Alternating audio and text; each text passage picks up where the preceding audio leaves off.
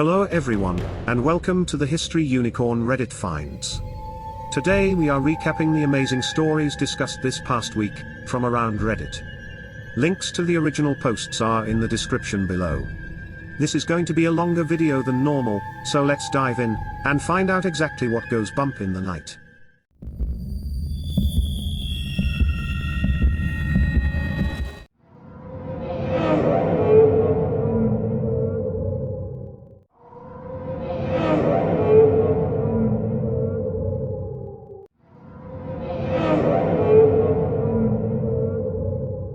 Dogman sightings. Hey all, I wanted to share the story of my Dogman sighting, and yes, I am doing so on a throwaway account. I have told a few of my friends, and they have mostly said I must have misidentified whatever I saw. I felt the need to tell my story, in a place where at least I know there are some other skeptics like myself. So here it is. I was staying in the Catskill Mountains in New York for a few days.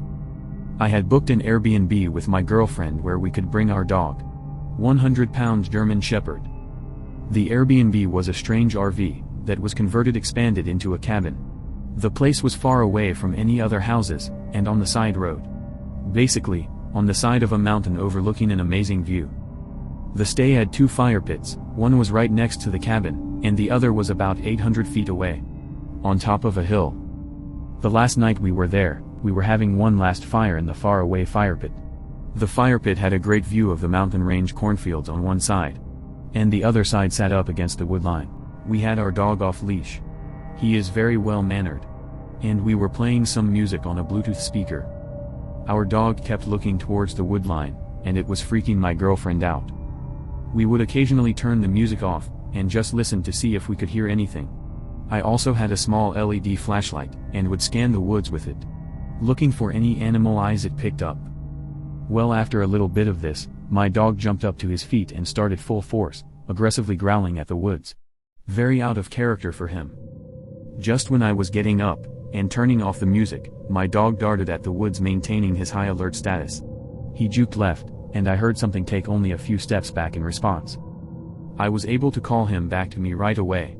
At which point he crept back, keeping his eyes locked on this creature. As my girlfriend held our dog's collar, I stepped closer into the woods with my flashlight and a small knife in my hand. As I was scanning the woods, my flashlight picked up on a set of eyes, which now looked and sounded a lot further back than we had heard the steps. The eyes were glowing, like a dog's eyes in the light of my LED flashlight. But the height is what threw me off. It was too tall to be any animal I would expect to see. Raccoon, coyote, skunk, etc. I figured it was a black bear. Although, black bears are very skittish to people and especially dogs. Unless protecting their young. So it wasn't adding up in my head.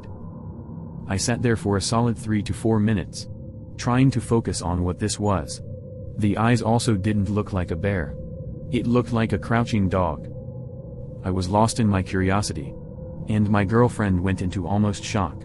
Put the music back on and said, "We're getting out of here and going inside."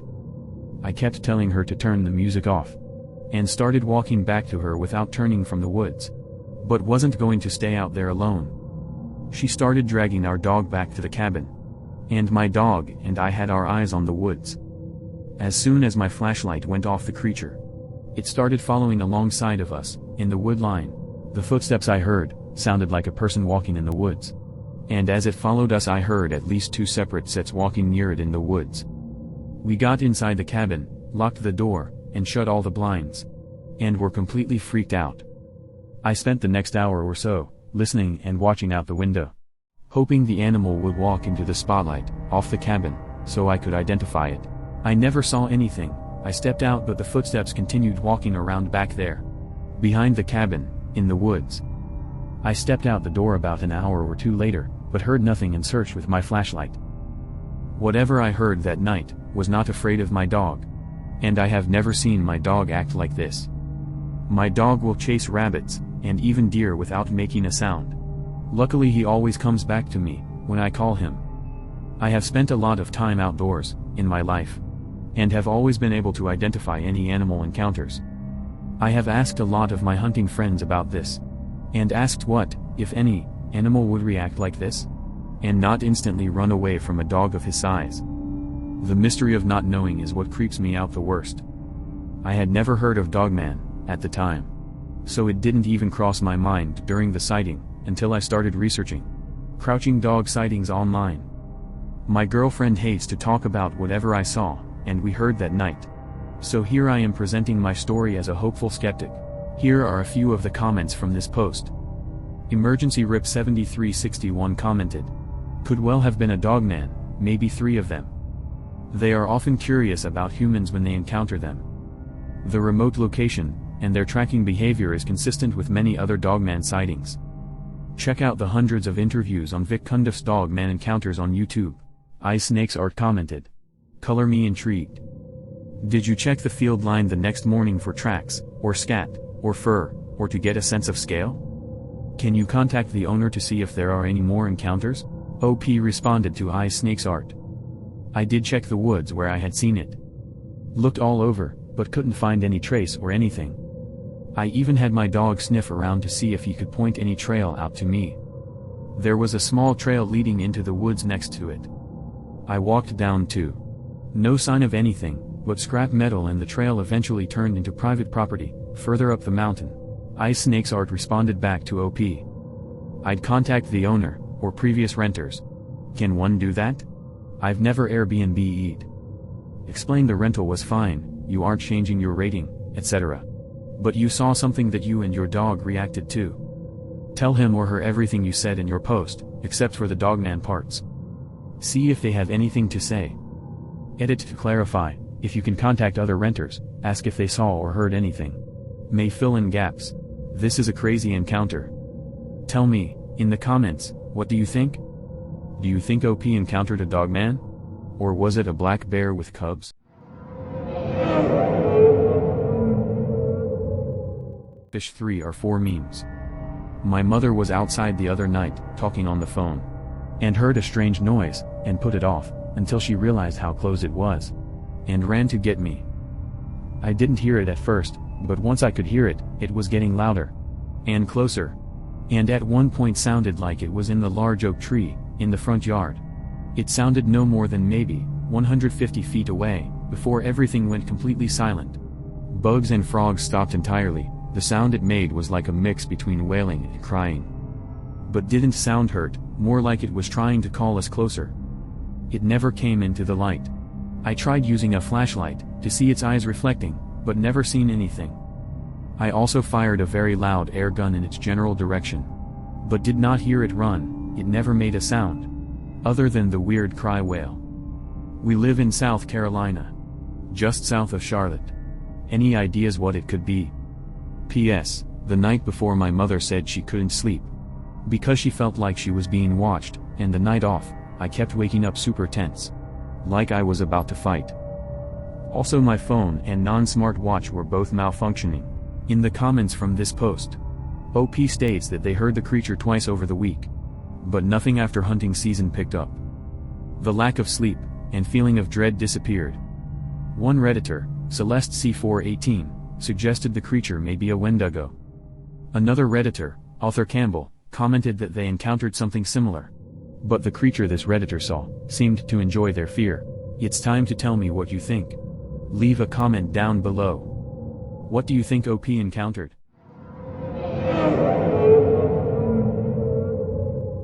Alpine creature. I, 14 male, have lived in northwestern Florida for 5 years, and about 4 days ago I heard something in which I simply cannot explain. I'm not even hoping for it to be a Bigfoot. I figured I would bring it here to either confirm or debunk, so here we go. To paint a picture. It is the 25th of September. At around 4:10, I had left my home and biked to the woods, with my fishing equipment.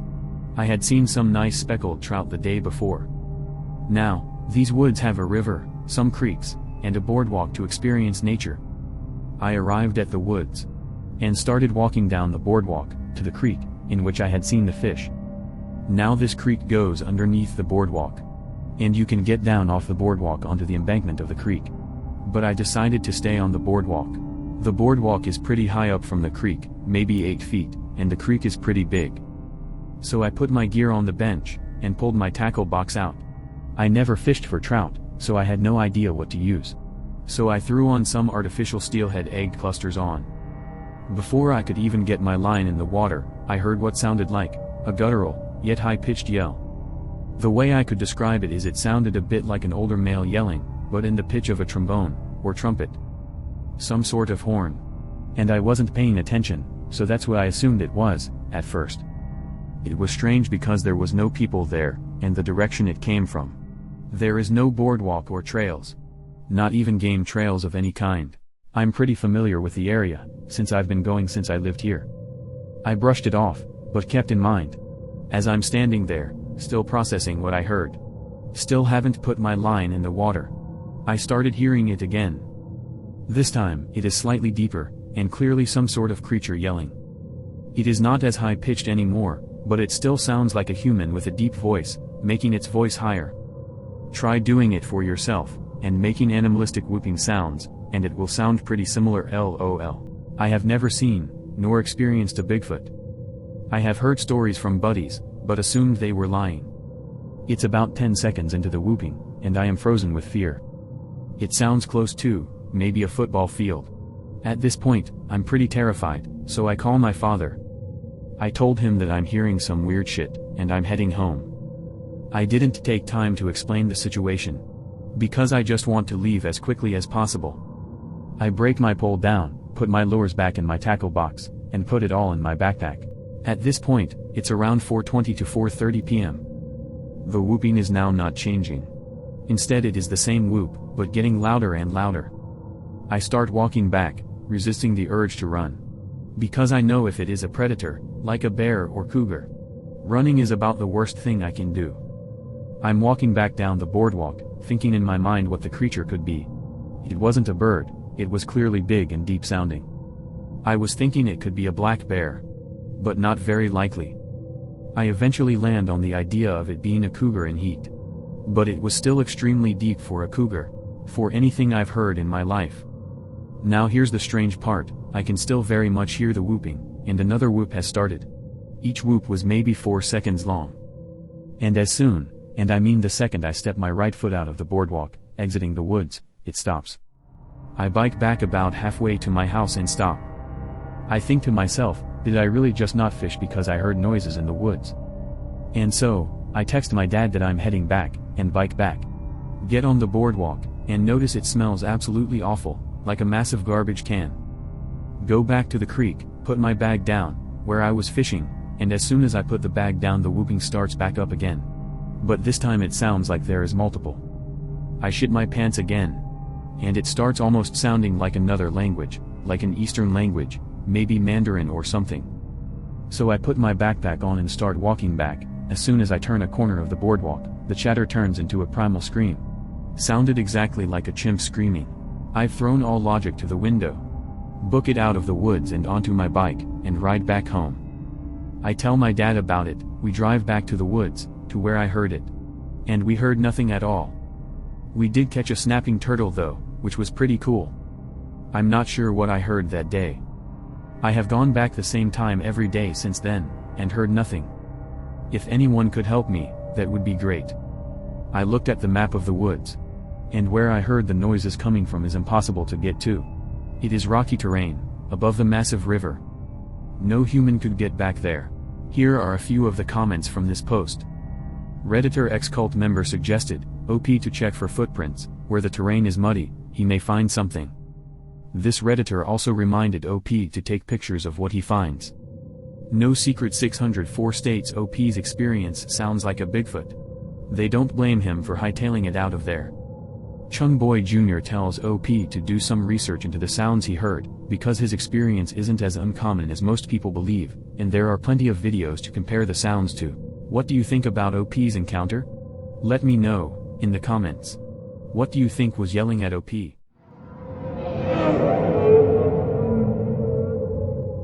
New Performance 286. This post was originally submitted to r/SupernaturalEncounters, but I found it in r/Dogman. It was 7 years ago now. I was with a childhood friend, down on the river. Next to a small wooded area, right outside a quiet country town. We heard screaming like a banshee echoing across the valley. Afraid we left the riverside, and ventured deeper into the forest. She and I found a quiet spot and assumed we wouldn't be bothered by whatever was going on. But the screaming kept getting closer. So we collected our belongings, and kept going deeper into the woods. We walked along a common trail everyone would take. It leads down to another clearing, on the river. People would go there to fish, and there was an old home, abandoned there deep in the woods. It was quiet for a few minutes, as we ventured down the path. Then we heard the screaming come back even closer than before. The sound of it chills my soul to this day. Then we were 40 feet from the break in the path, leading to the house, and down to the river. What crossed our path haunts me to this day. Running on 2 legs, right in front of us, was what looked like a wolf. 6 feet tall. Running on 2 legs. It was gray, it ran faster than anything I ever seen. All the hair on my body stood up on end. I grabbed her, and started to run back towards the clearing we entered from. We kept hearing the screaming, but we didn't dare look back. We made it back 30 feet from the clearing, and she twisted her ankle, from tripping over a tree. Fallen in the path. She was in pain, but I carried her on. We didn't want to face what was in the woods with us.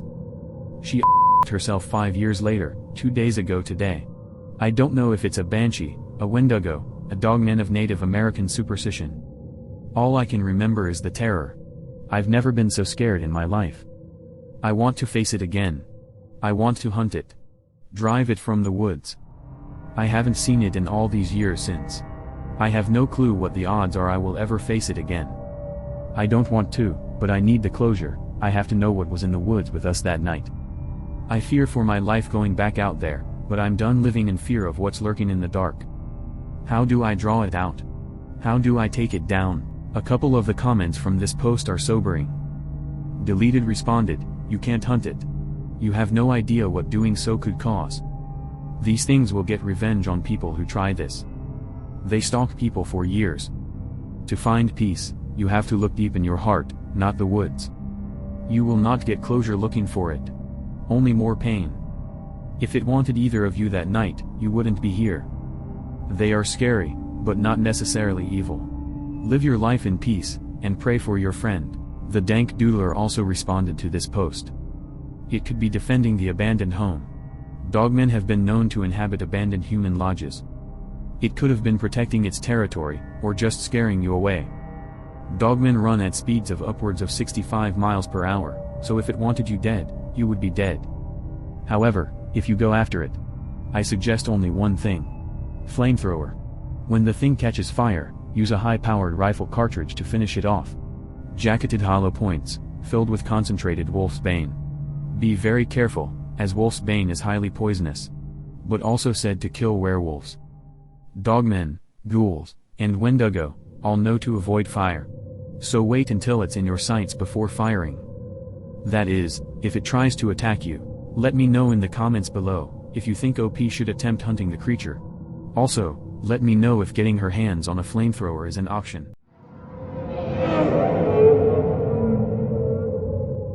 Goof Trooper 72. This encounter was a few years back, either 7 or 8 years to be exact. And I still don't know what to think of it. I have posted this story previously to r/The Truth Is Here.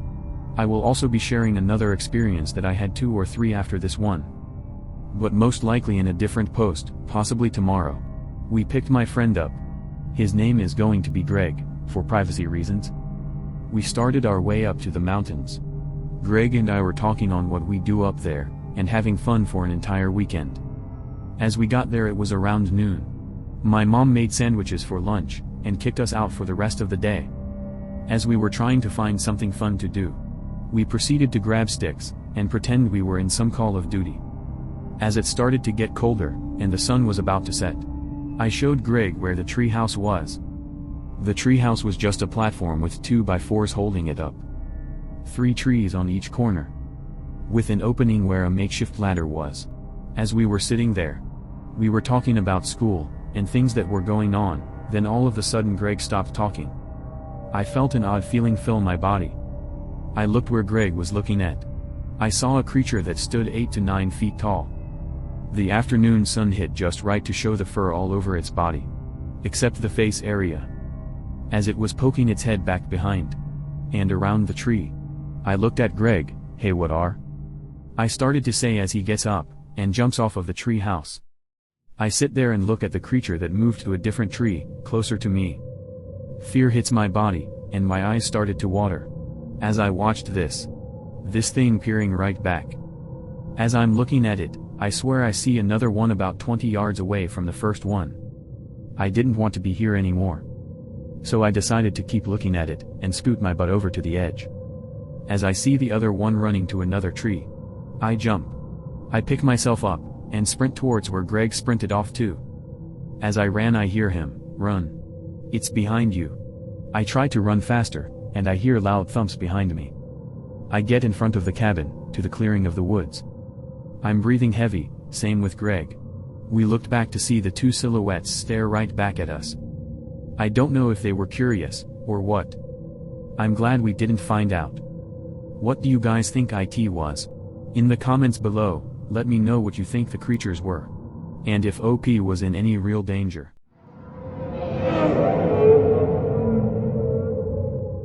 CM Hammer 1996. Thought I'd post an encounter a buddy, and I had near the Eagle River, outside Juneau, Alaska. It was summer 2010, and my friend and I were at Summer Boy Scout Camp. We were 14, at the time. It was the last day of camp, and the staff had us play an after dinner, find the camp counselors game. We basically had to let the counselors run out into the woods, and then go find them. This is summer in Alaska, so there was still plenty of light out. Although it was getting later in the day, my buddy and I stuck together, because we thought we'd have better chances finding the older counselors that way. Most counselors were older teenagers, or young adults. Part-way through the game, we saw a counselor behind a tree, so we started chasing. They ran to the nearest dirt road, so we chased them. Following them around a bend in the road, we lost them. So we started heading back down the road, the way we came.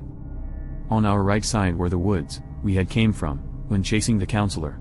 And on the left was a field, probably 300 to 400 yards across, with the ocean on the other side of the field. I happened to notice a person walking up from the beach, on the other side of the field. And I found that pretty curious. It was a warmer day, for Alaska, so I was surprised to see that they were wearing what seemed to be a lot of dark clothing. It should be noted that the field tapered to a narrower width, in the direction we were moving, which was the direction the person I spotted across the field was heading, as well. This meant they were gradually getting closer to us, as we moved down the road. As I kept watching them, something just didn't seem right. They were still quite a ways off, well over 200 yards, but I could tell they just looked different. It wasn't until they started getting closer, that I realized what seemed so different. They were super tall. My buddy noticed them at this time, and we started watching more intently. This is about a minute or two after initially spotting them. Although timelines are a little fuzzy. The figure changed course a little bit around this time, and started heading into the field. Directionally, it looked like they were headed for the forest and mountains at the far end of the field. After a minute or so, they were close enough for us to see this was definitely not a person. A quick note, from 13 to 14 years old I had a huge growth spurt, and hit 6 feet, and I had grown into a size 13 shoe. Now, the grass, in this field, was waist level on me, and with the figure walking in the field now, we could clearly see the break in their legs' crotch area was well above the top of the grass. We could also start seeing that the person wasn't just tall, but hulkingly huge and hairy. I didn't know much about Sasquatch, at the time, other than the name, but I noticed a lot of the now more commonly talked about physical features. Slightly conical head, broad shoulders and traps that seemed to converge on the head, with the absence of a neck. The arms were extremely long, hand almost reaching knee level. It didn't look overly furry, but it had extra shagginess around the head, shoulders, and upper back. Almost like how we have hair, and it did appear to have some kind of mane. I don't know if it caught our smell or not, we were about 100 yards or less away, at this point. But it suddenly took off running, and disappeared within 10 seconds, or so into the woods, at the end of the field. It moved lightning quick, and that's what really caught us off guard. There's no way in hell either of us could have attempted to catch the creature at the speed it was moving. We returned to the field, and actually were able to locate some prints. It wasn't too hard to find given the trail of trampled grass the creature left in the field. We took a few photos out of curiosity, and if I can find my phone from that time, it should still have those photos on it. What I can say is the prints dwarfed my size 13 shoes. After considering my height, the height of the grass, and how the grass measured up to the creature, we figured it had to be at least 8.5 feet tall. I personally haven't talked much about the experience, but from time to time my buddy, who I'm still close with, do talk about it. I felt a lot better having him there, because I wouldn't be sure how I'd feel with an experience like that with no one to confirm seeing everything the same as me. Some things I didn't experience notice in this sighting. Any nasty skunky smell from the creature. Vocalizations. Eye shine. Fear feeling of doom. Running on all fours. I know these are characteristics that are sometimes, some more than others, reported during Sasquatch sightings. And I'm assuming certain factors of my personal experience can explain why some of these weren't observed. Regardless, that's my sighting, and thanks for reading. Here are a few comments from this post. James 2 times commented. This is what I have been saying. These things have to be real effing fast. Fast even if they didn't exist in forested, mountainous terrain. But even in the woods, these things seem to have no problem barreling through thick brush, at great speeds. There have been highway sightings of these things running on the side, and keeping pretty good pace with vehicles. I think this speed, combined with their intelligence, and ability to traverse terrain humans just cannot, and their rarity, makes them insanely elusive. OP responded to this comment. Definitely agree. I read a book called Raincoast Sasquatch, written by a professor of UASE, that includes dozens, hundreds of sightings from southeast Alaska. One of the stories came from Prince of Wales Island, where a vehicle was pursued at 45 miles per hour. Hard for me to say how fast the one I saw was moving after it took off. But I'd say at least 45 miles per hour. Leave me a comment down below. Do you think the Sasquatch knew that OP and his buddy were there the whole time, or do you think he was startled by their presence? If you are interested in reading Raincoast Sasquatch, there is a link in the description below.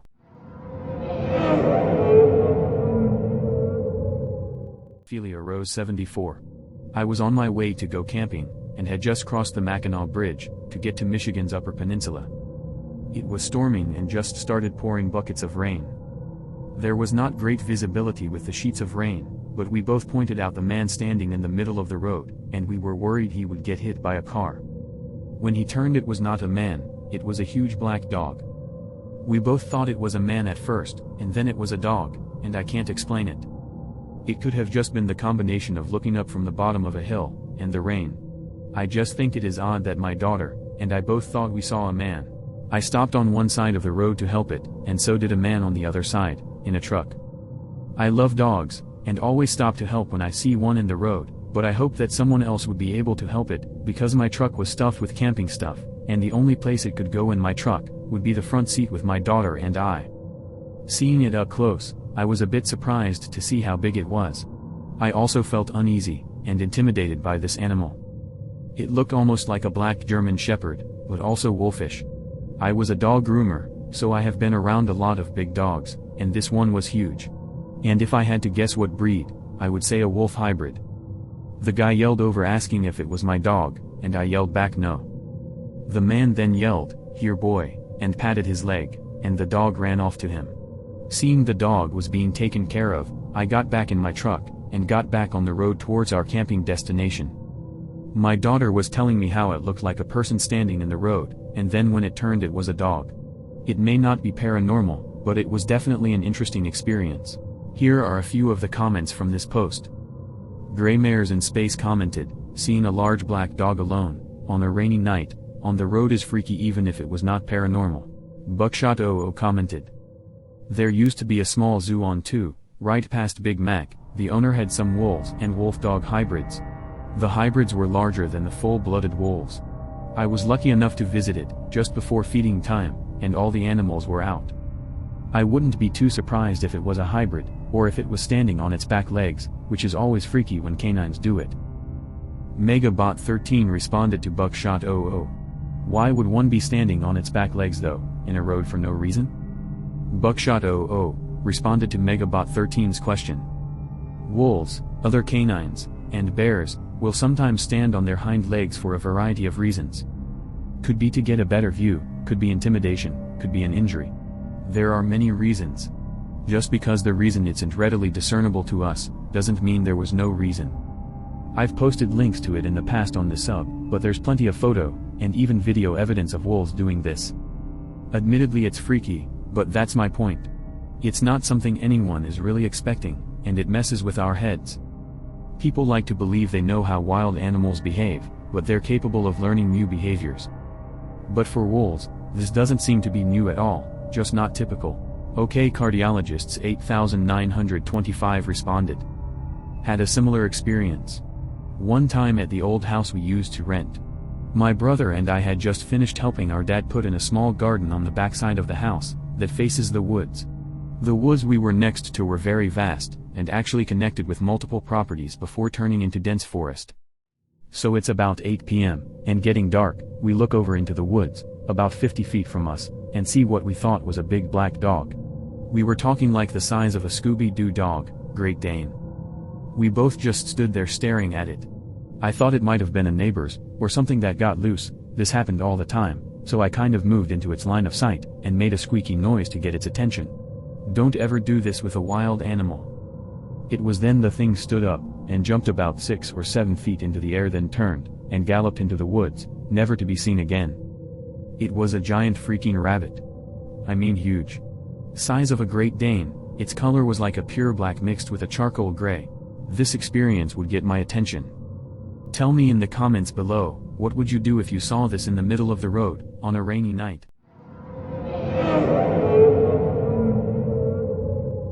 Unknown Redditor. I live rurally. Lots of woods, fields, cows, etc. About a week ago, I would hear a strange shrieking sound, like a screeching hawk about 10 p.m. It was pitch black outside. I didn't think much of it. I started working in the garden this past weekend, and had to get some mulch from my mulch pile. It had been a week or so since I had been back there. The mulch pile is in between an overgrown fence, and a stand of saplings, next to a power pole on a dead-end road. I was surprised to find 3 saplings pushed over onto the mulch pile, a few more pushed in the opposite direction, and tall grass smashed flat in the center. The spot was very secluded and right next to my garden. My garden and chickens were not disturbed in any way. What do you think? Let me know in the comments below, what do you think made a bed in the mulch pile? Geomatrix. We were camped in a remote camp spot, in the Needles district of Canyon Lands, when we were awoken by a perfectly human-like inhale whistle followed by a very deep, guttural growl. It traversed within 50 feet of our camp, just repeating this incredibly bizarre call. The inhale whistle was like a quick ascend to a slow draw sharp pitch, followed by a brief slow defend and pitch not unlike the sound of a bomb being dropped from a plane. It was immediately followed by a growl, that was so deep it had to be at least 300 pounds. These two polarizing tones back to back was a serious mind F. I've listened to cougar whistles, and they don't sound the same. They're more like chirps. Any suggestions what this animal might be? I've ruled out everything I can think of. Being an Idaho native, I've grown up in the mountains, and the outdoors has always been my playground. Strangest, most bizarre sounds I've ever heard. If it might be Bigfoot, please share any encounter that led you to believe this may have been it. What do you think? Let me know in the comments below, what do you think the animal was?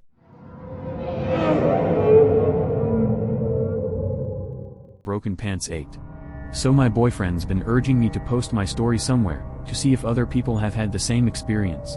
I think it was just sleep deprived, but you never know. Around April 2020, I was coming home from a friend's house around 12 a.m., and I was traveling down a back road, that I was overly familiar with. A road I had been traveling down since I was at least 4. There's maybe 7 houses on the road, one being very isolated, and the others being clustered together, with small wooded sections separating them. I was nearing the stop sign, at the end of the road, so I was slowing down, and was going around 35 miles per hour. To my right was the last little patch of trees, that spans maybe an acre backwards, and maybe only 10 to 20 feet wide.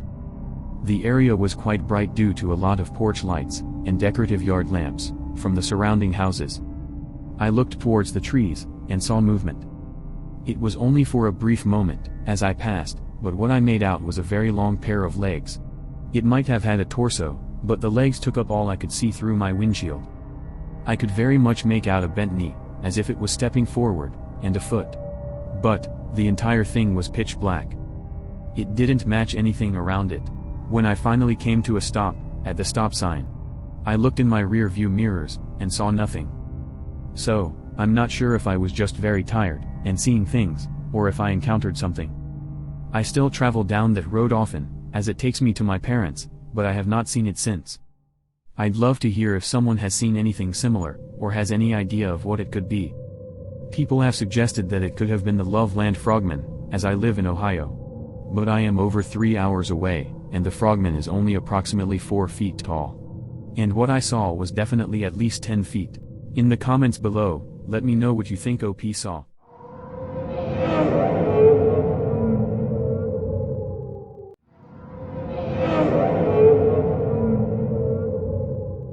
This was originally posted in r/creepy encounters, but I found it in r/Bigfoot. I was hiking in the Olympic National Forest, a few years ago, by myself and my 2 dogs. We were 4 days in, around 20 miles at least as the crow flies from even a known mountain road. I was camping at around 7,000 feet that night, or right where the tree line started thinning out.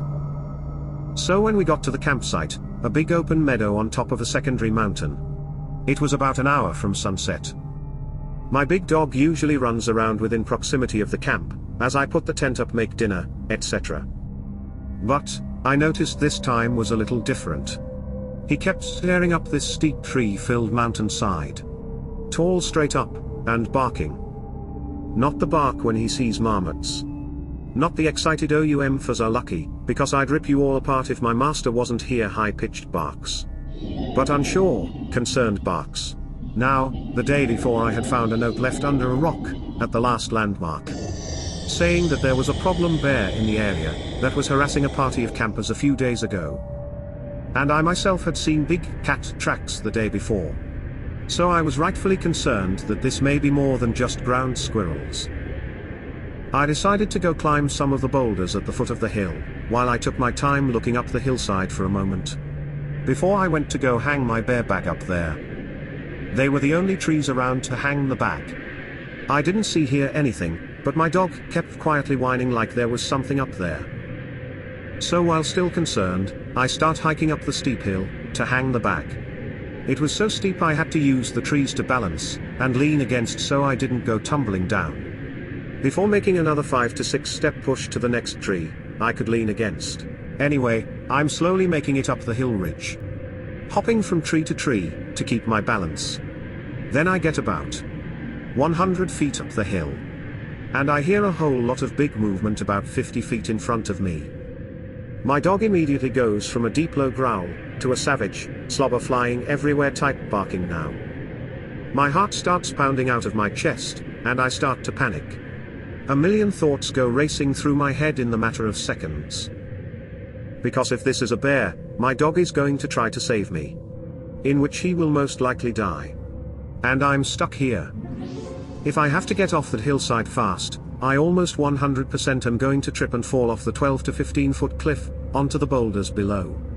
Like hundreds of 5 to 20 foot boulders. So I'm feeling pretty screwed about now. Then I hear my other little dog start barking, and freaking out down at my campsite, which is just out of sight.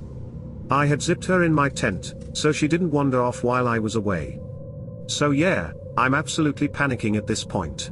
A few seconds after I kinda snap back to it, and I take another few seconds to start to put my survival priorities in order, and call my dog back to me. Loki, by the way. He comes and sits against my feet, as my back is against a tree, so I'm kinda pinned stuck there for the moment. But my dog was seemingly trying to separate me from something up there, so I let him lean against me while I try to collect myself. This is when I realized I had completely forgot that I had my headlamp on. I reached up so fast to turn my lamp on I basically punched myself in the face. I'm having some serious adrenaline dumps going on right now, so much so that my knees are starting to shake. I get my lamp on, and peer up the hillside. I figure I'll at least get a reflection off the eyes of whatever is up there. Peering. Nothing. But I had just heard something, we both did. And whatever it was, it didn't get away, or sound like it had made it too far. I knew something was there.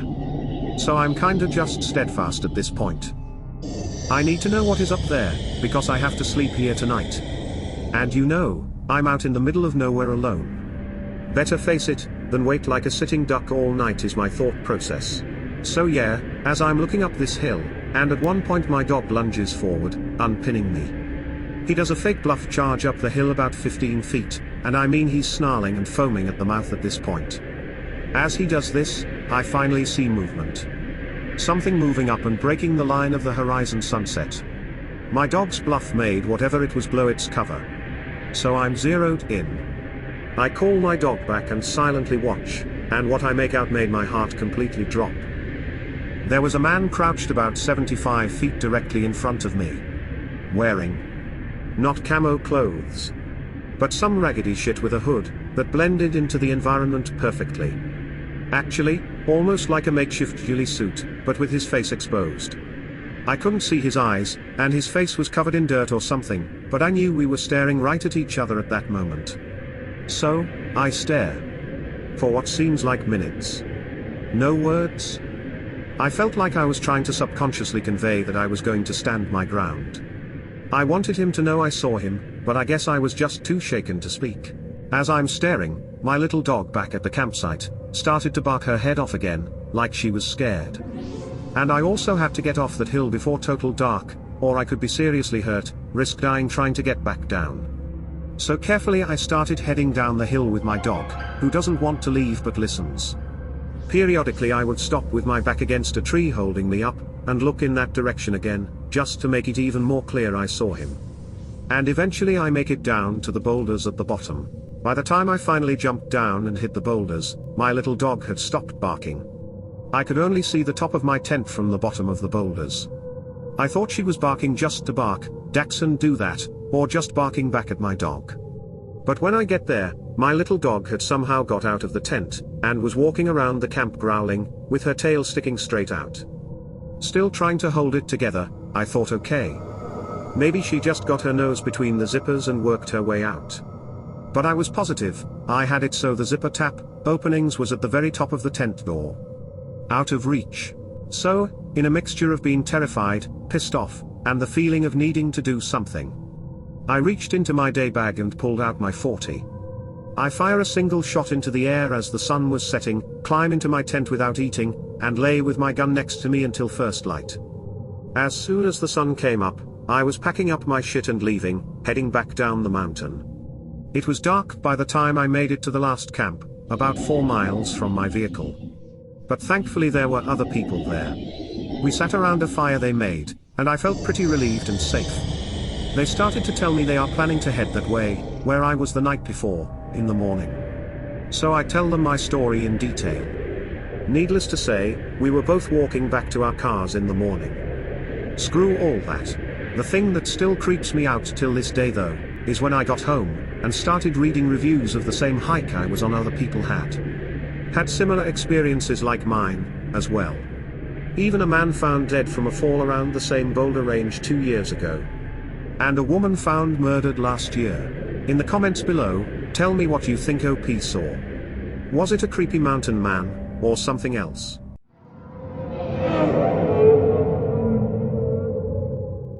I was in my bedroom and about to go to sleep. I like to be warm and toasty, so my place was set at 75 degrees.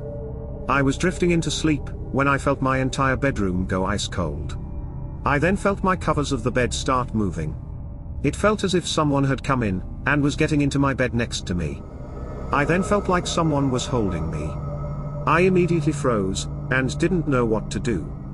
After about 10 seconds or so I got a strong feeling, if I did nothing I'd be in danger of something. And so I got up and looked around. The covers looked pulled up on my right, I sleep on the left side, and I looked around, and saw no one. I exhaled all creeped out, and turned to my side to sleep. All of a sudden it happened again, but this time it felt like whoever was in my bed was lonely, and not dangerous and wanted company. I again jerked up, and the covers looked odd again. I was completely freaked out, and shut my eyes, and prayed to just go to sleep. I don't know what entered my room, or why it turned ice cold, and the covers were weird. I just know that I felt a presence, and it felt like a man's presence as well. Was I dreaming? I felt awake though when I sensed the shift in the temperature, and I guess energy. Nothing has happened like that again so far, but I've had paranormal experiences in the past. The comments on this post are interesting. Initial Shop 8863 tells OP research incubus, succubus. And I don't mean the band. OP responded to Initial Shop 8863. That is crazy you mentioned that because I omitted the part, in my post, where I felt it kissing my neck, and I was extremely scared. And my thought was, I'm going to get raped. Okay, now I'm afraid to go to sleep right now. Alp Dream commented. One of the best ways to keep spiritual entities out of your space, is to say with intent, and a strong will that they should go away. And that they are not welcomed in your space. Spirits like these are usually the kinds that are spiritually weak, and search for other spiritually weak individuals to gain energy from them. Don't be scared of them, tell them to leave. If they are persistent, and don't want to go easily, then cleanse your space. Smoke from incense is the easiest, you can also ring a bell. This experience is unsettling. In the comments below, tell me what you think was in OP's room. Was it a succubus or incubus?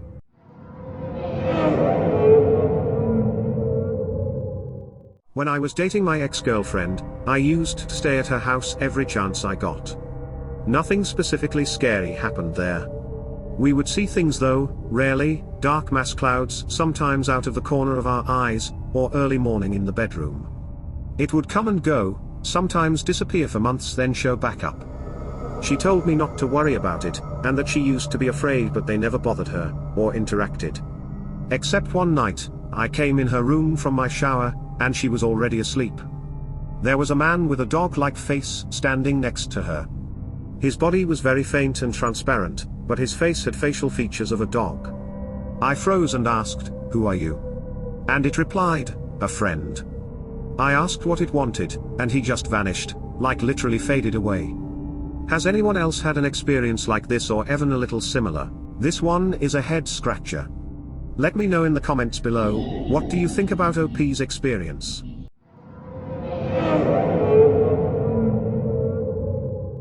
For context, I'm currently living in a national park, so most of our housing is on native land. Side note, I am using fake names.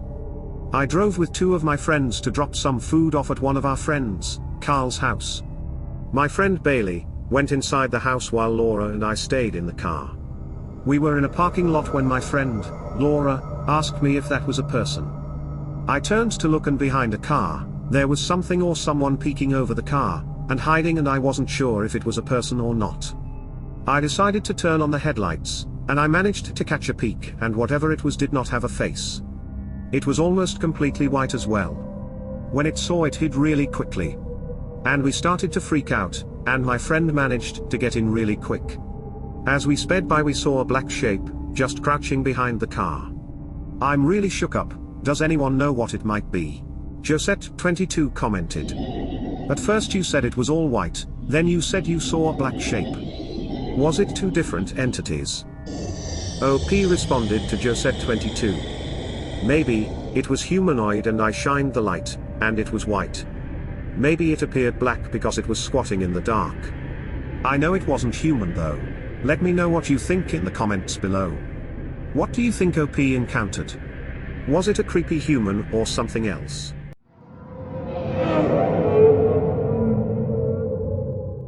Okay, so backstory. My grandpa was, still is, very sick. He lives 3 hours away from me and my family. One day we were at Target in the cold aisle and we see someone with his exact body type.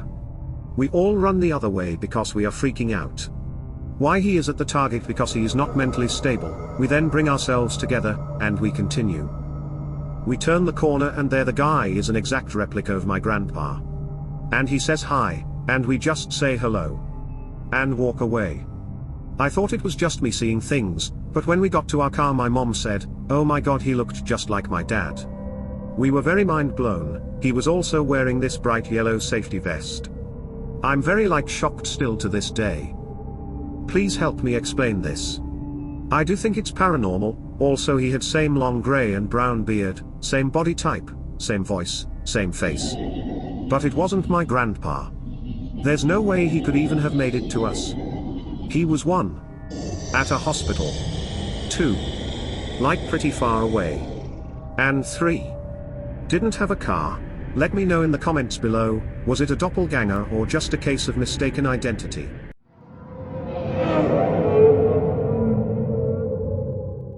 I'm 22. This happened when I was 14. I remember it like it was yesterday. I lived with my mum and brother. I remember lying in bed trying to fall asleep. I was on the edge of complete sleep until I heard an angelic, genderless voice call my name. "Hey Leah, how are you?" The second I heard this I shivered in fear, pulling the duvet covers over my head, and I assumed I blacked out, because I woke up the next day forgetting it had happened. The next day was a normal day. Decided to change my bed covers when my brother walked in and asked me if I had heard anything last night. I instinctively said no, but as soon as I said that again, shivers as I remembered the night before. I asked why. He told me he kept hearing his own name being called a few times. He thought it was our mum. He took his headphones off, was awake playing Xbox, and heard it the last time. He told me he went into mum and she was asleep. The same with me. I told him what had happened to me, and we both freaked out. Begging our mum to tell us the truth, she didn't do it. Of course my mum didn't.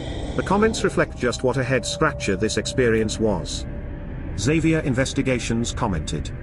I'm an avid paranormal investigator, and in my free time I go on communities like this, and try to help people with their paranormal related challenges. But honestly, I don't know what to say on this one. To me it sounds like a taunting spirit that may have originated from some sort of ritual, though it's unlikely you wouldn't mention you did one of those. Is this the only time it's happened? Let me know what you think in the comments below. Did OP hear angels or another type of entity?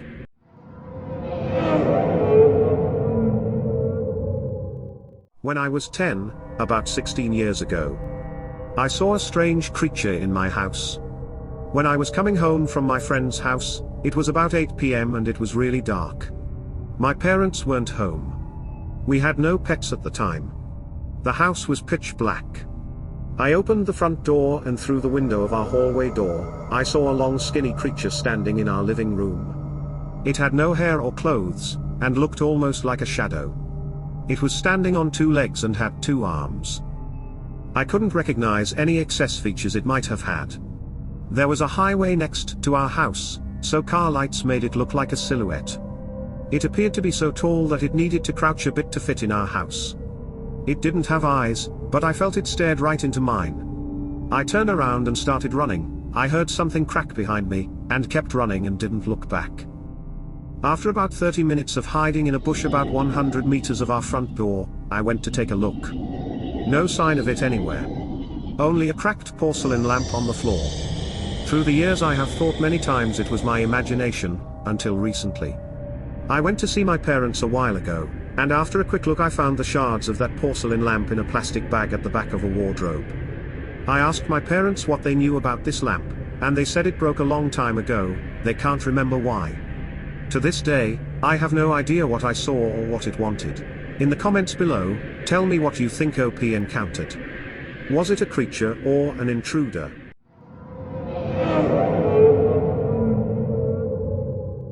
Okay, so I'm not really sure what this could be, but I live in northern Michigan, which is pretty wooded and has lots of small forests. Where I live is one of them, and my dog, whenever we go for a walk at night, if I don't keep him in my direct line of sight, he will disappear, and no matter how much calling or anything, I can't find him. But after me or my partner gets distressed enough, he reappears in odd places we've searched within the last minute or two.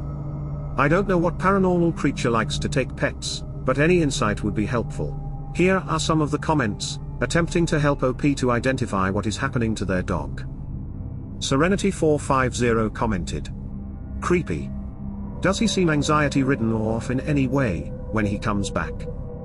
OP responded to Serenity450. No, not anxiety-ridden, but almost in a trance. We'll call his name after he appears, but he doesn't show any sign of recognition to me or my partner, and goes straight for the door. It's only after he gets inside does he seem to return to his normal self. Serenity450 responded to OP. Oh my god, I would lose it. Let me know in the comments below, what do you think happened to OP's dog?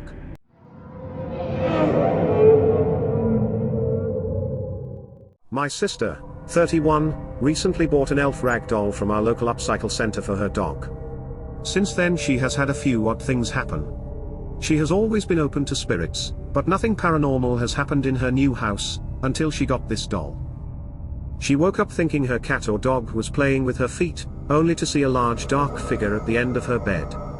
She came home to the elf, sat upright on the stairs facing the front door, when no one was home and the dog was with my parents. It's too big for the cat to carry. Her plants have been moved while she was in the house, but upstairs with the animals and her partner was at work. I just don't feel good about this, and I'm trying to convince her to get rid of it. The most recent thing is, she is now experiencing chest pain burning. She has been to A&E as well as the doctors, who cannot find anything wrong with her. She hasn't noticed anything new with the elf. Please and some suggestions. Sorry if this is the wrong place to post. The comments are interesting, and all are attempting to help OP with this potentially dangerous situation. Zesiran commented, burn it in a safe location, don't abandon in the woods. Whatever it has come into contact with needs to be cleansed and blessed, and rid of lingering energy. Leechwa responded to Zesiran. Won't burning it have the opposite effect? By destroy its home attachment it will have to reconnect to something else. Or someone else. Ananada Priestess Love responded to Leechwa. Nope. Fire is a purifier. If you are very concerned, sprinkle blessed salt and bay leaves over it while praying for protection, and a clean break for the spirit in the doll from you and your family. My go-to is the Archangel Michael for this. I recommend getting a few pink Himalayan sea salt lamps off Amazon. For whatever reason, negative entities seem to have trouble manifesting around them.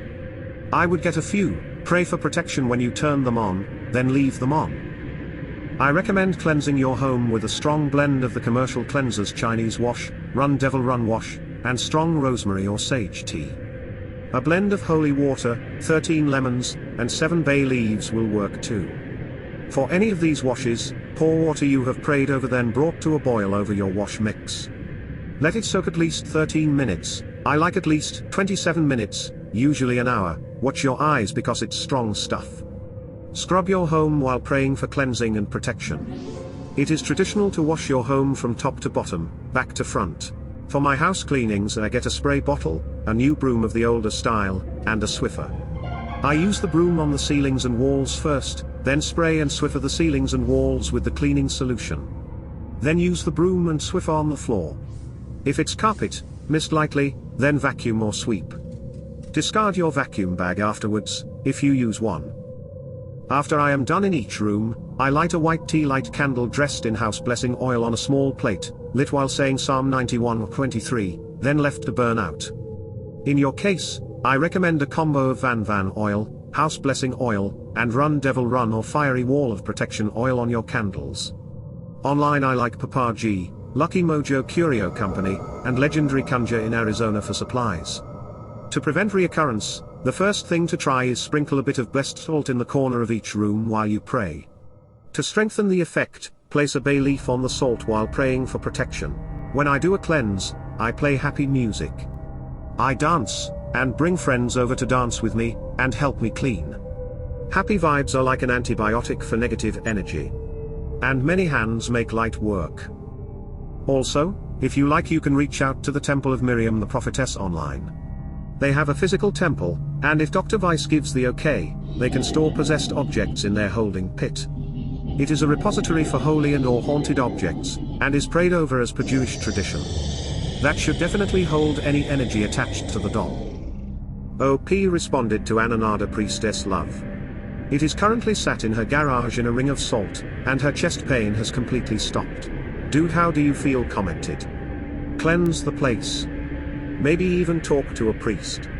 But is there anything else like unexplained smells, knocking, or bruises on her? If not, do the animals seem spooked by it? If not, then possibly not a negative entity, but with the chest pain I'd say bless the house. OP responded to Dude, how do you feel? Nothing else yet. She said she saw someone in her bedroom window when she got home from A&E the other night and her partner was downstairs at the time. Dude, how do you feel? Responded to OP. Then I'd say do a cleanse. Just get some incense, get every corner of the house and for an extra kick say. If you are not of light and love, I thank you for your presence, but it is time for you to go. OP responded to dude, how do you feel? The doll is now in her garage sat in a ring of salt, her chest pain has completely gone. Dude, how do you feel responded to OP. Definitely a negative entity. Good thinking with the salt. Di Stefano responded. Yes, call a priest for sure. It's a bother, but you are a stage where this isn't a problem yet. Don't let resistance take a hold of you, and get rid of ASAP. OP responded to Di Stefano. I'm trying to convince her to get rid ASAP. But I don't think she thinks is all bad. I managed to get her to sit it in a ring of salt, and she is no longer experiencing pain. Di Stefano responded to OP. That is one of the most challenging things.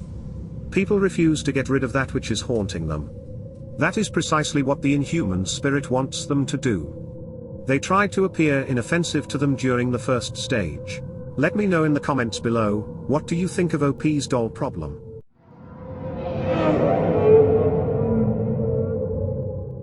I was at the park with the kids, 11 and 8, and my dog, 45-pound Dutch Shepherd. The park equipment has a 4-foot fence around the whole thing. The sidewalk leads from a dock to the parking lot, with the fence in park on the left, if walking towards the parking lot. The entrance to the park is on the opposite side from the parking lot, closest to the dock. Me and the kids were walking towards the truck to leave and saw an older man and woman, 50s, get out of their car, which was parked directly beside my truck. Both dressed very nice. Sunday dress. The woman walked to the bathrooms on my right, and the man, in a button-down, tie, dress pants, and shoes, walked towards the fenced-in kids' park.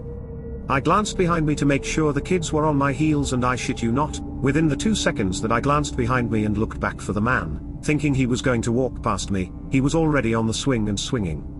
The kids immediately looked at me and my daughter said, "That man is so strange." He was laughing and swinging, and looked my direction, and in a friendly pass-by I just said, "The swings don't swing as high as they used to." And he replied something along the lines of, "And they weren't this squeaky either." The swings were loud and rusty. I got to the truck like 45 seconds later, very small park, and turned my head to check for him again. And he was gone, and the swing was just violently swinging as if he jumped off of it and vanished. I hurried the kids into the truck and walked the dog around to my side, which was directly beside their vehicle. They weren't in there. They weren't in the park. Nowhere to be seen. When I drove off, I asked the kids if they thought that whole interaction was weird, and they immediately said yes. Not sure who these people were, or how the hell they moved so fast, and apparently just vanished. But it felt like an odd glitch in the Matrix, and it's been on my mind for a few days. What do you think of it? In the comments down below, let me know what you think. Was this a glitch in the Matrix, an intelligent haunting, or something else?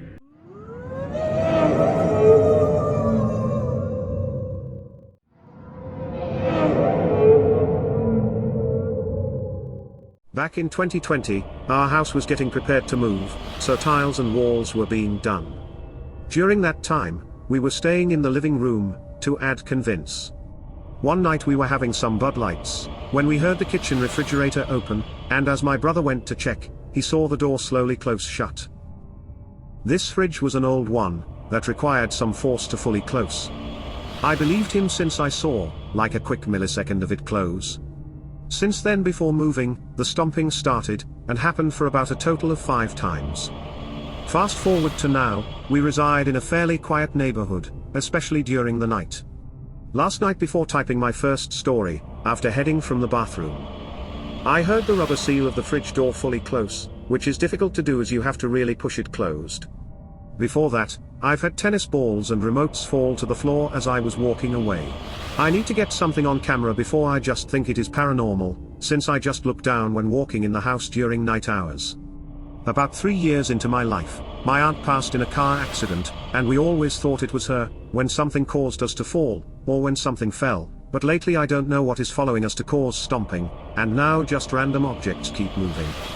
Luckily, I don't have any powers to see the deceased, because my sister has said she has seen my aunt in the rearview mirror of her car, and just in general sees things in her sleep. During her teenage years, she used to wake up in fields, or home when visiting friends. Since she has gotten older, things rarely happen now. I hope I can get some proof for once. Moffat, Texas. In the comments below, tell me what you think about OP's activity. Is it paranormal? Do you think OP's aunt is hanging around?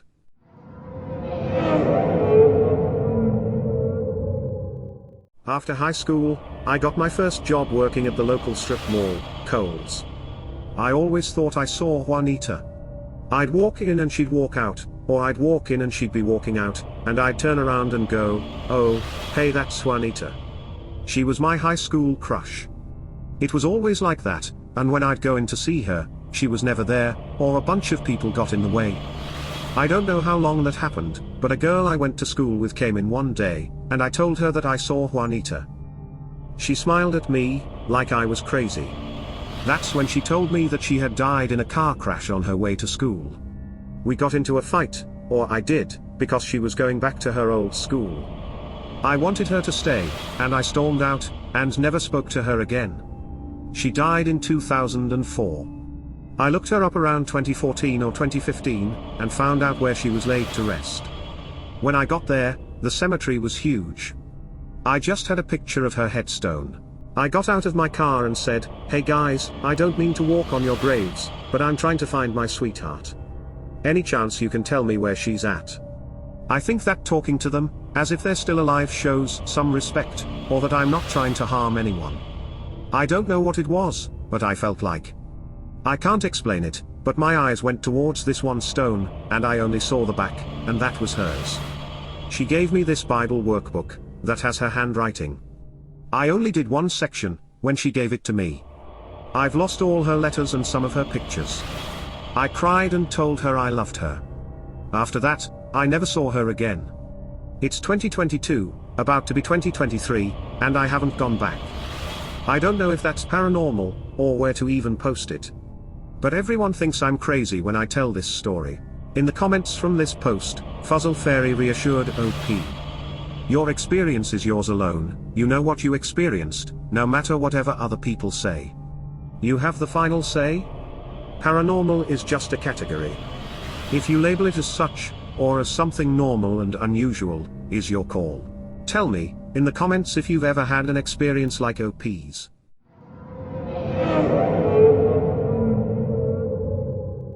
So I have two young, 11 months, small dogs.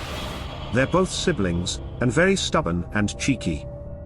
When I don't wake up on time, they like to playfully nip my fingers and elbows to try and get me out of bed. This morning I was really tired and trying to get in some extra time just lazing in bed.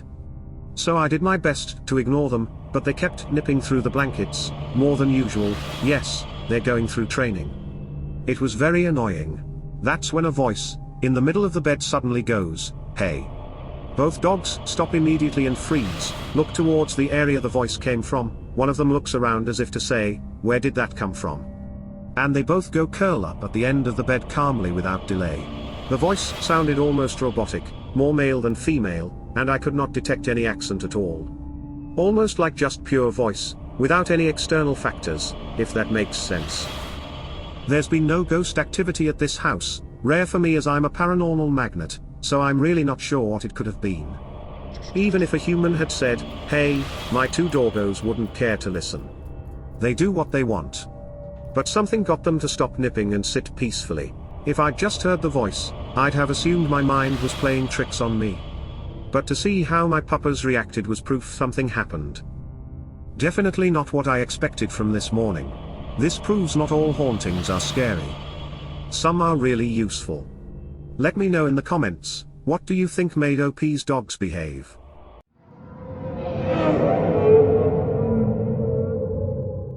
In 2020, we moved to the apartment I'm in now, and it's actually pretty nice. They were newly built, so we're the first owners, which confused me when weird stuff started happening. Usually, I thought, hauntings occur when people died, or there was a lot of trauma in the home. Then I realized there was trauma being born, and an overflow negative energy from all four people living in my household.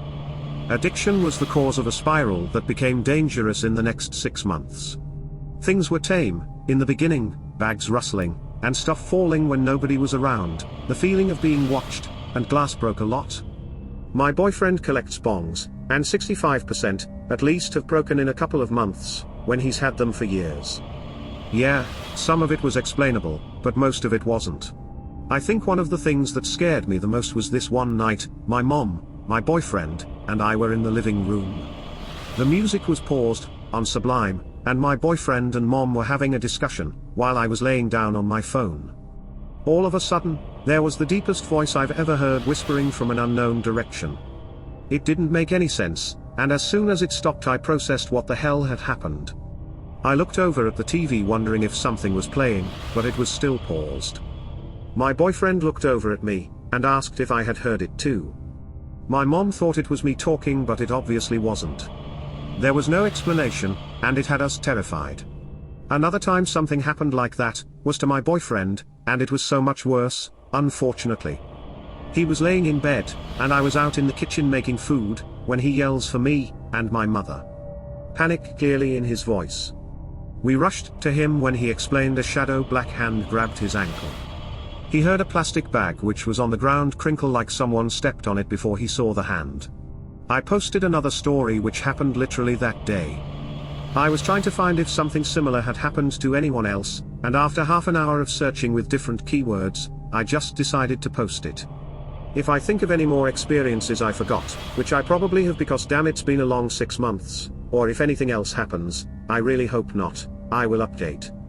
Thank you everyone for taking the time to read, and for the comments in the other post.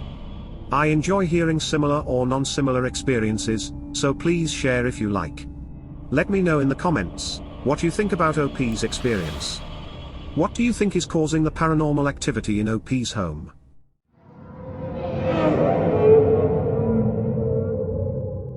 I think a ghost is messing with me. Can they do that? It's almost comical, but I'm starting to think I'm cracking up. A few years ago, I discovered my mom's wedding rings went missing. Tore the house apart, found some empty jewelry boxes in the guest room closet, which was strange. I eventually gave up looking, and assumed they were stolen by the cleaning lady or something. A year later, I went out to dinner and pulled out a small jewelry box to put on some earrings. Wore the earrings, came home to find the missing wedding rings placed in this tiny box. Weird, eh? After that nothing too strange happened until now. I was staging the house to sell, and I had to move all my office equipment into the garage. So boxed up my keyboard, mouse, etc.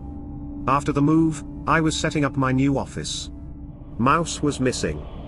Searched everywhere, unpacked every box. Weeks go by, and I just give up and go buy a new one.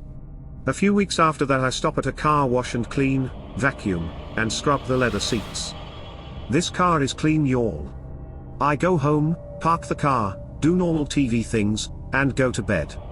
The next morning, I leave to get breakfast and the stupid missing mouse is sitting there, right in the middle of the seat, in the car in my locked garage. Like what? Last week, I was working alone all day at home, as I do every day. Left the house for 2 hours, and when I returned home, several kitchen drawers were wide open. Empty drawers.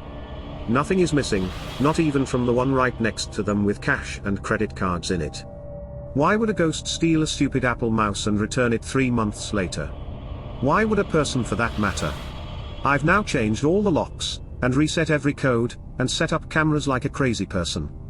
Human or non-human entity, I guess I'll figure it out eventually. The comments on this post are interesting. Band1 commented. Oh yeah, spirits can and will do that. I call them either pranksters, or tricksters. Tricksters are more dark, mean in nature. I've had my TV remote disappear from the organizer on the table next to my chair, only to reappear 15 minutes later, after I had torn the house apart. I found the remote under my mattress one time. I found my keys under the bathroom sink.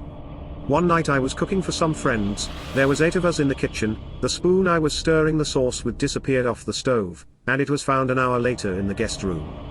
It wasn't just me, the friends I had that came over every day, would have stuff go missing, only to reappear minutes later. Then there were times that we had to conduct a scavenger hunt, in order to find stuff. One day, we found my keys in a box that was underneath another box, in the guest room closet. One morning, I was headed out the door to work, and my keys were not on the key hanger, by the door. They had been there 5 minutes earlier, when I let the dog in. I looked around, then went in the hallway, and said, "Okay, I'm running late for work, please put my keys back, and I promise to play when I get home." I counted to 3, walked around the corner, and there they hung. This all took place in 1993, she is still with me, it does not get old, well it does, but she will back off if we aren't having fun. She really loves messing with my son, because he loves it when she does. Aloof, do commented on OP's post. A lot to unpack here.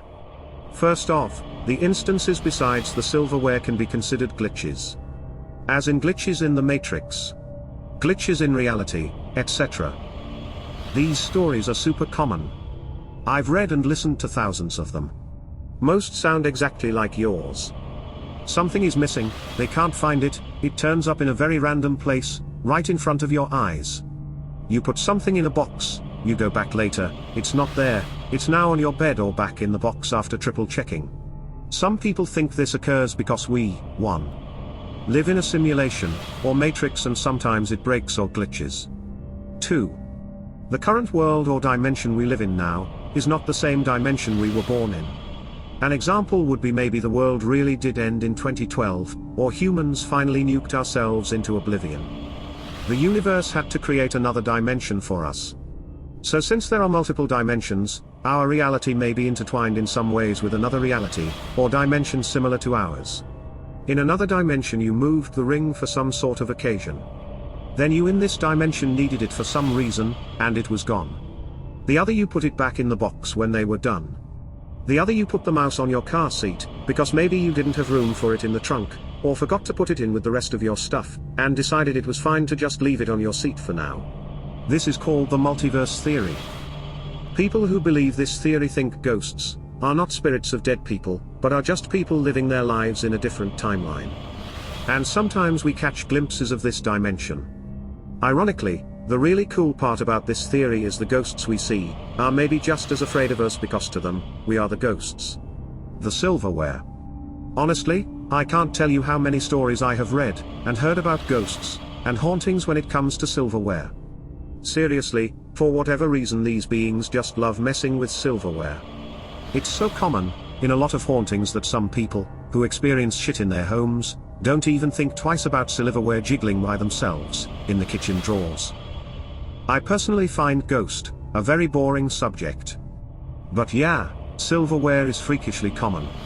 Why did this start happening to you? I'm not sure. But I do believe everyone, at least once in their lives, will experience high strangeness. Some a hell of a lot more than others, some it's just a one-time, mundane thing like a door opening by itself. Doesn't matter what religion or culture you are in or believe. If the activity makes you uncomfortable, you need to out loud cast it away by demanding it leave your home, and leave you alone. Don't challenge it, that would be a big mistake, it will just provoke it and take it as an invitation to enter your home or life. You gotta mean it, if you don't, it won't stop. In the comments below, do you think OP was experiencing a trickster ghost or a glitch in the Matrix?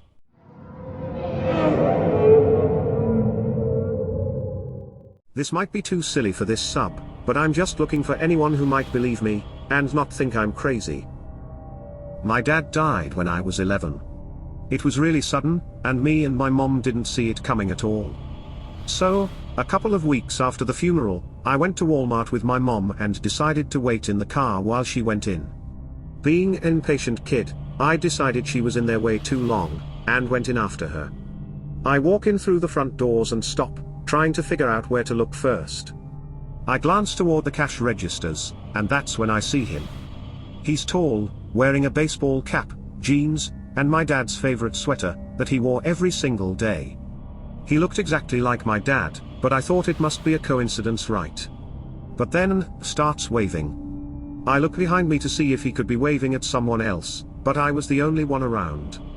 I ignored him, and went to the clothing section to look for my mom, and I still wonder what would have happened if I had walked up to him.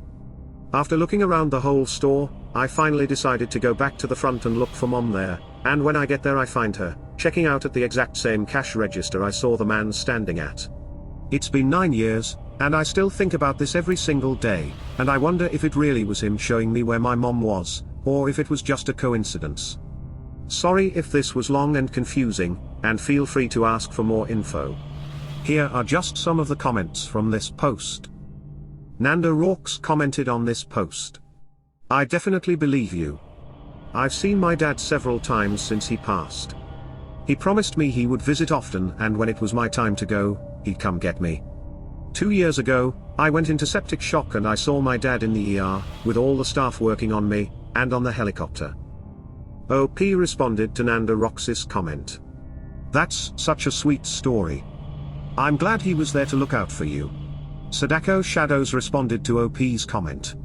My grandma has told me that after my grandpa died, she saw him and another man working on fence down in the field. My grandma lives in the middle of nowhere, and lives alone, so nobody was on the place. At the time that she knew of, she said it looked exactly like him.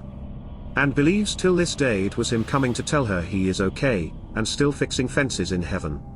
She's also said she heard him walk down the hall, and get in the bed with her as well, just to roll over and see nobody there. I, for one, believe her, so I believe your story as well. Brilliant Smell 288 also chimed in on OP's post. I think that's great, OP. The exact same thing happened to me with a boyfriend who passed in 1989. I was at a convenience store on my birthday in 2019, and the same color, make and model car that my former boyfriend drove before the accident that took his life, pulls up next to mine. I didn't notice him pull up or going into the store, but when he came out I definitely noticed because the guy looked just like him. He had on his signature 80s outfit, which was very dated being it was 2019, and the car was a 1986 Toyota MR2, and there weren't many around the area we lived back then, and certainly not many around 3 years ago.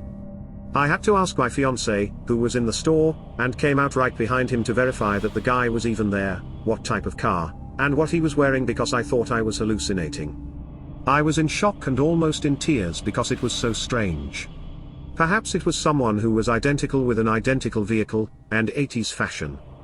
I can't explain it, but it was cool once the shock wore off. I felt like if it was a form of him, he was wishing me a happy birthday. In the comments below, let me know what you think. Did OP see a manifestation of their dad, or was it just a case of mistaken identity?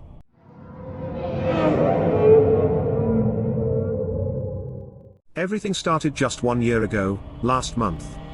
We are all in high school still, and are trying to get answers. This also is not your usual no sleep story. This is real, and I am nothing short of clueless. For context and credentials, so the story is believable. I live in the eastern side of Ohio, near the Appalachian Mountains. When the foundation of my house was being built, in the dirt that was being moved, they found an insane amount of arrowheads. I live on a rather large hill, and have around 45 to 50 acres of land. My family had an archaeologist come, and he has never seen this amount of arrowheads in one single site before, in his entire career. It is believed that my house was dug into a burial ground, or where a war took place long ago, in the Native American era. To further this, on my property is old railroad tracks. Unused now, but in the 1800s used frequently. According to my town's records, a train crashed and blew up here, killing a group of men on board. So it begins.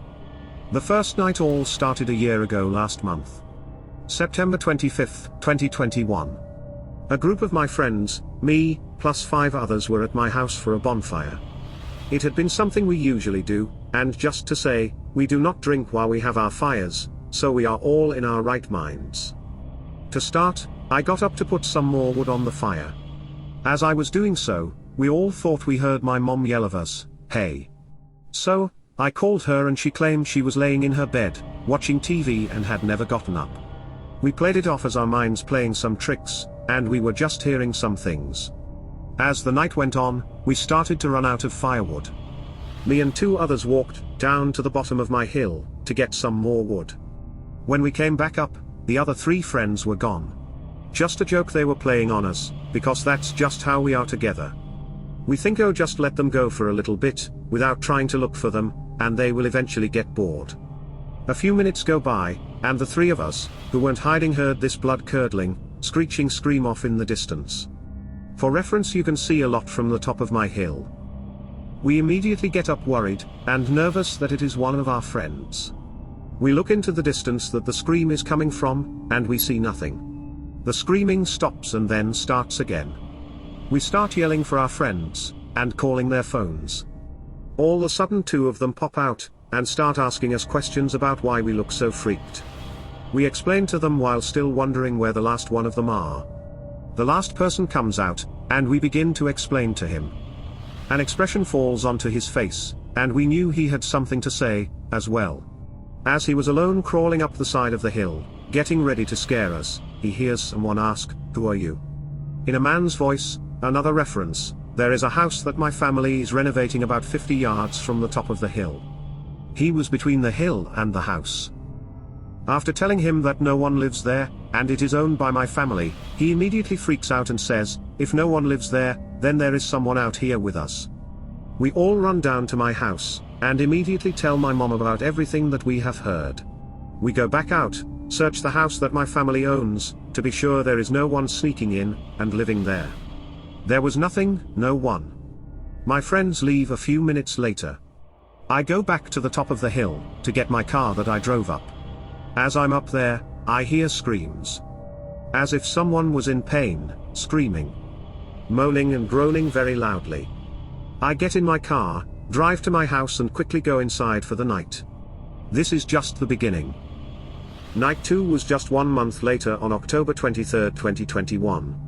The same group of us were out there having a fire, -2. Plus my dog. 2 of my friends couldn't make it that night, so there are now 4 of us, and my dog. Curious, we decide that we are going to try to be a bunch of badasses, and go out and explore my woods. The woods we went to are located on the opposite side of my hill, from where the house is. This chunk of forest takes up 80 to 90% of the land my family owns. We start a little fire, go through the game plan, and then we walk. They are all following me with flashlights, because they obviously do not know my land. I know every single inch of my woods, because I used to spend a lot of time back there. As we are walking, one of my friends asks, "What's down here?" So, I take us down towards the railroad tracks, where we hear some brush break.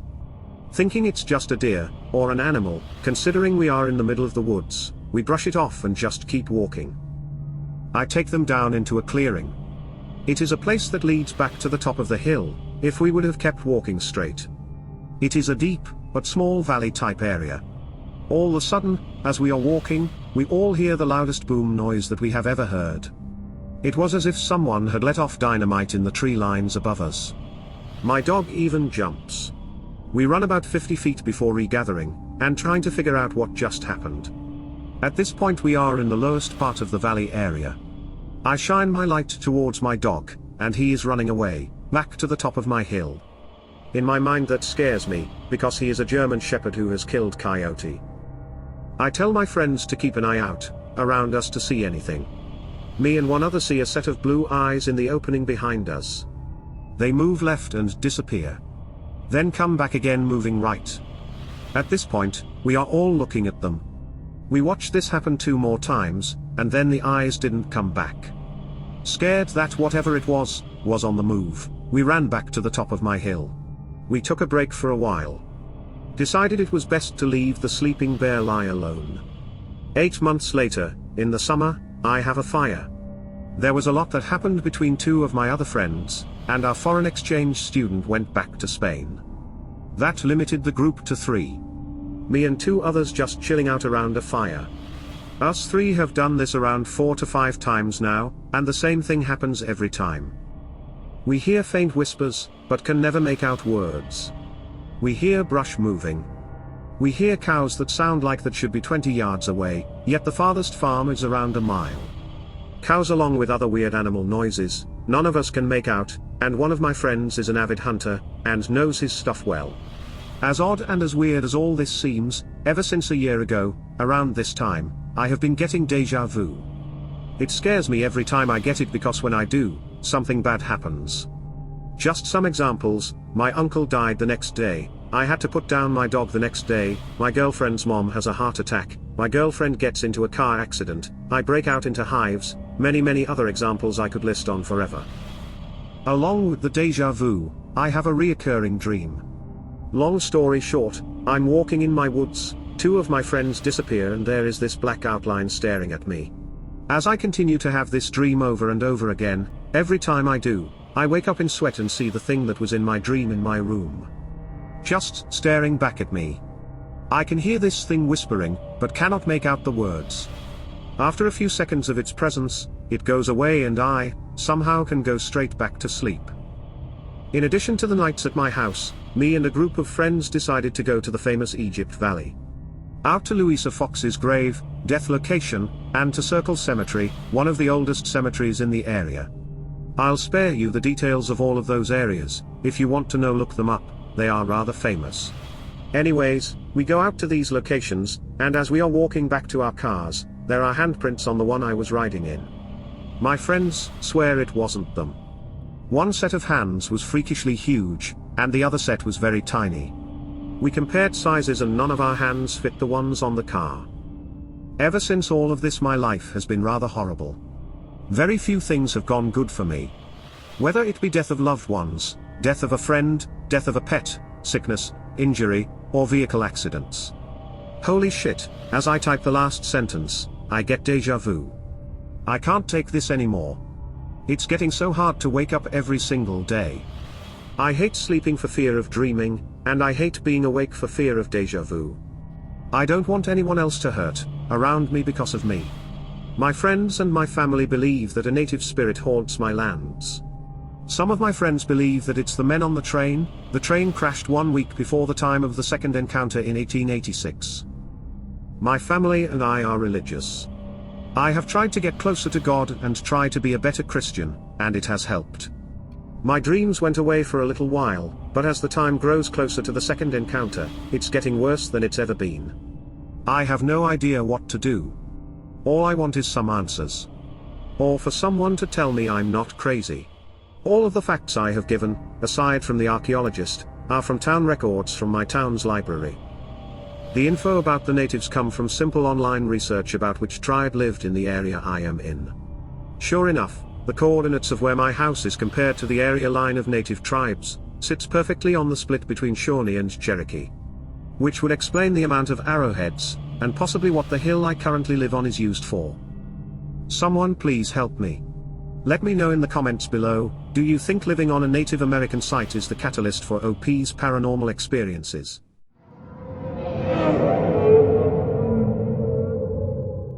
About 2 to 3 years ago, I was working for a hospital, or rather the ladies' wing. It was a new addition added to it and, in order to get snacks and drinks, you had to leave the new wing and go into the main building, the hospital, to get the snacks. By then I had my share of unexplained things. The older location, I am not familiar with, but you had to walk past some exam rooms and they each had a small changing room in them. While walking past one, I looked into one, and saw what looked like a bandaged up person crawling out of the fitting room, like the girl from The Ring. At the new hospital, new building built right into the main old hospital, you had to walk up 3 floors with the face of the hospital being nothing but glass. I saw myself in the reflection, and I jokingly said, "Hey, I'm just here for some snacks. I don't mean to disturb anyone, but please don't follow me. I just want some snacks." As soon as I said that, I looked back at my reflection and saw a tall black shadow walking up behind me. I turned around and looked down the stairs. There was no one. I looked at the glass and there was just myself. A few months later, I quit, and I still think about this when I hear other people share their hospital stories. Another time, I was taking out the trash during the day, when I saw what looked like a black shadow, like when a cloud goes by, only it was the size of a grocery cart. I just saw it duck behind a car, and a few seconds later, some nurses came with a body and loaded them up into an ambulance. I'll never work for, or at, or near a hospital ever again. No sir. Let me know, in the comments below, what are your thoughts on haunted hospitals?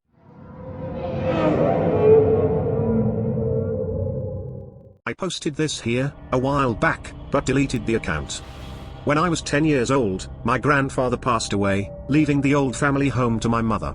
It was one of those old Victorian homes that's been in the family for well over 100 years. The house came with a plot of land in the back that, at this point, was basically a forest of trees. Me being a 10 years old with a huge imagination decided it to be the best place to go to exploring. As I was exploring, I ran into another girl. I say hello and ask her name, and if she lived around here. She said her name was Kay, and she said her house was close to here. This made me happy, to have another kid my age to play with. I asked her if she wanted to play. She agreed. From then on, for a whole year, Kay and I were best friends, and played together after school and on weekends. The only problem was, Kay only wanted to play in the forest, and wouldn't go anywhere else. But again, I was happy to have a friend, so I didn't question it. But then, my other grandfather got sick, and was given less than a year to live. Our family moved back to be with him for his final days. He actually lived for over another year, before we lost him. After a while my parents and I moved back home. But when I got back, Kay never coming over. Days went by, and then weeks, and months, and no Kay. Eventually I moved on, figured she moved away. It wasn't until 15 years later, I realized who Kay really was. My parents decided to move into a retirement community, and left the house to me and my fiancée. About a week into moving in, I was going through some old family photos, when I got to a picture of my mother, my grandfather, my grandmother, and another girl. But not just any girl, it was Kay. I was sure of it. I was completely freaked out.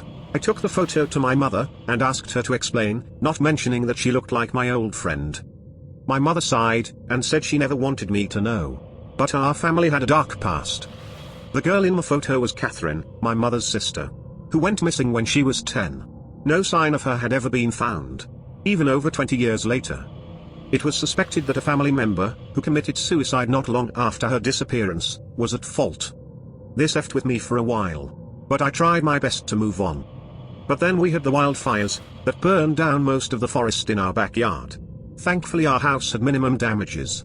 But forest was toast, literally. We decided to clear out the land, which resulted in a terrifying find. While digging up one of the tree trunks, one of the workers found bones. Human bones. The police were called. And they did their police stuff. And determined that the body found belonged to Catherine. They determined she died not long after she went missing. Is this why Kay only wanted to play in the trees? Could she not leave, or did she want me to find her body, and if so, why didn't she tell me? This story is heartbreaking. Let me know in the comments below. Have you ever found out a dark family secret?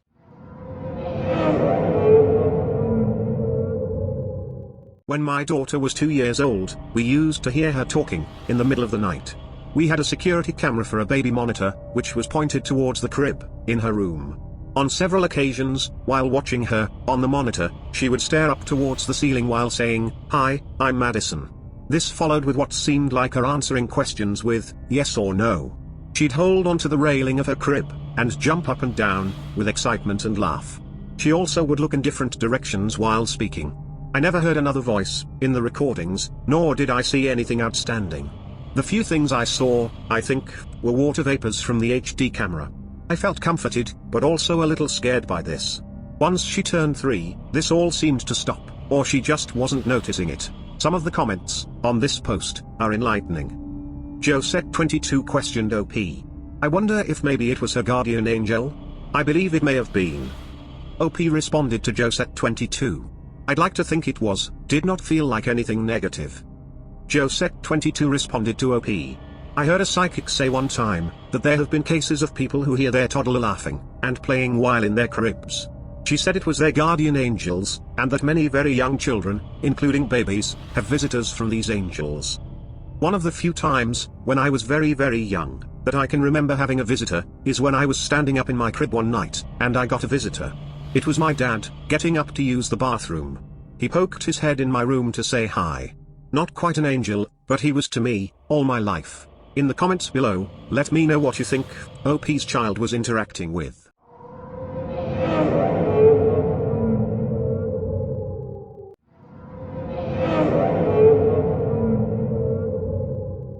I'm a bit shaken, as this sighting has taken place tonight. So me, 18 female, and my boyfriend, 21 male, were walking home from a movie.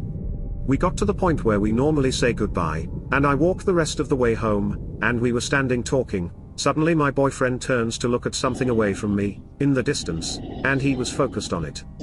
I turn to look at what he's seeing, and I see it too. Across a small field from us, I see a pitch black creature that was moving kinda side to side. Almost like a seal, and it seemed like it was getting closer, but it wasn't moving forward. I asked my boyfriend if it was getting closer, and he said he thought that as well. We both seen exactly the same thing, our descriptions are identical when we were speaking about it. I was so scared he walked me the rest of the way home. When he was walking back home, it was gone and nothing was there. Would like to know what it was, or if anyone has seen something similar. We're in the UK, if that helps. The comments on this post are interesting. MJ Lou commented. Possibly a person walking with a limp? Was it a human-shaped shadow? OP responded to MJ Lou. Not human at all, which is why we're so weirded out. He believes in these sort of things, but I've always been skeptical, which is why I'm freaked out, cause I can't explain it away easily. RTGYVE responded to OP. Yeah, there's some weird, crazy stuff in the world, you can do some research on it, but don't do it at night, you're just gonna scare yourself awake. And take breaks from it, you can give yourself some serious paranoia. I don't know where you live, but going out on walks, during nighttime, or out in the woods. You should always have a gun on you, don't let it worry you too much though. It just could have been, like a fat bear or something. OP responded to RTGYVE. I live in the UK, we don't have guns or bears. RTGYVE responded to OP. Dang, that's a shame. Carry a knife, bigger than you would think you need then, or whatever the length limit is. About how tall would you say whatever it was? OP responded to RTGYVE. It wasn't close to us, so it's hard to say, but it could have been more than like 2 foot tall, as it didn't go above the fence it was near. RTGYVE responded to OP. Interesting, I couldn't find anything on the internet really matching your description, but supposedly in the Scotland area, there's a kangaroo-type marsupial that lives in the area, brought over from Australia a long time ago. Let me know, in the comments below, what do you think OP saw? Was it a rare bear in the area?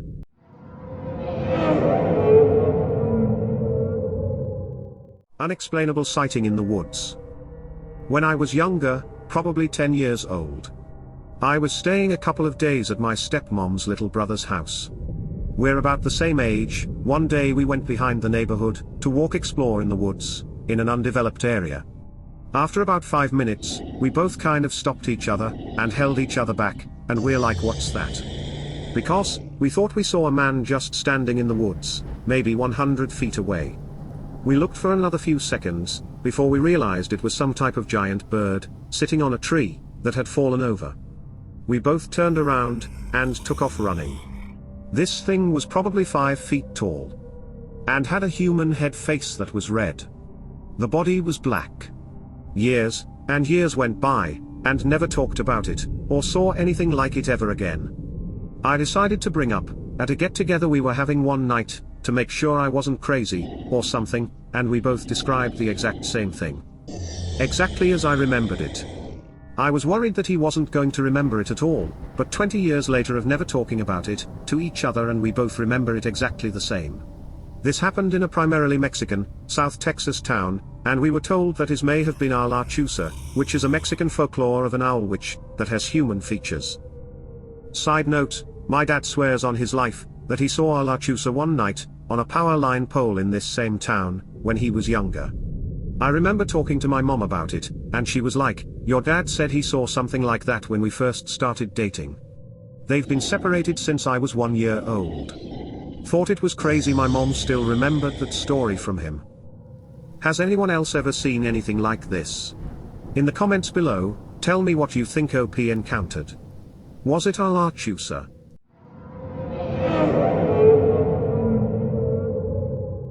Take this story with a grain of salt, as it does sound pretty unbelievable. But my father does claim that his great-aunt is a shapeshifter. Someone who can become an animal. So first, I do want to say that native families are a bit confusing, at least in my tribe. They never really had words for, say, cousins, or cousins from another family, or stepfathers, and such. Just brother, sister, father, mother, grandmother, grandfather. Those kind of things that are super simple, so the use of aunts, uncles, cousins are only now being used, and even then you can have multiple mothers, fathers, grandmothers, and grandfathers. Because again, no real words for step-family, so they just call each other mother or father, etc. For example, I have 3 grandmothers. They're all 3 sisters by blood, and only one is my direct grandmother. If you're still confused, I kinda still am, but hey, it is what it is. Anyway, back to what you actually care about, the shapeshifter. Before my father left Oklahoma, he'd lived with his mom and father, and occasionally with his other family in Carnegie. It was either the family, in the town or outside, in the woods. Very few times he'd be with his family, outside the town, and would usually refuse to want to go. It was a couple of cabin houses, and it sucked having to stay there. He told me. But being so young, he'd usually have no say. His great-aunt and cousins lived there, from his mother's side. The great-aunt was very old, being 76 at the time. She only got up and about to cook, clean, use the restroom, and go to bed. Even then she'd have trouble using a cane to get around.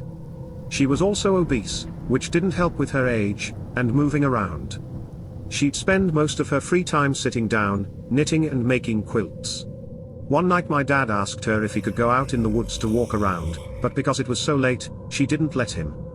He asked her why, and she said there are wild animals, and spirits in the woods that could hurt him after dark. My dad wasn't too convinced, at the time, as he never believed any native legends, or supernatural things, so he just figured she didn't want him to get attacked by a wild animal. This was before his encounter with small people, which I did post here a while ago. But his cousins had overheard what was going on, and the older ones, who were her grandkids, said that she was very very serious about the matter. They shared stories of creepy things happening, in the woods, after dark and even during the day. They told him that even if he ever went into the woods alone, during the day to stay alert, because spirits there can cause you to get lost, and to go home, if you hear silence in the woods. Nature knows when something unnatural, and supernatural is around, so all the animals, and even the wind in the trees will go silent. They told him that animals, in the woods, aren't always animals, and are in fact people unable to become human again. After telling him that, they let it slip about the aunt being a shapeshifter. She didn't deny it, and said it was true, but rarely became one, because she never needed to anymore. Not convinced, my dad and his cousins asked her to prove it. She agreed to and said she'd show him in the morning. Morning came, and of course they again pressured her to show them. She agreed and made everyone leave the cabin. She told him to wait out there for 1 minute, and to go to the other cabin, and she will be there. So they left, and stood between the cabins for 1 minute. While they waited, my dad said he saw a rat about as big as an eggplant ran across the small field between the cabins. After he saw it go to the cabin, he ran in and saw his aunt sitting in a chair, chuckling and clasping her hands. His other cousins, who didn't see the rat, and also weren't her grandchildren, still didn't believe her, and asked if she could do it again. And she did. She told them the same thing, to stand outside for a minute and come to the other cabin.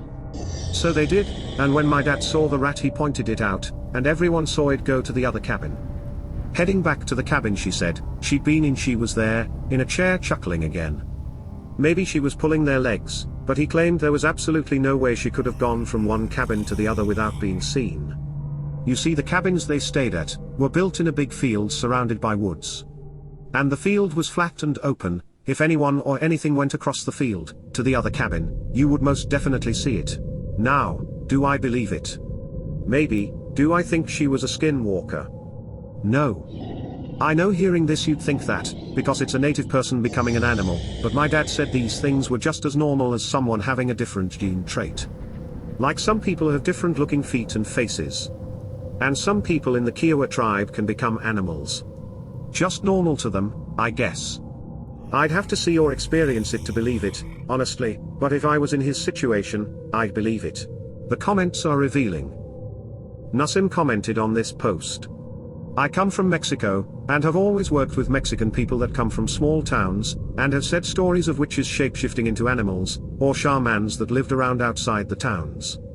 A co-worker's family has generations of his mom's side, of the family, practicing brujeria. Have heard many stories of people turning into animals, especially owls and crows. 2% Luminican also commented on OP's post. Sounds very much like narwhals in Mexican indigenous beliefs. People who can take animal shapes, but according to witnesses, only those who practice certain types of witchcraft can become coyote, turkeys, pigs, giant birds. They also lead very private, secluded lives, and surrounded in mystery. There are Mexican channels in YouTube dedicated to this genre. VCTRLZZR420 offered this. I honestly believe you. I think a lot of things were muddied to keep this stuff from becoming too known to outsiders. I have a cat that just disappears for days, and I kid you not, I would see him while I was paralyzed, in bed, other places he couldn't be. What's weirder is I felt it was to stop something more sinister from visiting me. Even before that, I was always like, this cat is a person. Motako Duck commented by sharing his own story.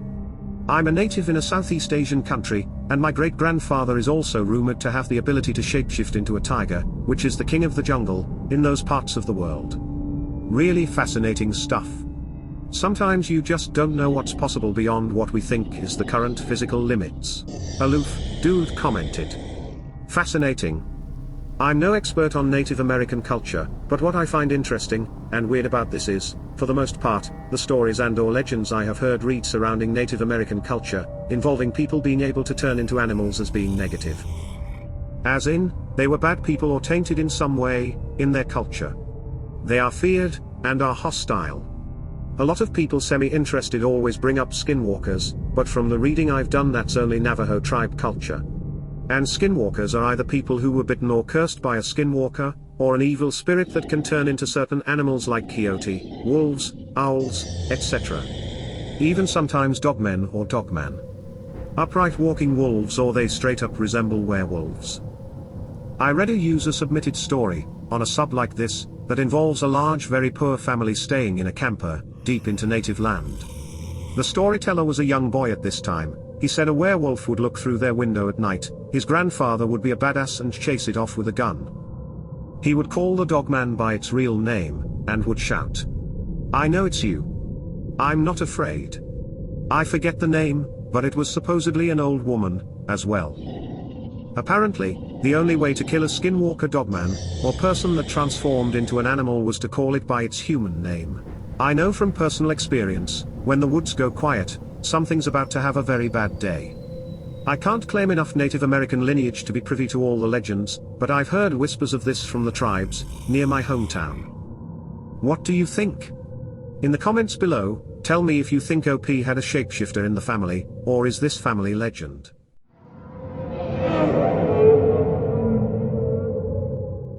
Hey y'all. Wasn't sure about posting, but why not? I'm very skeptical, and thought it was in my head for some time. About 10 years ago, I was on my way south, on 99, between Sacramento and Galt, at like 11 p.m., driving about 70 miles per hour, when near the side of the freeway I saw something very long, white pale pinkish, with a face I remember describing as rabbit bear man. Its eyes reflected back at me very brightly, and it moved very smoothly and quickly back into the brush, on weird effed up limbs. I was moving, going so fast, and had loud music on, so I wasn't able to observe for long, or listen for any sounds. It scared the F out of me, and when I got to my then boyfriend's house, I broke down trying to describe what I saw.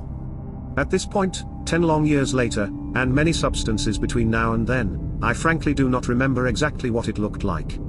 But I remember how I felt, and my now husband is able to tell me exactly how I described it to him. I convinced myself it wasn't real, and never really talked about it, but a few years later, maybe 5 or 6 years ago, I told a very close friend who then freaked out, and said her friend, someone I'd never met before, saw something similar. It was off the freeway, in Northern California, and a car full of people all saw it. He had described it to her exactly the same way I described it to my boyfriend husband. We met a while later, and both had one of those weird crying goosebumps, but not actually sobbing moments, talking about it. Now, I don't know about the skinwalker thing, or Slender Man, neither of us saw it stand upright. But, some of the stories here, do kinda seem like the same thing. Not gonna lie, I partly hesitated, because it just seems like a lot of role-playing on here. But I'm too curious now. Has anyone here seen something like that? With more of an animal face, effed up limbs, and on all fours? Or am I dealing with something different? Here are some of the comments from this post. They are out there commented. That's a pretty rural stretch of 99, and they've been seen in almond orchards, vineyards, and other areas between Sacramento and Merced, through the Central Valley. OP responded to they are out there. Yeah, this happened right as you were leaving Elk Grove. So nothing really around for a while till you reached Galt. They are out there, responded to OP. I played a round of golf in Galt a decade ago, and the course was covered with so much brush, trees, and waterways, that I could totally imagine that creepy things could live there hidden, and nobody would ever notice. In the comments below, let me know what you think OP encountered. Was it a skinwalker, Slenderman, or something more mundane?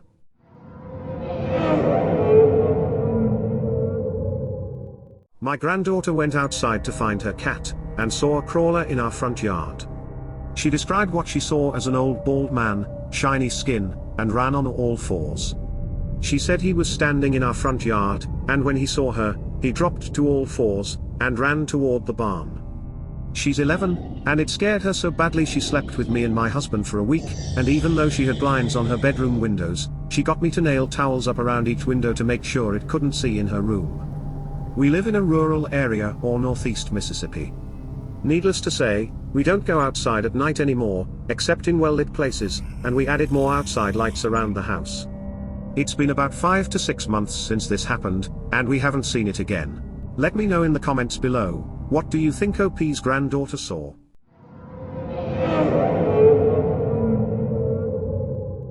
I don't know if this belongs here or not, but when I was a kid, around 7, we weren't financially stable enough to keep up with rent yet. We often had to house hop. One of the houses we stayed in, I'll never forget. It was dark and I was up getting a drink of water, turning on the kitchen light. I wanted to watch some TV since it was not a school night. As soon as I stepped foot on the living room carpet, I felt like I was being stared at. I was alone in the living room, as my parents and brother slept in their rooms. I shook it off. There was a window behind the couch. It was pitch black outside. There was nothing I should fear. I went for the remote on the arm of the couch, that feeling never leaving, only growing. I looked at the window wanting the feeling to go away. There was a pale face, with a wide painful grin. The pupils were small, hardly noticeable. It was using one of its fingers to scratch the window. It was nothing but white. Its nail scratching at the window was the only sound in the silent night. I felt cold sweat break out. My face was hot. I couldn't tell if my heart was beating so fast. I didn't feel it or it stopped. My stomach fell to my feet. I was frozen where I stood. The house we lived in was surrounded by other houses. Nobody should be up like this thing is. Everyone had to be asleep by now. It hit the window. I let out a scream, and ran to my parents' room. That thing was in the window of my parents' room. Staring at me, its painful grin somehow grew. I was surprised my mom slept through my scream. My mom was a light sleeper, my dad was a deep sleeper. I hid under the covers, as I heard its nail tapping, and scratching the window. I stayed up for what felt like hours, until I managed to get some amount of sleep. When I woke up, I was alone, in my parents' bed. I jumped out of it like it was on fire, and ran to the living room window. On the outside of it, was scratches that weren't there before. I pushed it off as a nightmare. It had to be a nightmare, but how were scratches on the window, where the thing was scratching? I checked my parents' window, to see scratches in the glass. We moved from that house, and I've tried rationalizing this. I'm 21 now. I still remember the first time I felt fear like that. I wasn't one of the lucky kids, who got a phone with a camera. I had to prove I was responsible enough. Hell, I don't think I could even turn on a phone, and taken its picture. I know I won't be believed. Either way, I got this out on the internet somewhere. I have it off my chest. Here are some of the comments from this post. Everywhere Danger commented. I believe you. Sounds like a Wendigo. They only look like they are grinning, because a constant craving for human flesh causes them to eat their own lips. That definitely won't help you sleep at night, but it might answer a few of your questions.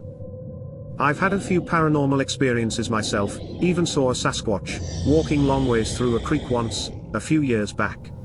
It's crazy, it doesn't make any rational sense, but apparently monsters are real. You are very lucky to have survived this encounter. That particular cryptid is one of the utmost worst anyone can ever hope never to see, with their own bare naked eyes. Where roughly did this all take place? OP responded to Everywhere Danger.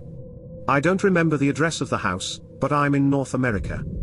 I thought the Wendigos appear in the woods though. I remember that around the house didn't have a forest nearby, at least not much of one.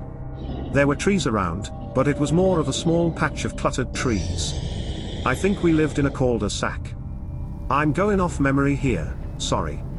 That house was weird though. Everywhere danger responded to OP. I would never ask for a specific address. I was just curious, like what state, and possibly county. North America and Canada are where most sightings encounters have been reported. But it's said they can exist anywhere. They usually seem to frequent colder areas, but that's not a certainty. And yes, mountains and forested areas would be a lot more likely for such a thing. But I wouldn't rule out the possibility, due to your description. It could be something else entirely, as well. A demonic entity perhaps. But still, after much consideration on the matter, I think you were most likely dealing with a Wendigo. They are said to be anywhere from 7 to 15 feet tall. They are skinny, to the point of looking almost skeletal. Looking almost human, but obviously not. OP responded to everywhere danger. I mean, I live in a small town country, it's not uncommon for someone to be wearing cowboy-cowgirl attire. Rarely some people will be riding horses through town. It's really a sleepy town, not a lot happens. I'm still surprised I witnessed something like that. OP adds. Sorry, Oregon, North America. Everywhere danger responded to OP. A small sleepy town, sounds like a perfect place for something like that to lurk. They are said to be very fast, so it could live in a cave, or something miles away, and come into town at night to hunt. It is said they can mimic the voice of loved ones. OP responded to everywhere danger. I've heard the stories while I work. How come it only scratched at the window, if it could have attacked instead? They are aggressive, right? Everywhere danger responded to OP. This is an excellent question. I've heard a lot of stories, and often wondered the same thing. It's almost like they don't understand how glass windows work. They are usually very large creatures, who rely on their own fast movements to hunt. Maybe small boxed-in areas make them too vulnerable for their liking. They seem to almost never enter anyone's home. Which is weird. There's this thing about vampires not being able to actually enter your home, unless you invite them in. Black-eyed children also need to be invited in to strike. Some creatures can, some can't. Who's to say why? Well, Wendigos are demonic-based creatures, I believe. Demonic entities often seem to need to be invited in. Another thought is they don't want people to be aware of them. You invade a house, and eat an entire family. You are gonna draw a lot of attention to your existence.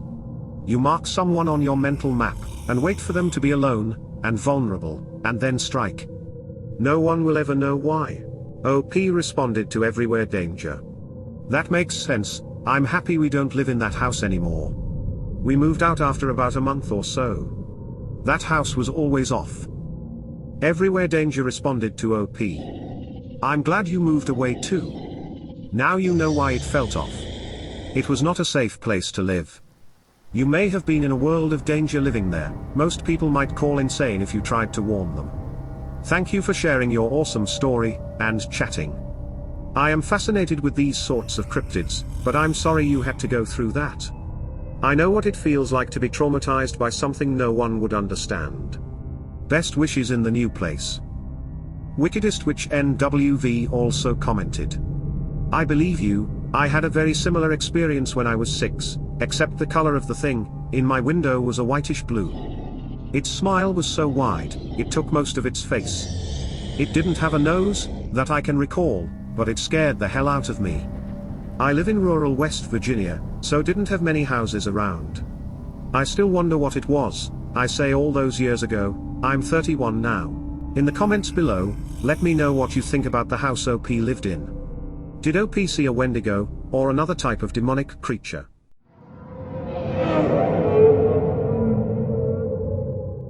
I'm not really sure how to structure this post, as I've never posted in here before. But I feel like my story can help others, living in Appalachia, who see deer as harmless creatures. Yes, most deer are relatively harmless, but there's a cryptid that lives among them.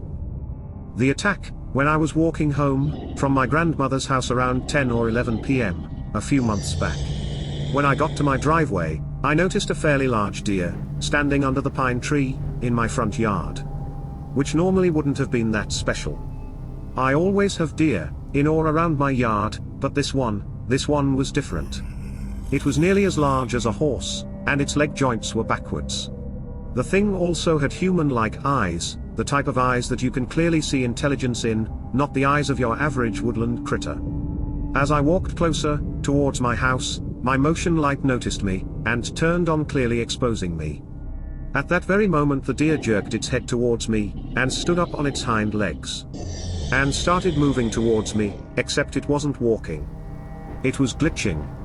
Like some sort of 90s video game character, suddenly moving from one side of the room to the other. I watched the thing glitch back and forth about 3 times, then everything went black, and I suddenly woke up on the ground, with my phone shattered, and my body feeling like a truck had hit me. I still see the thing, but it's never alone now. It stands in the center of herds, staring straight into my soul. This happened in Bristol, Tennessee. Has anyone had any similar experiences? I've done an extensive amount of research on them, but I can't find any other attacks. Just stories about people driving past tall, creepy deer. Here are some of the comments from this post. Everywhere Danger commented on this post. Deer seems like a typo perhaps, but also like a fitting name for what you saw. Although I've never encountered a thing like that myself. I believe you. I've heard a lot of stories about deer that have razor-sharp teeth, stand up, walk on 2 legs, and can mimic the voices of loved ones. I've heard them referred to as tall deer, but can find no official name for them. They kind of seem like regular deer, that have become possessed by the Wendigo. But that sounds insane, I know. It could also be a skinwalker, I suppose. I've never heard about the glitching out before. That's new. Maybe we are living in a simulation after all. I don't want to believe it, but it seems increasingly likely, with every passing day. BennyBoy4 also commented. This sounds like a not deer. Loads of stories about them on here. In the comments below, let me know what you think about OP's experience. Do you think it was a deer or something more paranormal?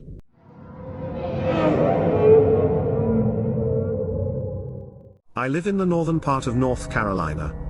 I need to get off my chest 2 encounters that don't involve me, but other family members and friends. My best friend was dropping me off at home, and she suddenly changed her tone, and started yelling. Telling me to get inside fast, and she drove off. She said she saw a hovering type figure, with no face, but it was wearing a suit. And it sounded odd to me, until my sister said, she saw something similar. It deeply freaked me out, because they don't really talk to each other, and my friend is more skeptic, when it comes to these types of things, but she stands by to what she saw today.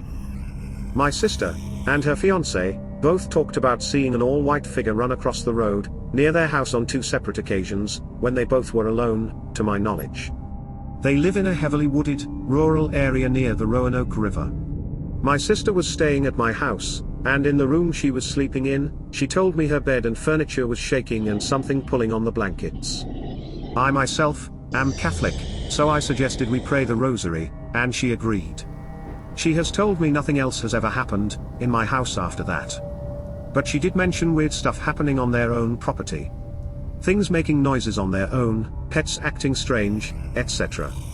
I find it hard to believe them sometimes, but when I wanted to ask more about it, they would always stare off into the distance, and act quiet, like they were zoned out, or something. And that made it even more creepy, since they both are the loud, cheerful, joking type. I don't really worry about this stuff, but I would like to start camping sometime soon, and do more outdoor activities. When I stay over, on that piece of land, there is just something so eerie about the air there. They have problems with coyotes in the area, so I tried to rationalize that may have something to do with it. The coyotes are loud, and they howl, but something is even creepier when they are silent. But a shiny white figure, with no face, crawling and leaping over the road, at night. Can someone please help identifying this? Even if it's paranormal, or some natural undiscovered creature, or something, I don't care. It's just I have experienced what that place is like, and it gives me the creeps. Thank you. Other encounters they described, but could possibly be something else include. My sister riding down their driveway, and hearing something chasing her. She has a long driveway that goes into the woods. Jars making clinking, ringing noises on their own. Cats staring, and focusing on something on the wall, or on the ceiling in a tracking manner, but for no visible reason. Here are some of the comments from this post. Josette22 commented. I believe you may have encountered a crawler, of which there could be several different kinds. I've heard of them with green eyes, blue eyes, black eyes. Some that have no face, ones with hair, and ones without hair. OP responded to Josette22. Thank you for your response. What are these things exactly? Do they intend to harm?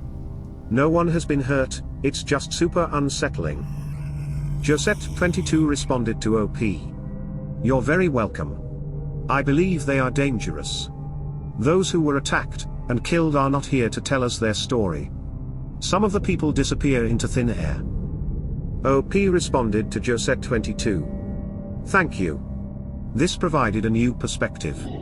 What would you recommend for someone who likes to spend a lot of time outside? Wild camping and things like that. What are some signs that one is nearby? I don't want to let fear of something limit me, but then again, I don't want to go missing. Josette22 responded to OP. I would stay away from forested areas, and especially don't go there at night. Also, go to a park, an area that has a lot of people there. Usually these creatures frequent places where there are not a lot of people. And don't go near cemeteries at dusk or nighttime. Usually, people know when one of these creatures is in the area, because people get a strange feeling that they're being watched. No one on Reddit also commented. I have yet to read of any actually attacking someone. At least, no one who's posted a story about it, that I've read. I don't know if they're dangerous or not. Many assume they are. I'm waiting for more accounts to make up my mind. Or, God forbid, an encounter of my own. In the comments below, let me know what you think about OP's encounter. What do you think has been stalking OP, and their family?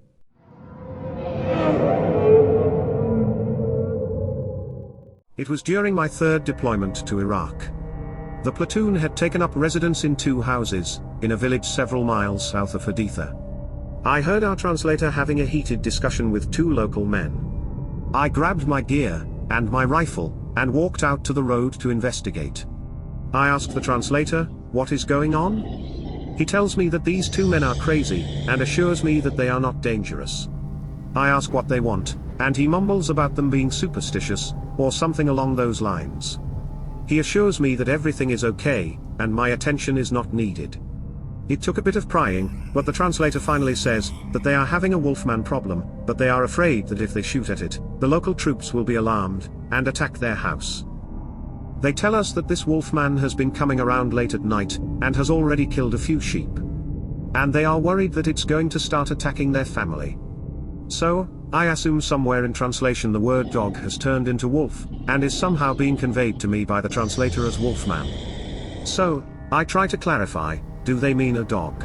The translator is a bit hesitant, almost like he's embarrassed that his countrymen are wasting everyone's time, by believing in such nonsense. But they are adamant, that their house is being besieged by a wolfman. Again, I ask if it's just a big dog, and no, it's a wolfman. So, I ask if there are wolves in Iraq, and they are all in agreement that, yes, there are wolves in Iraq. But there are no wolves in this part of the country, and it's not a wolf or a large dog, that has been killing their sheep, it's a wolfman. The translator is trying to usher them away, but at this point, I am very intrigued, and still a bit confused, over the whole dog, wolf, wolfman thing. So, I ask them to describe what they are seeing. They tell me that every few nights it comes around, they first see it on 4 legs. As it stalks around their small compound. But then it stands up like a man, walking on 2 legs. It growls, and it has lunged at the men, but as they retreat, it turns its attention to the sheep.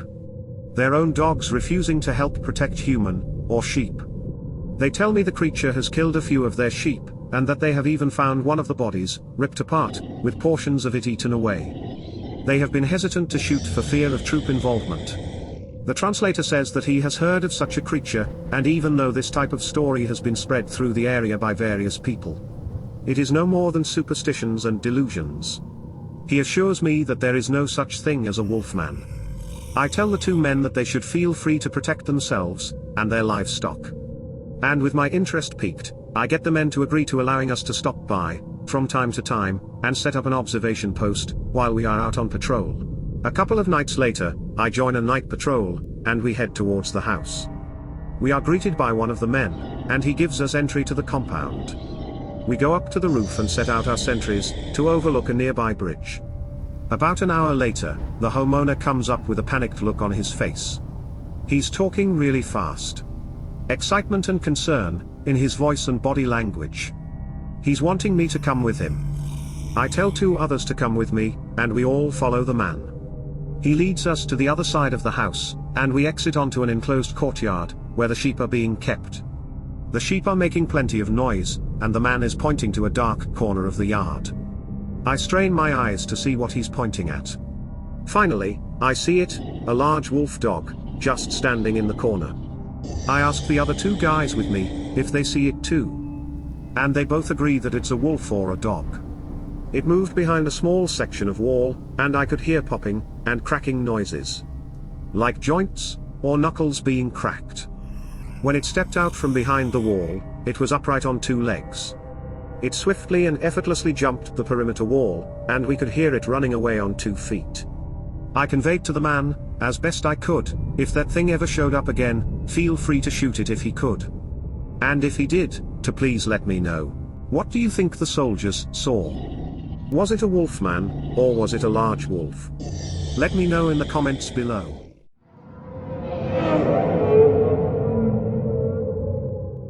November 7th and 8th 2020, Pacific Northwest Coastal Range.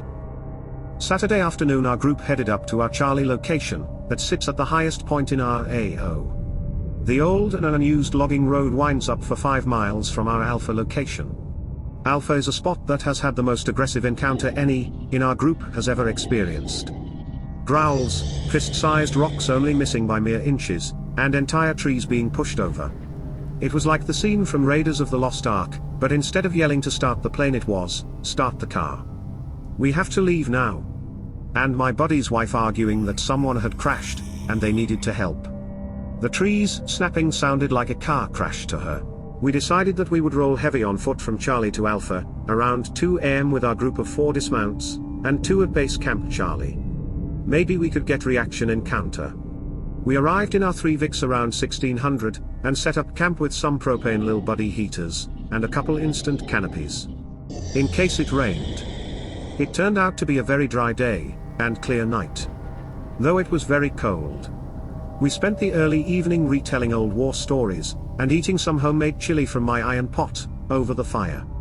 Around 2200 I broke out the Braven speaker, and played the Sierra sounds, and baby crying non-stop for 30 to 45 minutes, at full volume.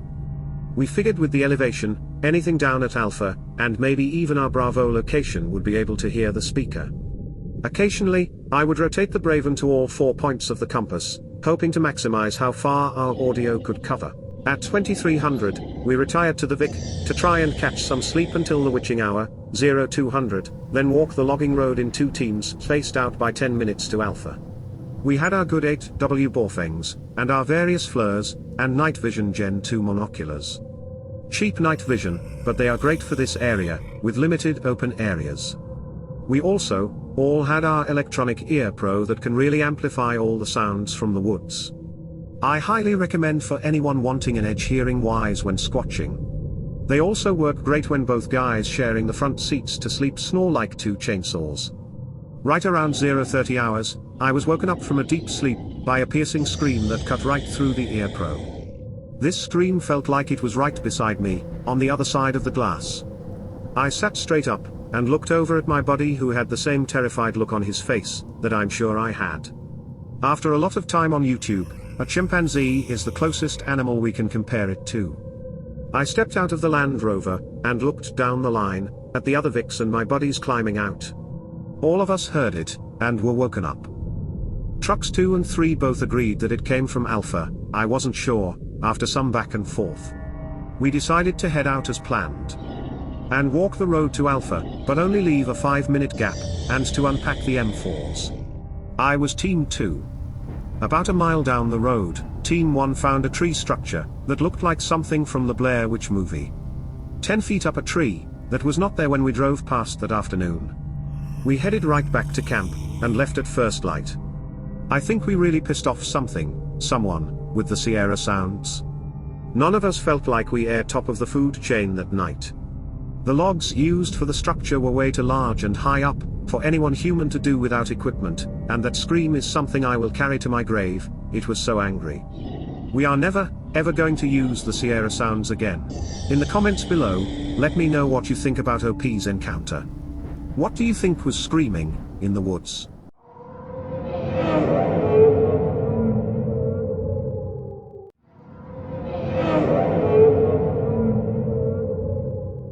Sleep paralysis may, or may not be a paranormal thing in itself, but sometimes there are strange paranormal experiences when it happens. I wanna know what you guys have experienced, if you'd be willing to share. One of my experiences was to see a doppelganger, or seeing a mimic of my fiancée. I was sitting on the couch watching TV, when she walked out of the room, and into the hallway. It looked like she was gonna go to the bathroom, but then she just turned around, and went back into the bedroom. I got up and followed right behind her, asking if she was okay, but she just closed the door in my face. Immediately, I opened the door, not even 1 second after, and she was already in bed asleep. I didn't even hear her climb back into bed. All I could think was how weird that was, but I went back to watch TV and scrolling through my phone, when suddenly I hear footsteps walking towards me, so I put my phone down thinking it was her, but it was a dark shadow, and I was immediately in a paralysis. I don't know if something used her image or what, but it was definitely a weird way to get stuck in sleep paralysis. Let me know, in the comments below. What do you think OP saw? Was it his girlfriend or something else?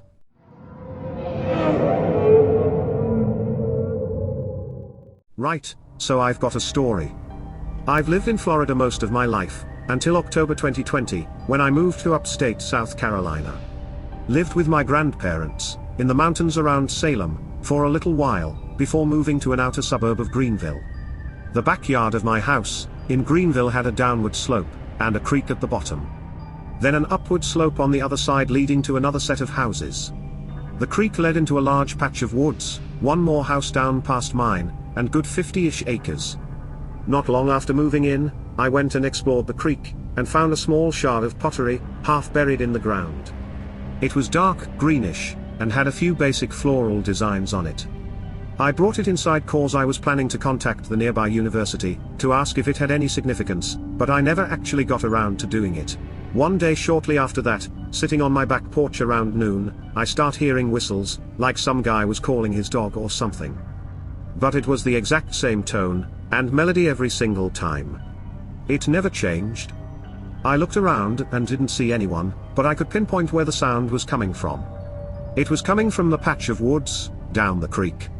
The first couple of times I heard it, then slowly moved out of the woods, and into the backyard of the house behind me. Again, I didn't see anyone, and it was still the same whistle, almost like it was a recording on repeat. This happened every couple of days, for a few weeks. Always the same exact whistle and no one else to be seen, but me. I didn't think anything of it, at the time. Until I moved again, late last year to Spartanburg County. Obviously, I won't say exactly where I am. But I'm in the northern part, in a very rural area. Plenty of woods around, along with plenty of coyotes and other wildlife. I hadn't heard the whistle in a long while, probably about a year. Couple weeks ago, I was sitting outside my house about 9 p.m., doing a bonfire. I heard a pack of coyotes go nuts around a quarter mile away, which isn't unusual, so I didn't think anything of it. After a couple minutes they went completely silent, and I didn't hear any other wildlife, not even crickets. Then out of nowhere I hear the exact whistle again. It was coming from a ditch next to the road, in front of my house, about 30 yards from where I was sitting. I froze and sat there listening, as I knew that this time something was up. Why am I hearing the same exact whistle, as I've heard in the backyard of a previous house, over an hour's drive away? I waited another few minutes, and heard it one more time, then silence. Another few minutes pass, then the usual wildlife and crickets started going again. The rest of the night, I felt watched. And now every time I go out at night, I feel the same way. I don't know if it's a walker, for sure. Considering all I've got are a few identical whistles, but it's definitely not normal. Whatever it might be, there's no doubt it followed me from Greenville, over an hour away. I tried ruling it out, by saying it's birds, but the timing is just way too irregular. Surely I'd hear it more often, right? Instead of a few times last summer, and then not at all until the middle of September a year later. Looking for answers, on what it might be, and what to do about it, if anything. As far as the pottery shard, it was left in a closet, at the previous house in Greenville. Which has now been rented out to another tenant. Any other questions, feel free to ask. Some of the comments from this post are enlightening. Mooncake asked, "Are you sure it's not an animal noise, like an unusual bird call? When is the last time you heard the whistle? And can you try to get it on video, to help us figure out what it could be?" OP responded to Mooncake, "I'm fairly certain it wasn't a bird. Same tone and rhythm every single time. And I only heard it a few times around May to June, don't exactly remember when, last year. Then not at all until over a year later, in mid-September. Why would each whistle be identical, and why would I only hear it those couple times, spread so far apart? Just doesn't make sense as a bird. Plus it just didn't sound like a bird, you know. If you hear a bird singing, you pretty much automatically know it was a bird, as soon as you hear it. But the first time I heard it, my first thought was a neighbor calling his dog, and again, there was no one to be seen. Last time I heard it, was a couple of weeks ago, while out front of my house at 9 p.m. Just didn't connect the dots until recently. I'll try replicating what I did that night, over the next couple weeks to see if I can get it on video, but it happens so damn sporadically. So I don't know if it'll work. Another thing I should add, in Greenville I only ever heard it during midday, while at my current residence I've only ever heard it late at night, in the pitch dark. OK Antita5952 commented, "Yo, what was the rhythm of the whistle, cause I've heard whistles late at night in the Castle Hayne area of North Carolina. And it's a perfect whistle, the rhythm kinda sounds like the start to Freddy Krueger, like the 1, 2, Freddy's come for you. Or like the rhythm of a doorbell, ding dong. But just a whistle, and a little stretched out. I can't really describe the rhythm, but it's been almost 5 years since I've been in the area, and I just recently went back and heard it the same night I visited." OP responded to OK Antita5952. "It's hard to describe just by text, but it's really short, only about a second long. I've been trying to get it on camera, but it just hasn't happened lately. Plus, I've got the Rona pretty bad currently, so I've barely even gotten out of bed, the last couple of days. If I don't get it on camera, in the next week or so, I'll recreate it myself, and post it here. Just so you guys can give it a listen." Ms. Lulu Queen commented, "I've heard this same phenomenon. I used to live in an apartment, right on the edge of a thickly wooded greenbelt. A few months after I moved in, I started hearing whistles in the forest. One short whistle, near the apartment building, followed by an answering whistle, some distance away. This would go on all night, and I could hear the whistles traveling. Once, I heard them from what sounded like, just a few feet away from my building. I started whistling in response, and they started responding to me. Moving closer and closer, but I never, ever could see them. Over the next few months, the whistles evolved, and I would hear them even on bitterly cold nights.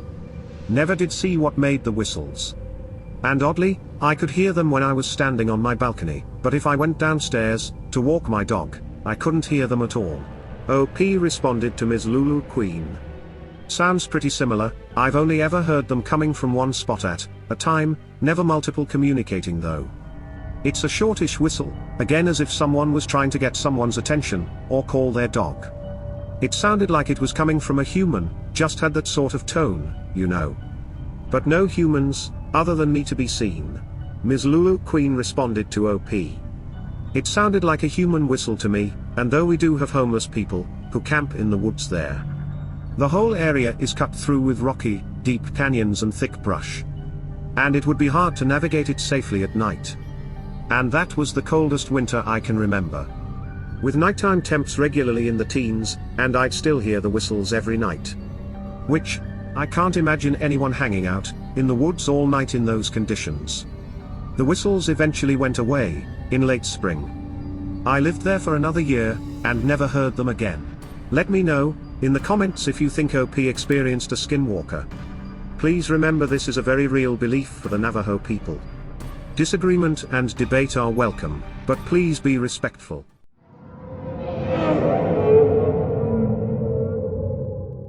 Hi there.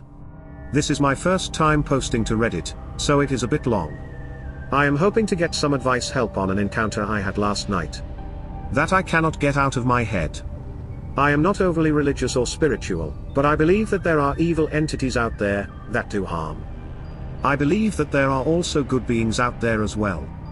I am of the mindset that our words and intentions hold power, that good and bad energies can be attracted to.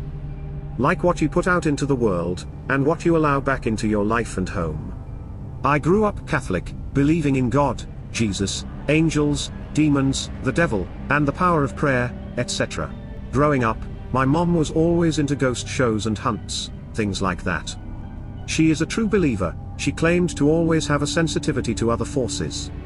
Many encounters happening in my childhood home. She had more than a few visits from a little boy. He was just a playful spirit. How you would expect a child to act. On the other end of that, she has had a few encounters with evil entities, and experienced sleep paralysis. She is a tough woman to scare, but this did the trick. I began to experience small things myself. I have had some encounters where I heard my name being called, when no one was home. Or extreme feeling that I needed to do or not do something. Seeing things out of the corner of my eye. I have had vivid dreams, that would sometimes have a sort of warning or feeling about a person or situation. My encounter last night has left me drained and worried. I have smudged and blessed my house, and myself, voicing that all bad and evil things need to leave. For they are not welcome. I need more answers.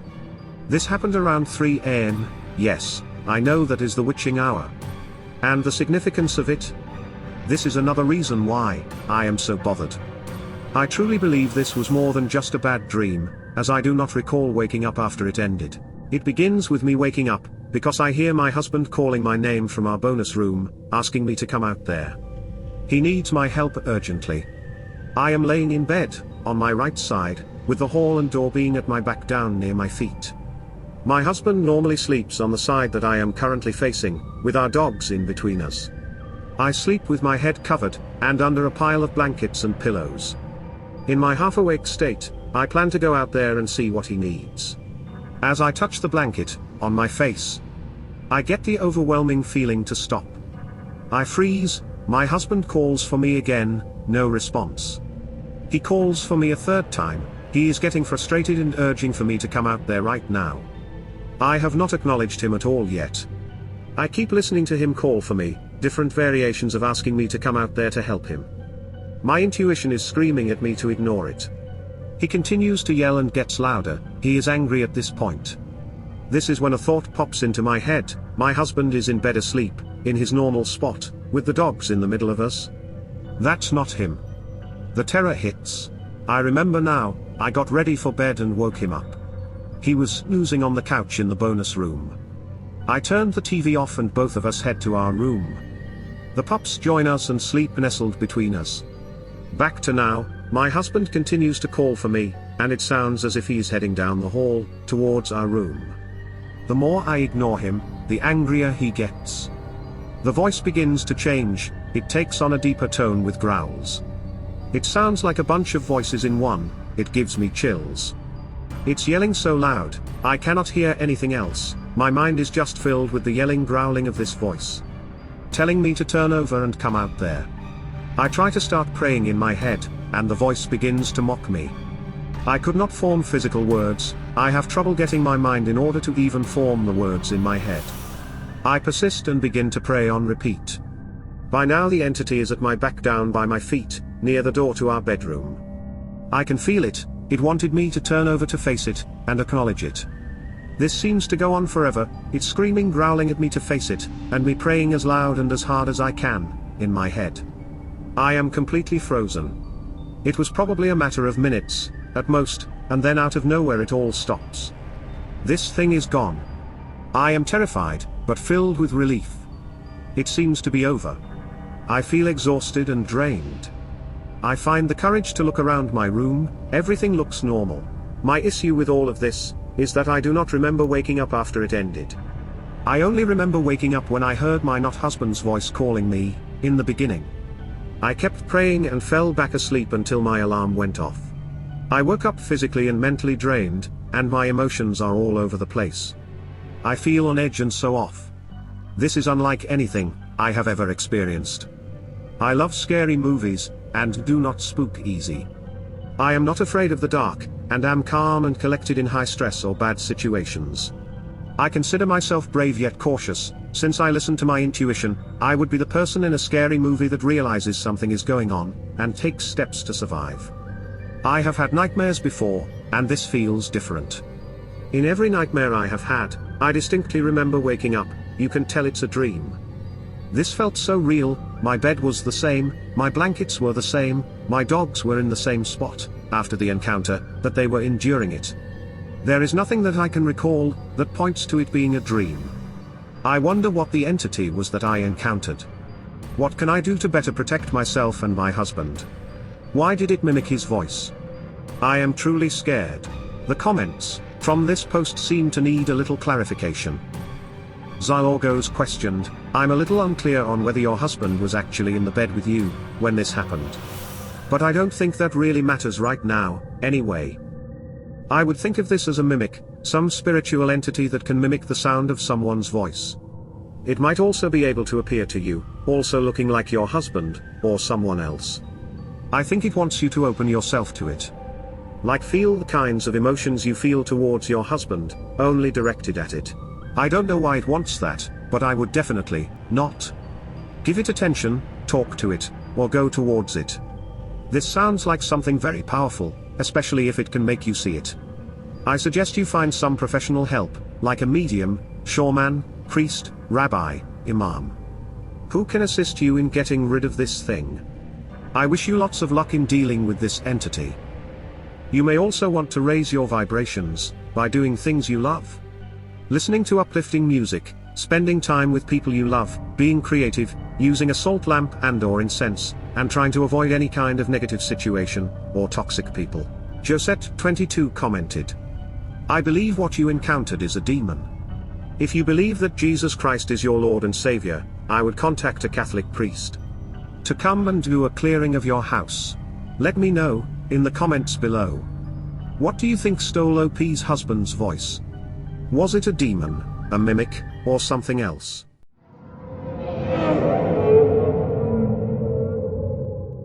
When I was 4 years old, I once looked at my window from the other side of the room. When I was supposed to sleep, and witnessed a green and slightly transparent child-sized entity staring at me from outside. I vaguely remember something on the entity's head, like curly hair or perhaps a weird-shaped skull, but I can't remember for sure. I got scared, so I yelled, and when my dad came to the room, the entity suddenly disappeared.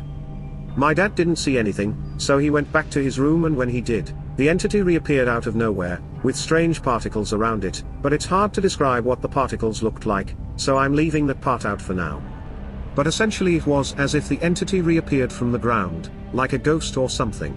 I got scared, so I yelled, my dad came back, it disappeared.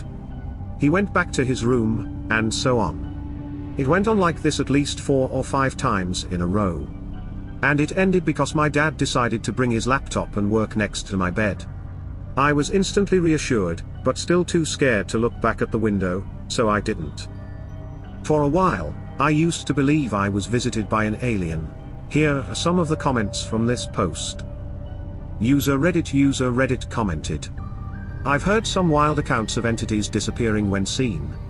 Often the entity looks surprised, like their cloaking tech temporarily failed. Their mind commented on OP's post. I saw a green dude once. Did they look like regular people, but green? OP responded to their mind. If I can remember properly, it almost looked like a human child. Their mind responded to OP. Interesting? The one that I saw looked like a teenager. He was kind of floating and then disappeared. Tell me what you think OP saw in the comments below. Did OP see an alien, or another supernatural creature, or was it something closer to home?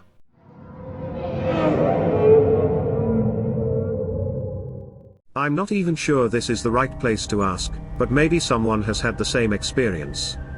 Yesterday morning, my husband and daughter come rushing in the room, and wake me up asking why I'm playing around. Me confused and him looking confused, because he didn't know I was sleeping. He then goes to say he saw me poking my head around the corner over and over. I reply that I've been asleep this whole time. He said that him and my daughter were on the couch, and my daughter tried to get up, because she saw me, and said Mama. He looks over as well, to apparently see me poking my head around the corner, but I was definitely in bed. It's been unsettling, the past 24 hours, even as writing this it feels like I'm having a panic attack. I'm hoping anyone has any insight, info, anything. Here are some of the comments from this post. Sydney4358 commented. Yeesh, that's so scary. Years ago, my best friend has seen and heard his boyfriend walking around the house, when he wasn't home yet. He came in the front door a few hours later from work, and neither could explain it. I know that's not helpful. Much Cry 2073 reassured OP. No, you don't need to be worried, that's just your shadow skill. Learn to master it and well, fun shadow magic and tricks and more. Comprehensive Row 3402 commented. These things need to be allowed to remain. Talk out loud in a gentle tone, that it needs to move on, if its intentions are not good and not love. If you revoke consent, it's powerful. The last time I did that, all effects stopped immediately. Something attached to us from the hospital and came home with us a month ago. I did not intentionally invite anything home, and once I said that it was an immediate stop. Let me know, in the comments below. What do you think OP's family saw? Was it OP's doppelganger or something else?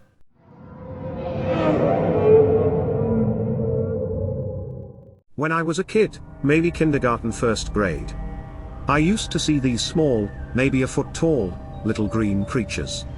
I don't remember their faces, but I remember seeing them every night. They never did anything other than walk around.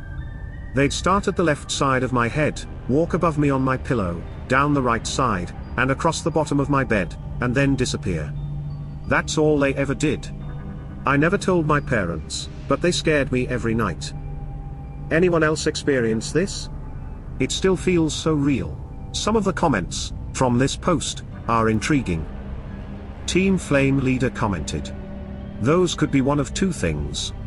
Leprechauns, which are less likely, because they avoid man-made buildings.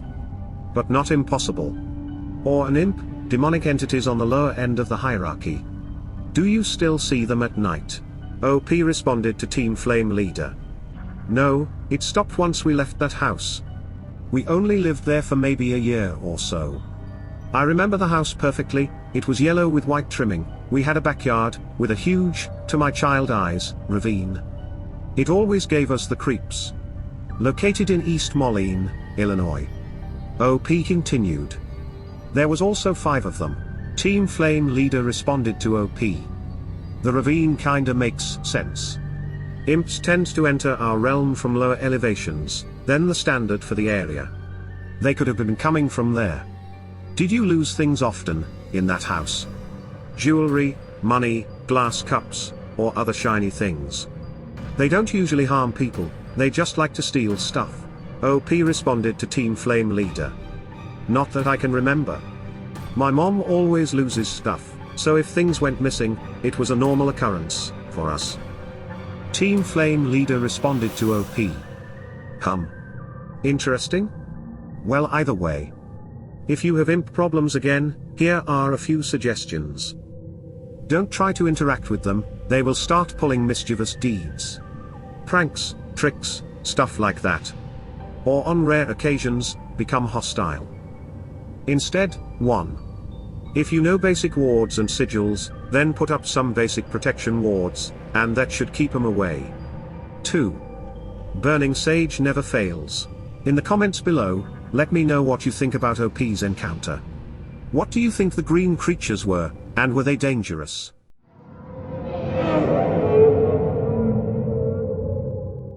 I was up late tonight, and my window was open. And I started to hear a digital watch alarm go off. We live in a construction zone, and there is a dump truck in my backyard right now. I closed my window assuming that it might be something a worker left in the truck. I was looking and looking, and I couldn't see anything, but it sounded like the beeping stopped, so I opened my window, and kept looking. And something human-sized, all white with no distinguishable arms or legs, darted behind the dump truck. I was so shocked, I couldn't make out if it was a person. But then it peered out from behind, and was looking at me. And then, with insane speed, ducked back behind it. No distinguishable features, clothes or anything. Just like a white blob of aura. I called the police, and they did a search, and couldn't find anyone. And as much as I want to believe it was a person, it didn't look like one, and didn't move like one. I don't know what it was, obviously nothing comes up on the internet, with my describing words. Anyone have ideas? Here are some of the comments from this post. Pearcat1999 commented. Skinwalker comes to mind. They are humanoid, but don't move like a natural human, and are often depicted as very pale or white. From what I recall. Liz253511 responded to OP's post. I've seen something exactly like what you describe, except it was black. When I was 11, I walked outside of my house, and I saw my cat, Knight. He was twitching his tail, and staring at something in the bushes, and I playfully asked him what he was up to. Or whatever I said at the time. Then I looked straight where he was looking at, something poked its head out from the trees. It was literally a black head. I was so terrified, I ran back inside screaming, and then my grandmother and I walked to the neighbors, and called the police. And they couldn't find anything. That's when I learned that even if your phone isn't active, you can still call 911 on an inactive phone. These things are real. It's terrifying. OP responded to Liz253511. Thank you for sharing. It's comforting to know someone else has experienced this, because I literally can't find anything about what it is. Liz253511 responded to OP. I know, right? I've had a ton of things happen to me that I can't even find on the internet at all. But you're definitely not crazy. Creepy short thing suggested. A crawler maybe. In the comments below, let me know what you think OP experienced. Do you believe OP experienced a cryptid, entity, or something more human?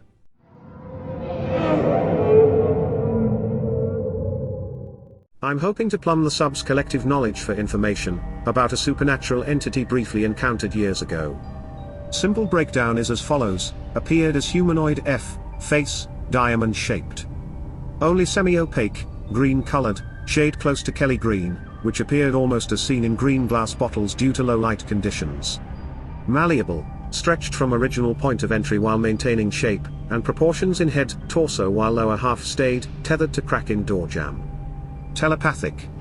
Neutral-ish in disposition, responded without aggression to rebuke of communication.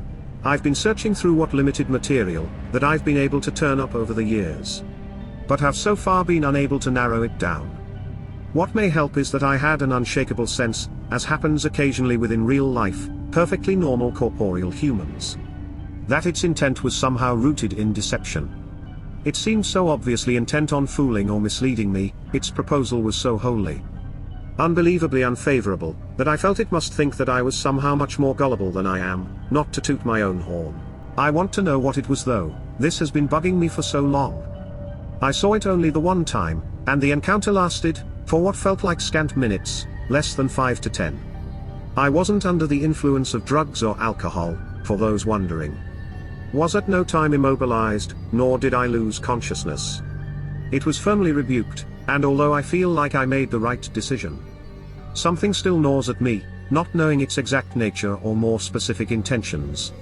Does anyone also have previous experiences with the same similar entity, or at least know what it was? Any help appreciated. Here are some of the comments from this post. EasyClaim2820 commented. I don't know. Yo, there's a lot of spirits in this world. I saw something that looked like Smeggle, in a closet. Had glowing yellow eyes, and scary as F. Reeds2984 commented. This is amazing. Not from a supernatural perspective, but, for years I've been trying to describe to my mates, about a lady that sucked my donga in an alleyway, in Ibiza. I could never explain it, but after reading this story, I now have her exact picture. Absolutely astounding. It's Heart Lady. Effing excellent, thank you. I hope you have good fortune identifying your otherworldly beings. Let me know, in the comments below, what do you think OP experienced? Do you think you know what the identity is?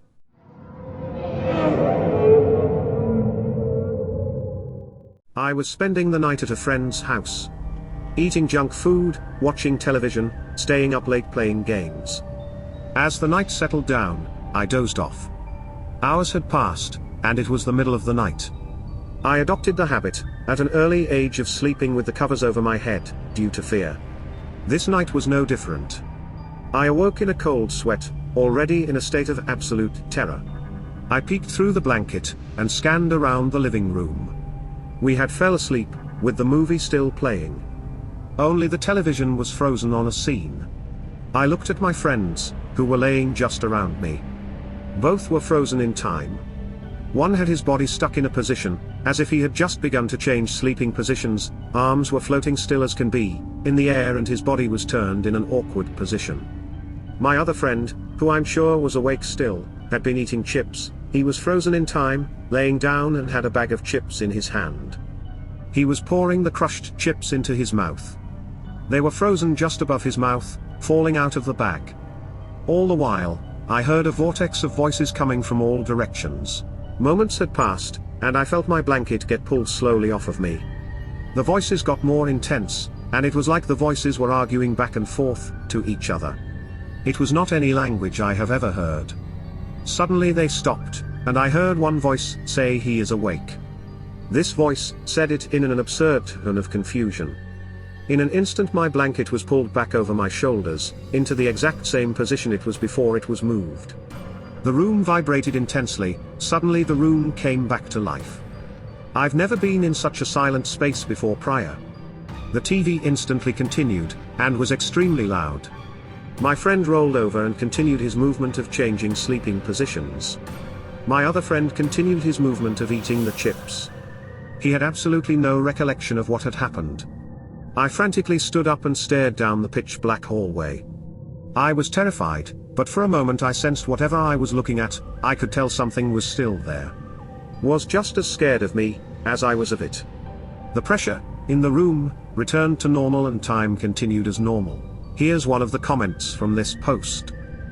Most Satisfaction 292 responded to OP's post. Had a similar experience before, was a vortex of voices, could hear wind, nothing like what you were saying after that, but it was English voices. One moaning, a bunch of others, the person moaning, I heard was around a guy. The guy goes out this over your head, turns out a week or two later, met the voice of the person moaning. It was a female transgender girl, on testosterone. Was still female, and was heterosexual. In the comments below, let me know what you think about OP's experience. Was it a vortex or some sort of sleep paralysis?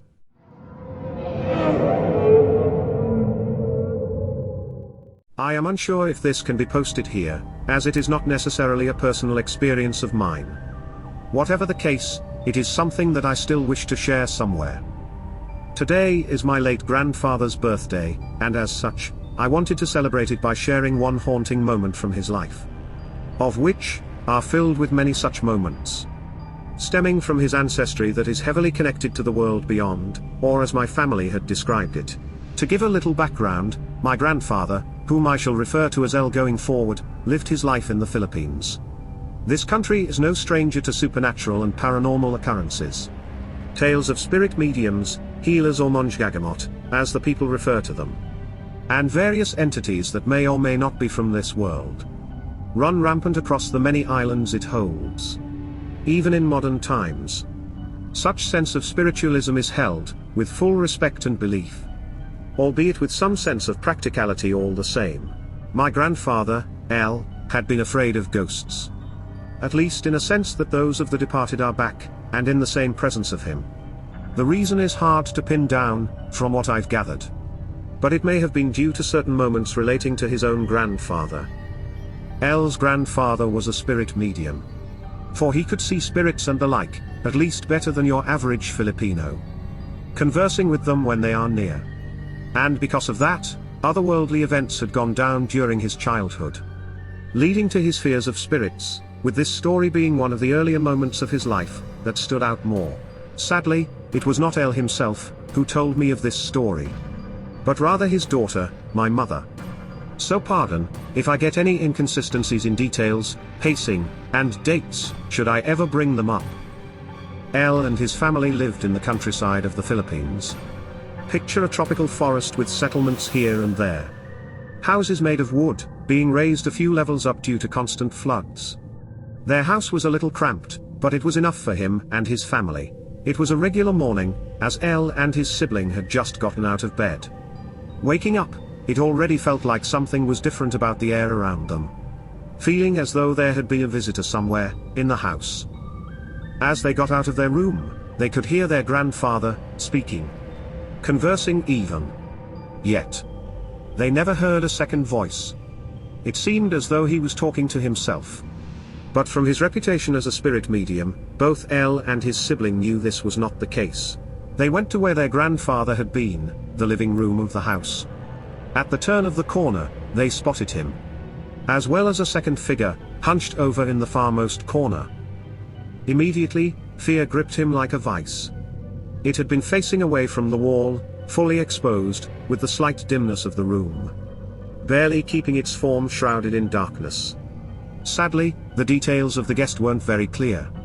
Just that it looked human at least, but it had a lanky and skinny physique, along with incredibly pale skin, that could never be seen on a living and breathing person.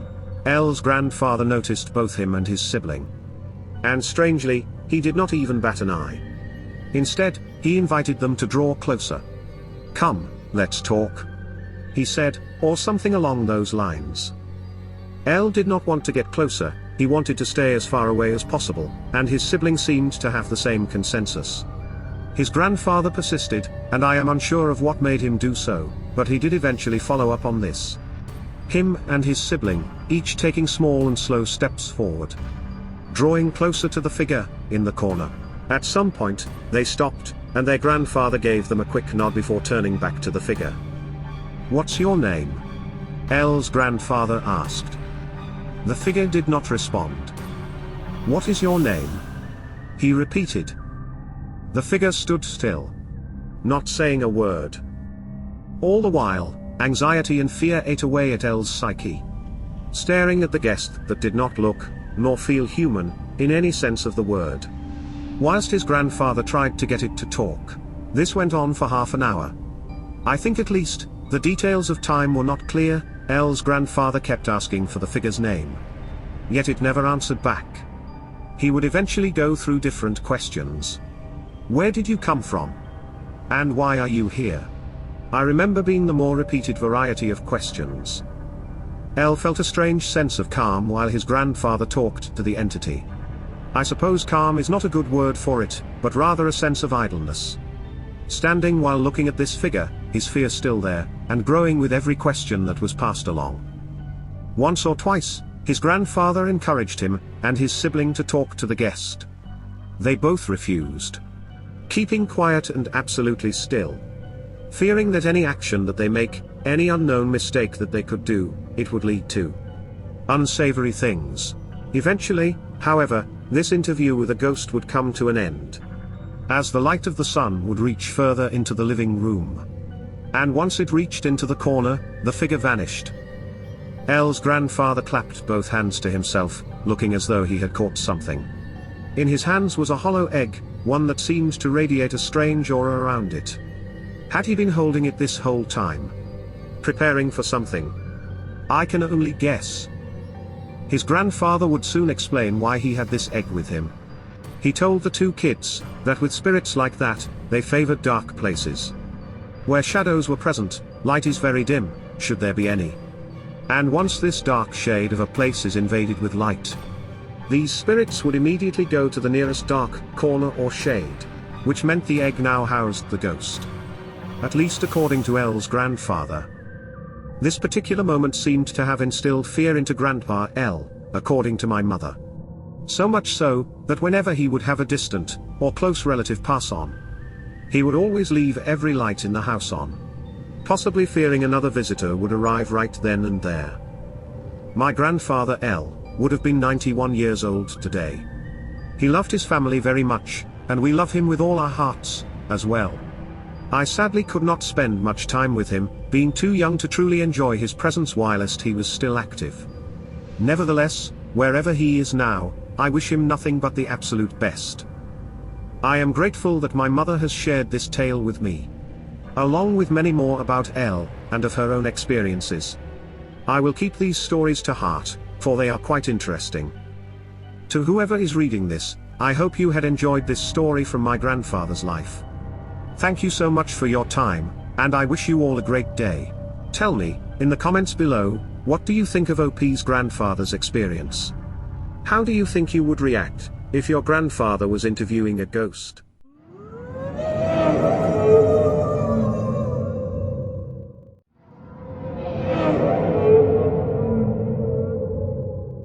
He was only 26 when he died, and it hurt. We baptized our godson together. Days before the wake, I was talking to my boyfriend, at the time, about him, and then as soon as said, he tried to stop me to no avail. I want to see him. It was as if I had summoned him, because from the corner of the room we both saw smoke come into the room. My boyfriend ran across the room to sit down, and this smoke circled us before it stopped right. My boyfriend says, he's standing right behind me, huh? My stuttering confirmed his instinct, and we both ran out of the room. When we reached the front room, we were shivering, and he asked me, "Did that just really happen?" I looked at him and said, "Do you mean, we are not crazy?" We both chuckled. He says, "Yeah. Yes, ah."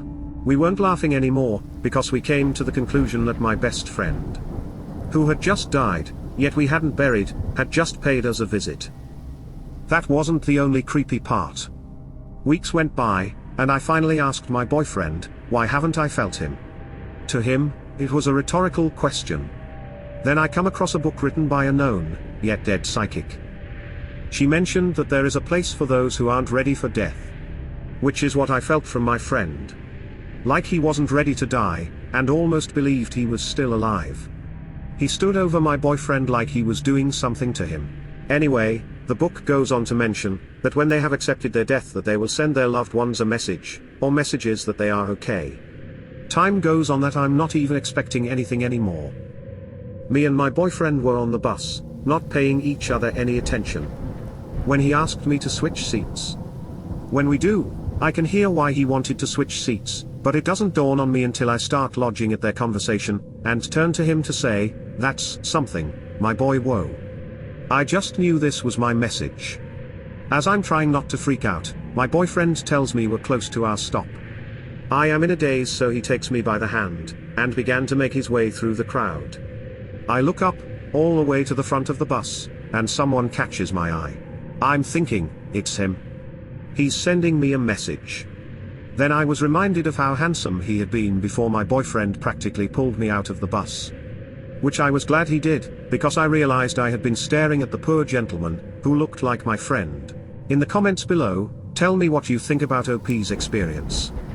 Did her late friend send OP a message?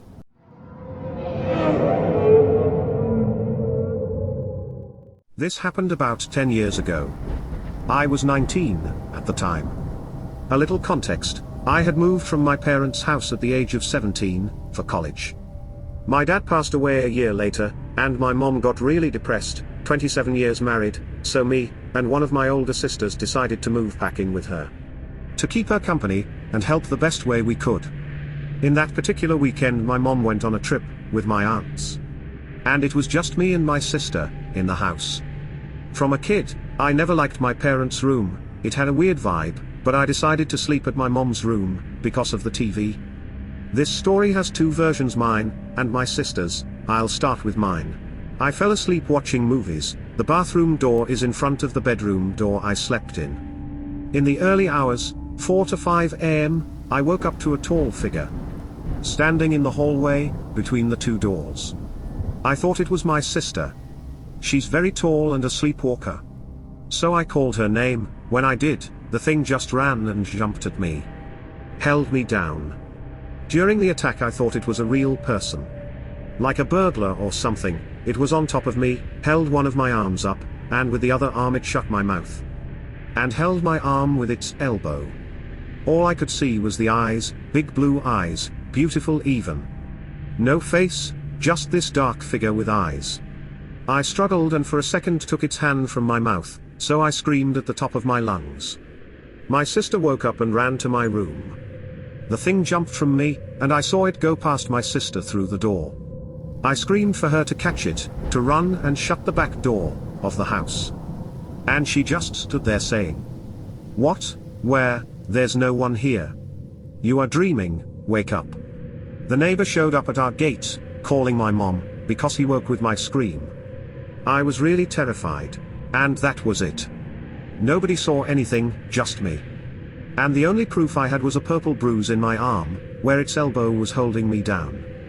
My sister says that when she got to the room, I was laying down looking at the ceiling. My memory is different, I was sitting up on the bed. So ideas. Just a really nasty dream. Never forgot it. It was pure terror. Here's a comment from this post. Special Friendship 20 commented. It may be feeding off your mom. Since there was a death, so she's in pain and suffering depression. They love that stuff. In the comments below, tell me what you think about OP's encounter. Was it an entity or an intruder?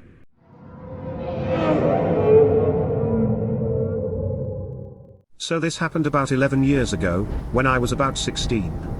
So the house we stayed in.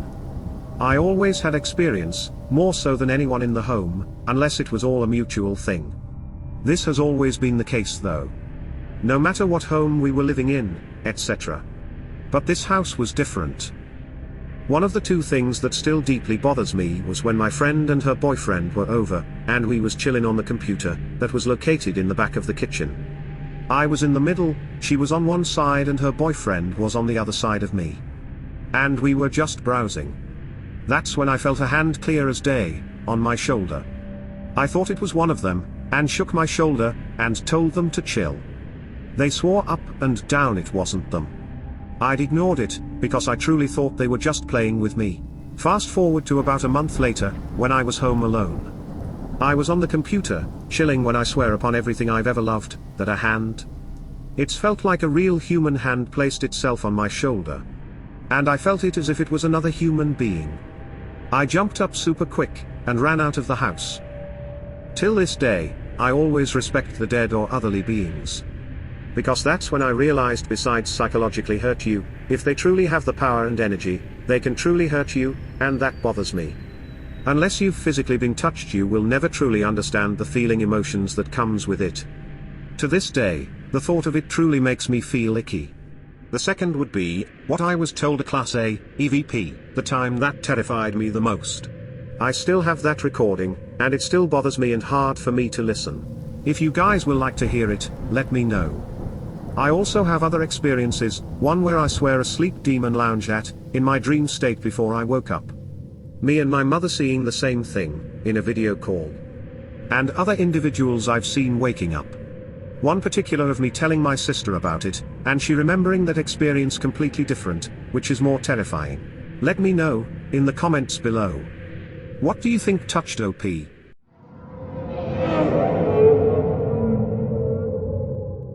Hey, everyone! I am going to try and keep this relatively short. I do want to make a few disclaimers, before I start the story. I do not necessarily believe in very paranormal instances. However, I have had very strange coincidental events happen that I have started to really think they are not just coincidence. The two events thought of have to do with living things, my childhood dog and an ex either before death or before a serious medical issue happening. I won't get into them unless asked, due to possible importance, but I just want that to be known. Due to those two events, someone said I seem to be clairsentient. But I don't know. Anyway, this is a separate event that has really freaked me out. To give some background on the house in the story. And people who lived in it. My significant other and I, we are male 26 years old and female 25 years old, have the opportunity to buy his grandmother's house. This grandmother 91 years old, is a wonderful, extremely religious woman who is sadly in a nursing home until she passes due to dementia. This woman has lived in her house for 70 years. 50 or so being alone, as her husband passed that long ago. I do not know how or where he passed. She never remarried or dated. Her house is being offered to family members first, before going on the market. The house looks like it is from the 1950s, as in nothing inside seems to have changed: wallpaper, carpets, doors, windows.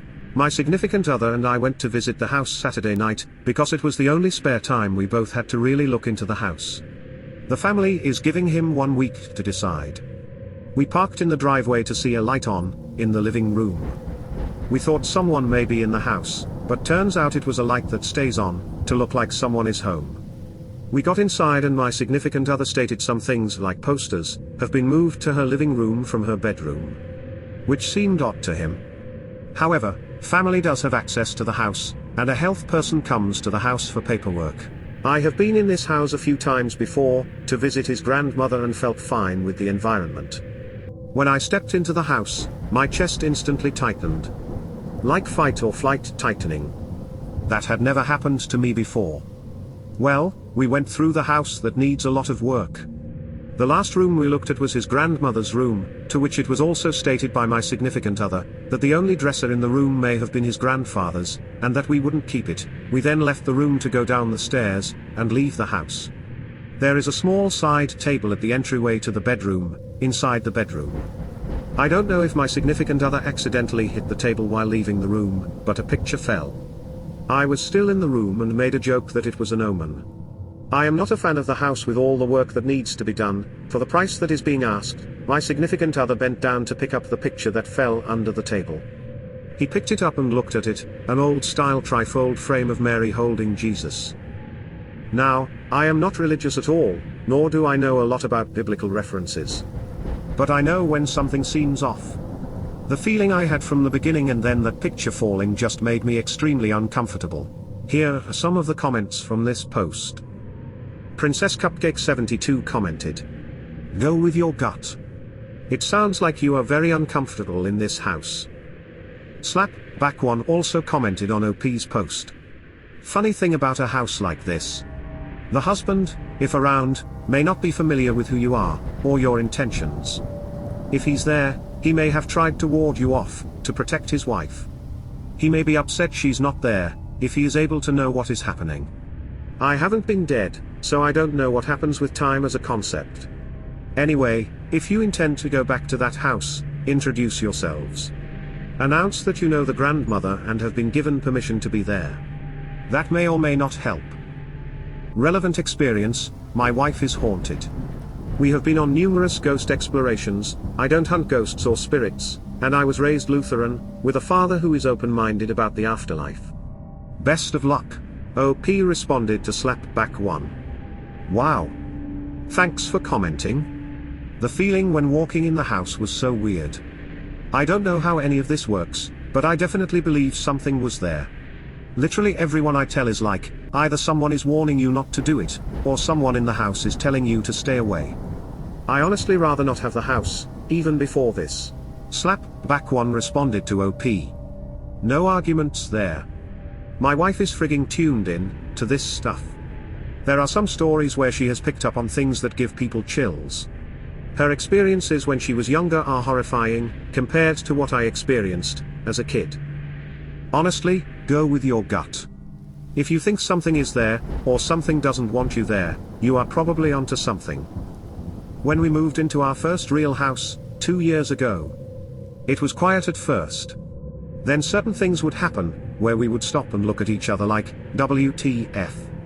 The woman that lived here before us, still lives in the neighborhood, and has asked us how we've settled in. Her husband passed away due to some neurological disease, and sold it to a younger couple, who then sold it after their house was built.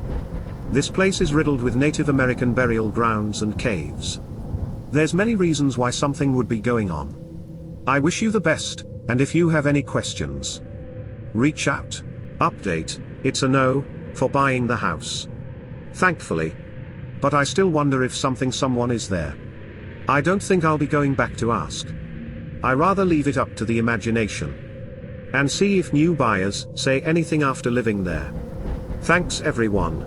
In the comments below, tell me what you think about OP's experience. Do you think the entity in the house was her significant other's grandfather, or did her significant other accidentally bump the table?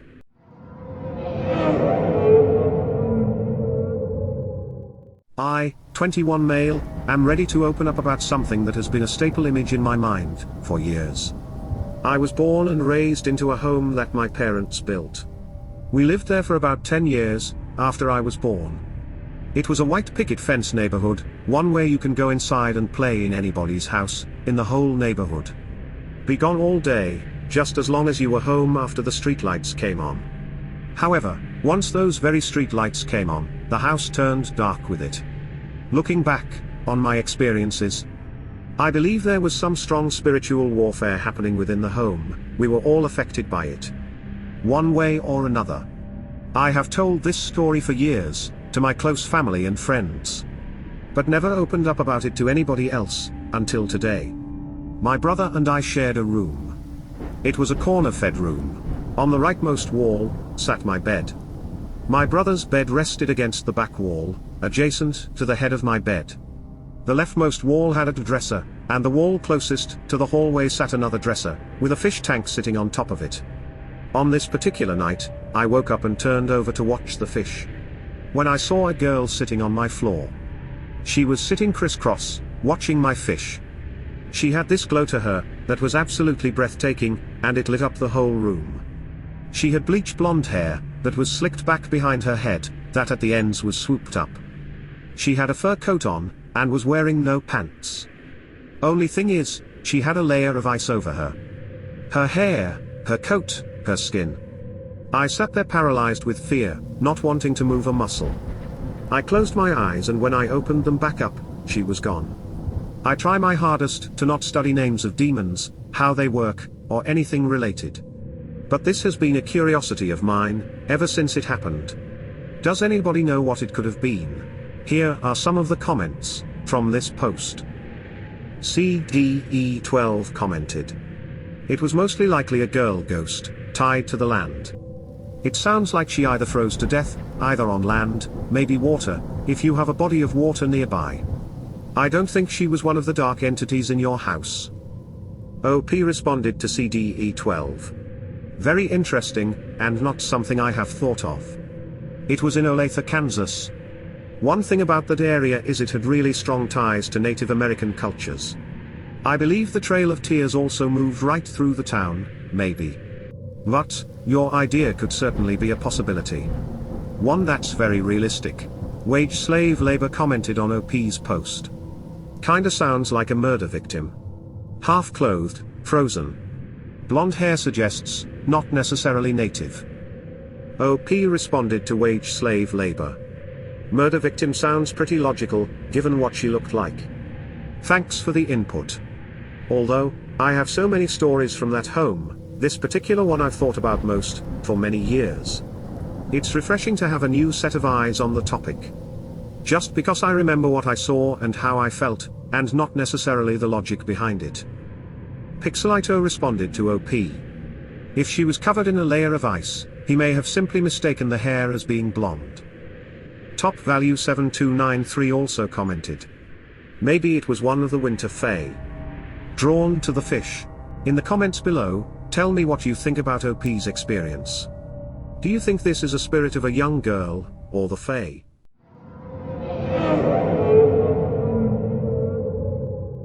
This just happened, like 2 to 3 hours ago, and honestly, I'm still kinda shaken up. My apartment is kinda notorious for the spooks. You know, things moving, doors opening or closing, the usual. We also have a mimic that likes to pretend to be my kid or my little niece calling or crying for me. There was one day with a lot of mimicking that I ended up with a couple little scratches on my collarbone, out of nowhere. I was just sitting at the dining room table. But I digress. Things have been quiet. I mean, today, I've seen some shadowy, out of the corner of my eye kinda things, but nothing crazy. Tonight my cat comes tearing down the hallway, like speeding, and skids across the back of the couch.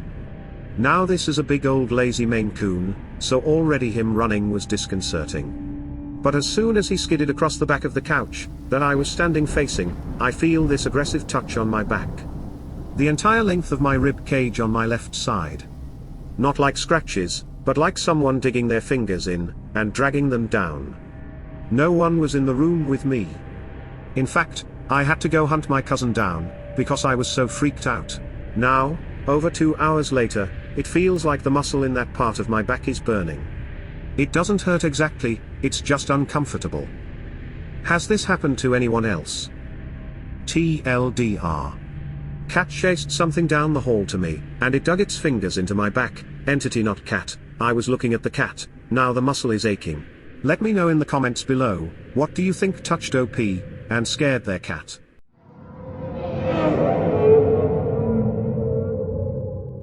I work in a nursing home, and we got a new admit a few days ago.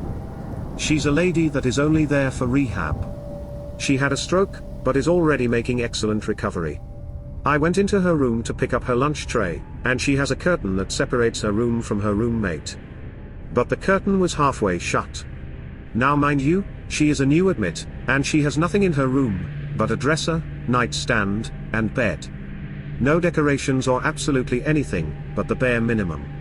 So I know I didn't see something and mistaken it for a ghost. I enter the room and thought she had a visitor.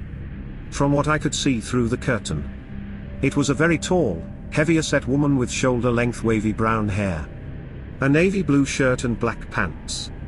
I enter her room and open the curtain, and nobody was there. I was very surprised. Just absolutely shocked. I know I saw someone there, but then they were just completely gone.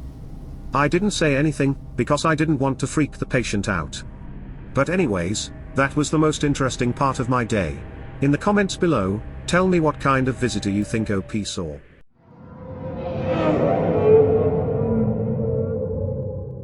I think my house is haunted. Let me start off with I live in an old town, where there has been a ton of Revolutionary and Civil War battles. And the town in itself is pretty haunted. As well as my house is over 100 years old. I lived here 19 years, was born and raised. I have always had an odd feeling about my house, since I was a baby. Weird noises, stuff disappearing, and stuff unexplainably falling for no reason. One night I was just laying in my room and I had a shelf I was going to hang, but didn't get to it. That's when in the middle of the night it just falls over. But there wasn't any possible way it could have fallen. It would have to been pushed over. Another time my girlfriend's duffel bag was just sitting on a dresser, and the same thing, we were downstairs, and heard a large bang. I run upstairs, thinking my mom fell. But no. So I went to my room and there it was laying on the floor. Just tonight, we were watching Hocus Pocus 2, I heard a bang from the kitchen. I go look, and the vents to the microwave have fallen out, they never done this before. We also have 4 dogs, sometimes they just sit there, head up, and stare at the wall. As if something is there, and they all do it at once. And they have this certain toy, the ones you hit hard and they light up. Well, at night, when I'm up late, watching TV or playing video games, I look over and there it is, in their bin flashing. This has happened several times. I was in the bathroom watching scary videos, and one of the bulbs start flashing. And other times my bedroom door makes a noise, as if somebody is about to open it. So when I go to open it there's nothing. A lone night, I was coming home from work, and my girl calls me. Said someone opened the back door. I get home quick, and it was locked. I get home another night, and was told I left the gate open, because my girl and parents didn't open it. But I never used the gate. We've had silverware disappear and other random stuff. But I'm pretty sure my house is haunted. Here's a comment from this post. Zyologers commented. Yeah, I think your house is haunted. But it seems like, from what little you've said, that it's probably just a regular dead person. Nothing all that nefarious. I get the feeling, from what you've said, that this spirit is simply trying to live with you, just like you're trying to live with them. While hauntings can be scary sometimes, it can also just be so low-key, that you can easily learn to live with the situation.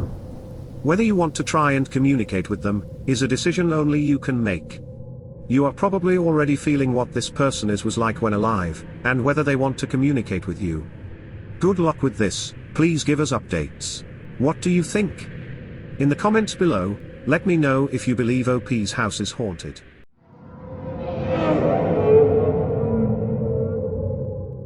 I know this might sound fake, but this has been on my mind since I was 15 years old. On November 18, 2018, my grandma passed away due to a fall. My grandpa couldn't handle being in their home all alone, so he packed his belongings and left for Mexico, after 4 months of my grandma's death. When he got to Mexico, he called my mom. He said to go to his house and pack grandma's belongings. Pictures, clothes, etc. While I was putting away everything, in the living room, I felt the air get so cold around my shoulders, then it vanished after a few seconds. No, the air conditioner wasn't on. I was practically standing there, trying to process what happened, then I started to cry. I don't know why, I think it's my loving grandma trying to get my attention, but ever since that happened I haven't been to her and grandpa's house, for 5 years. Do y'all think it's my grandma, or I'm just insane? Here are a couple of comments from this post. Ananda Priestess Love commented. Hi OP. Often cold spots indicate a negative spirit, but in this case, I'd say it's your grandma trying to get your attention. Because it stopped quickly, it did not cause you any fear of pain. I recommend letting your grandmother know that you love her. Thank her for letting you know she's around. She will hear you. Ziorgos agreed with Ananda Priestess Love. You don't have to do anything special. Just talk and, like Ananda Priestess Love said, she will hear you. I would start by remembering to the best of my ability what it felt like to be around her. What are the feelings you have from your best memories of her? Think about that and tell her from your heart that you love her. Trust me, she will get your message. Let me know, in the comments below. Do you think the presence was OP's grandmother?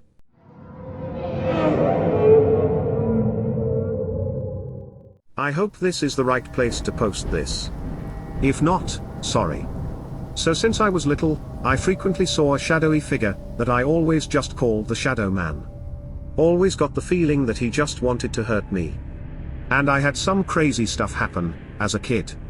After I had first started seeing him, witnesses throughout quite a few of those experiences. Sometimes, usually after I move, I don't see him for a month or two. But then he shows up again. I had a 6'5" bodybuilding friend in high school, that swore spooky things didn't exist. And he got reduced to tears one night, when he was staying over, and he saw the Shadow Man on the back porch. And again inside about 20 minutes later. Anyway, yesterday I was watching my toddler, in the shower. And all at the same moment, my kid dropped to where the side of the tub would prevent him from seeing the bathroom door, that was ajar. And I felt something near the door. I saw the Shadow Man, and there was a pale face that was in front of him. Shadow Man never has any detail, aside from general shape and size, but this pale face had red eyes. But even though I saw it for a solid 3 to 4 seconds, it's like I couldn't quite process specifics beyond the eyes. My dog was terrified when we had eventually left the bathroom. And she has refused to leave our sides since. Just thought I'd see if anyone else saw something like this. And because a friend of mine, that is real into all the spookies, asked right away, the Shadow Man does not and has never appeared to be wearing a hat. Here are some of the comments from this post. Psychological War 795 commented. It is probably feeding off your fear. Sage, holy water, taking communion are things that have worked for me. Uranus Chow also commented. I have seen this type of shadow being, but without the eyes or pale face, many times since I was 8. If you could, please check my profile and scroll down to my first post. Could you tell me if the pale face looked like the one I posted? Thank you. OP responded to Uranus Chow. Not quite like that one. The pale face was separate from, and noticeably closer than the shadow, which wasn't missing anything. I'm little over 6 feet, and the Shadow Man always dwarfed me, but the top of the pale face was about the height of my torso. Uranus Chow responded to OP. Thanks for your reply. So it was 2 separate entities. Not just the shadow being. OP responded to Uranus Chow. Yeah. Sorry, poor wording, I was up late last night waiting to fall asleep when I figured I'd ask if anyone else had any ideas on this stuff. Sugar and Spice 55555 commented. That's really interesting. When I see spirits, it looks like their eyes are closer than they should be too. I've seen shadow people before and I've always run because they always were floating towards me really fast. Most Satisfaction 292 also chimed in. Red eyes are usually a omen for something. Could mean danger, if you keep seeing this being it has an attachment to you. And remember they're not human so their way of helping may be hurtful. In the comments below, let me know what you think about OP's encounter. Do you think it was a shadow person?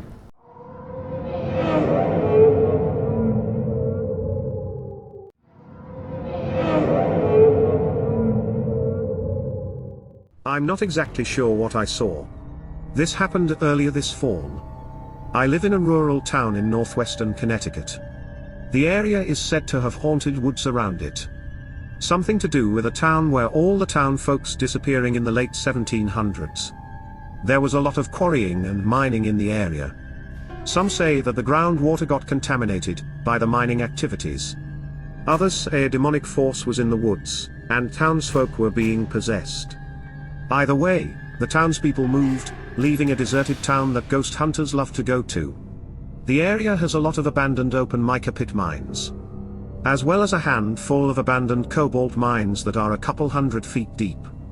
To my knowledge, there has never been any sightings of crawlers or anything supernatural, except for orbs in photos, and people who go there says it is dead silent. I was at a car show at the local VFW, the property abuts the forest where this haunted town sits. It's about a 20-minute walk through the woods to get to the town. The car show wasn't big, maybe about 30 or 40 cars spread out in the parking lot. The lot has parking to the side of the building, then as you go around the back of the building there is more parking. I had parked on the street, and was making my way through the show from front to rear. As I came around the building, I felt uneasy as if I was being watched. I looked into the woods, but didn't see anything. So I continued to look at cars. As I got closer to the tree line, I kept looking into the woods certain there was something out there. And that's when I saw it. I looked to my left, and there were 3 Chrysler K cars, all immaculately restored, as if they had just rolled off the production line. Standing, or rather crouching, were 5 or 6 white beings on all fours, clicking and seemingly in conversation with each other. One, realizing I saw him, quickly snapped his head in my direction. He was directly looking at me. The group was about 25 feet from me. At that moment panic took over and I ran. I got in my car and drove home, locked the door.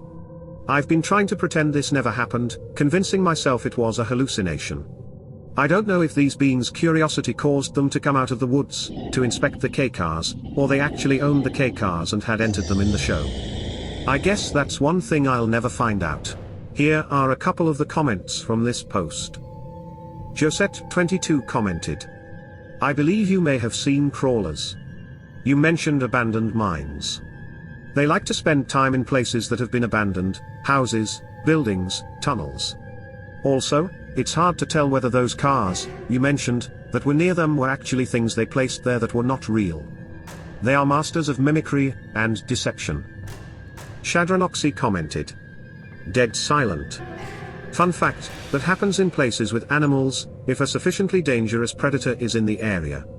Might actually have something interesting there, friend. Let me know in the comments, do you think OP experienced crawlers, or another predator? Also, how do you think the crawlers were able to obtain K-cars?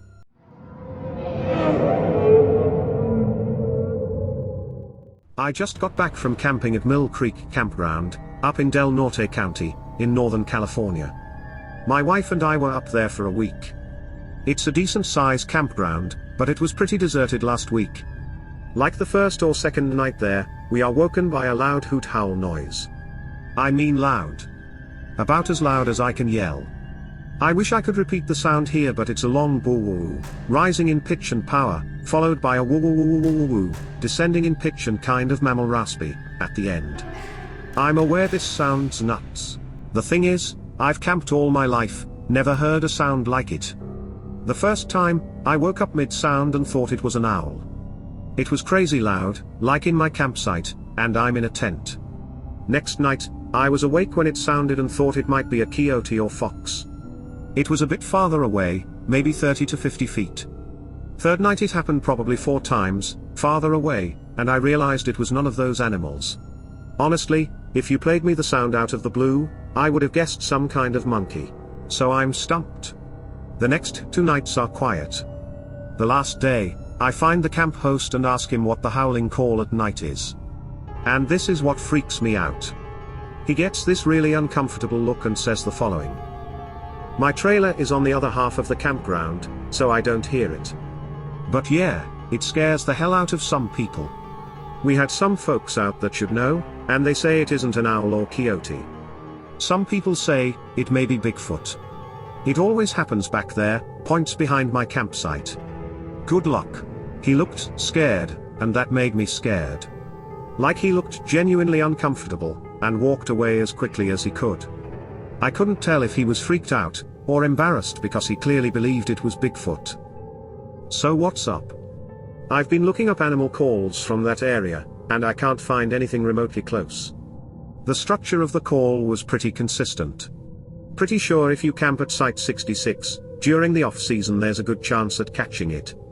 It ain't subtle. Somebody tell me there's some kind of nocturnal crane or something. Here are some of the comments from this post. Tyrant commented. I grew up in Del Norte, in the mid-80s. I saw my sighting driving to high school in the morning. I was driving west on Highway 199, Hiochi Bridge over Smith River. Looked down on White Rock Shore at my 4 o'clock position. It was big and black and had a long fast stride, and long swinging arms. Pointed it out to my classmate friend, in the passenger seat. Later he demonstrated the movement to my brother, at home exactly without us even ever discussing the movement style. Bothers me I did not make an effort to try and track it more back then. But I was just a teenager then. That is why I feel a need to still kind of lurk on this subreddit. OP responded to Tyrant. Yep, that's a stone's throw away. I used to camp at Jed Smith.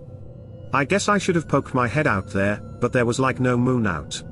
And I was kinda scared. So dang loud. Mossbrook responded to OP. Jedediah Smith in the Redwoods, next to Oregon. That's where I had my thing. If it helps, you don't need to freak out too badly. I exchanged an apple for a ripped off bark plate of grubs. You get the respect you put out, and it obviously didn't mean you any harm. Boca Ciega responded to Mossbrook. J. Smith is where I also had my only encounter. Freaked my wife out so bad she has PTSD from it. Rosai Cracks responded to Mossbrook. Grubs. That's so cool. Did you feel a presence or anything? Mossbrook responded to Rosai Cracks. The hair on the back of my neck stood up, and the woods got silent. Obviously something was there. I thought it might be a cougar, but when the wind shifted, I got a very faint whiff of musky dirt. I thought maybe a bear. But they smell like dead carcass occasionally. Mostly the only reason I thought Bigfoot was because I was near the Oregon caves and someone, CDND fella, told me that the surrounding area was local stomping grounds. I was already thinking about Sasquatch. Who knows? If he was right, I may have called she-he to me. I didn't really hang out long enough to find out. And felt stupid for going back, but my curiosity got to me. But no, I didn't prickle on the way back, when I found the grubs, only the first time around. There are many more comments, all are insightful. The link is in the description below, if you want to check them out. In the comments below, let me know what you think OP heard. Was it a Bigfoot, a bear, or something else?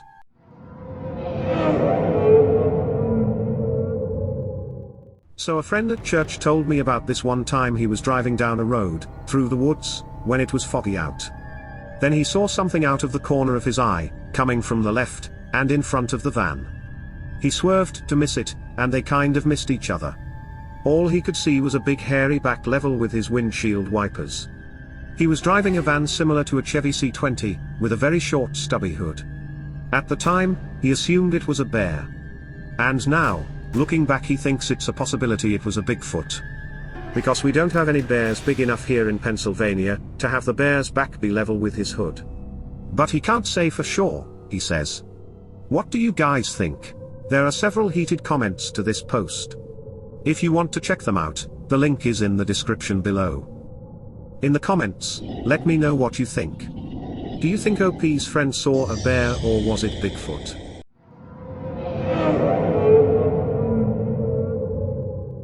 I was a young Coast Guardsman, about 21 years old, back in 1981. Our boat was the Coast Guard cutter, Sumac. Stationed out of St. Louis, Missouri. Foot of Iron Street, it wasn't a cutter. It was a river-going tugboat, with a buoy tender barge on the front for buoy operations. Red nuns and black cans. At the time of the incident, we were heading back upriver to St. Louis from a week of setting buoys, starting at the Ohio River. What a fun job that was. Back-breaking, but a good workout for a young man, like myself. When we finished our daily aids to navigation ops for the day, we'd simply push the barge onto any bank and tie off to a big tree for overnight, makeshift mooring.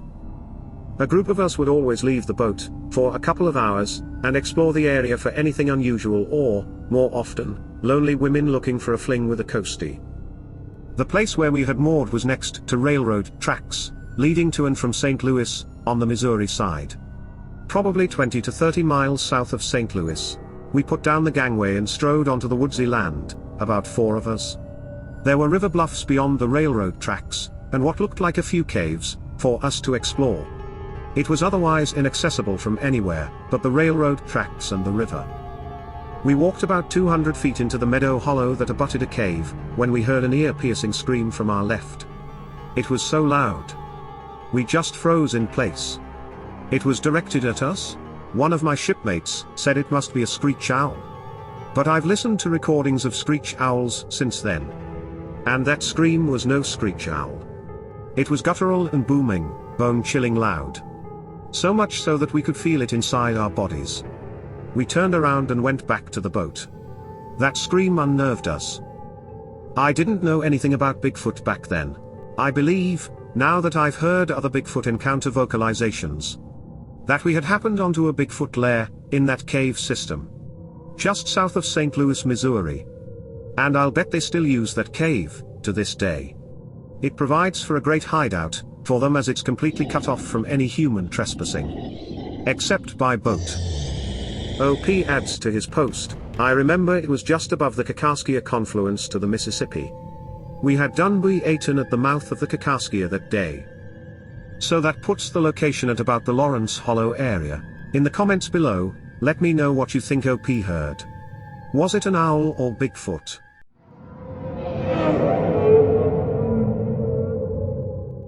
For starters, I've been an outdoors person my whole life. I've seen a ton of wildlife, in the wild, up close, and I'm pretty good with identification. Super remote Oregon camp spot last summer. Sleeping in the bed of the pickup, in a clearing. Woke to absolutely thunderous footsteps approaching the camp, brush crashing loudly. I've heard bear crash through brush like that, but this thing was bigger than any black bear. I could feel the ground shaking with its footfalls. So I'm thinking this thing had to be at least 800 pounds, no grizzlies in this area. Moose are rare in that area, but do exist. And it's coming right toward camp. So I hop up and grab a couple big sticks and clack them together real loud. And yell, not aggressive or challenging, but just like, hey, I'm here. The thing just keeps coming, shifting direction maybe a few degrees to stay just inside the tree line, and out of sight. It was a full moon, so the clearing was light, but the woods were very dark, in contrast with eyes adjusted to light. I don't think it was an elk, cause even a big bull would bug out at the sound of human that close. This thing didn't break a stride. Only thing I know to have no fear of humans, like that in that size, is a moose. Even then, I've never heard a moose make footfalls that loud. The ground was very dry, so there wasn't much hope for finding prints, come morning. But I looked. Nada. Looked quite extensively for evidence of freshly trampled brush, which I figured I'd be able to find. Nada. No scuffs in the dirt, nothing. Honestly, that was the strangest part to me, with the noise it was making. It should have left a scar on the vegetation. Anyway, does this fit the law? Here are a couple of comments from this post. Earthy Psyche commented. Sounds like typical Sasquatch to me. Curious but letting its presence be known, in hopes of intimidation. To make anything foreign in the forest to feel uncomfortable. So that it will vacate the area. Just my take on it. Ants taste great suggested. Bears are almost silent when walking. You can hear their breathing, before their footsteps. There are many more responses to OP, check out the link in the description for the full discussion. In the comments below, let me know what you think. Was it a moose, a bear, or possibly Bigfoot?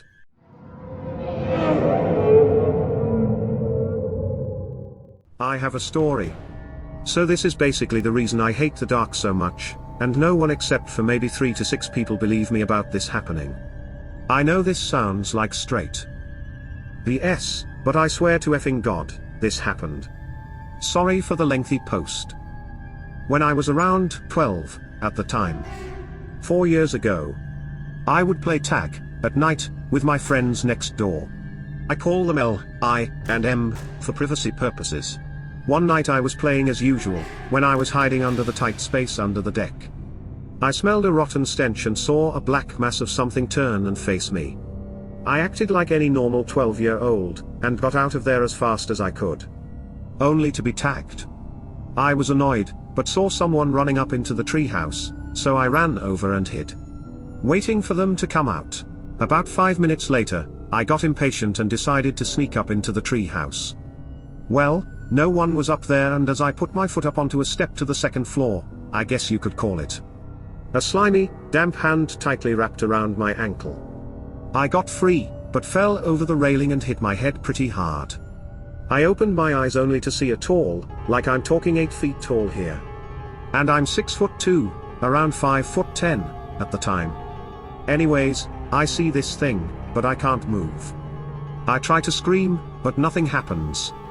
I know what you guys are possibly thinking, and no, not sleep paralysis. I've had that before, and this was different. It shot down and wrapped its hand around my throat. It said run in my ear, and a sharp harsh tone. Kinda like Vecna mixed with Will Ramos, Lorna Shore for anyone who doesn't know. As soon as it says that, I can move again. But it is gone, but my neck is still in pain. I get up and book it, but get stopped by L. He spins me around and asks where I have been. And that they have been looking for me for 20 minutes. I tell him what happened and he calls BS, saying they looked behind the treehouse multiple times. I blink and there it is, right behind him, in the split second I blinked. He calms me down and talks me through it, saying it was just M being a D-head. About an hour passes of nothing happening, and I go inside. Only to see this thing again, in our chip pen, just staring at me. I tell my parents and sister, and she say she put her hand in the spa and did it all. The spa was bone dry at the time of this. If anyone has any insight about this, please let me know. I have looked online throughout the years, but the only thing that somewhat resembles what I saw was the rake. Or a version of Slenderman I drew, but a couple years ago with few facial features, eyes, mouth. My friend at work had a paranormal-like experience like this one I had. I hope that this is the right place to post this. I have posted this word for word, except this part on r/cryptids, as well to get further insight from them over there. TLDR. 12-year-old me gets somewhat attacked by humanoid creature. Thought I should add this, I live on Mount Tamborine, Queensland, Australia. I saw something similar about a year ago whilst backyard camping with my mates twice. Super effing fast for the second and third time. Here are some of the comments from this post. Professional P4386 commented. I live maybe 20 minutes from Mount Tamborine, small world. To be honest, the times I've been to Mount Tamborine it's always a bit off. I'm not sure why, but it just feels like there's something really ancient there, deep in the bush. Wouldn't want to be there after dark, can't explain why. I've never experienced anything like what you experienced, though. Come to think of it, I haven't read many stories of freaky shit happening here in Australia. OP responded to Professional P4386. You probably wouldn't want to be out at night, because of the Freemasons. And that ancient thing is possibly Yowie. Professional P4386 responded to OP. There's Freemasons on Mount Tambo. Didn't know that. And maybe it is. I'm a bit confused, With one part of your story though. Your sister, I said it was her and she put her hand in the spa. So she tricked you? Also, did the chickens freak out when it stood in the chook pen? OP responded to professional P4386. The spa was bone dry at the time. And no, chickens didn't go crazy somehow. I don't know. Let me know what you think. Did OP encounter a yowie, or was OP's sister playing games?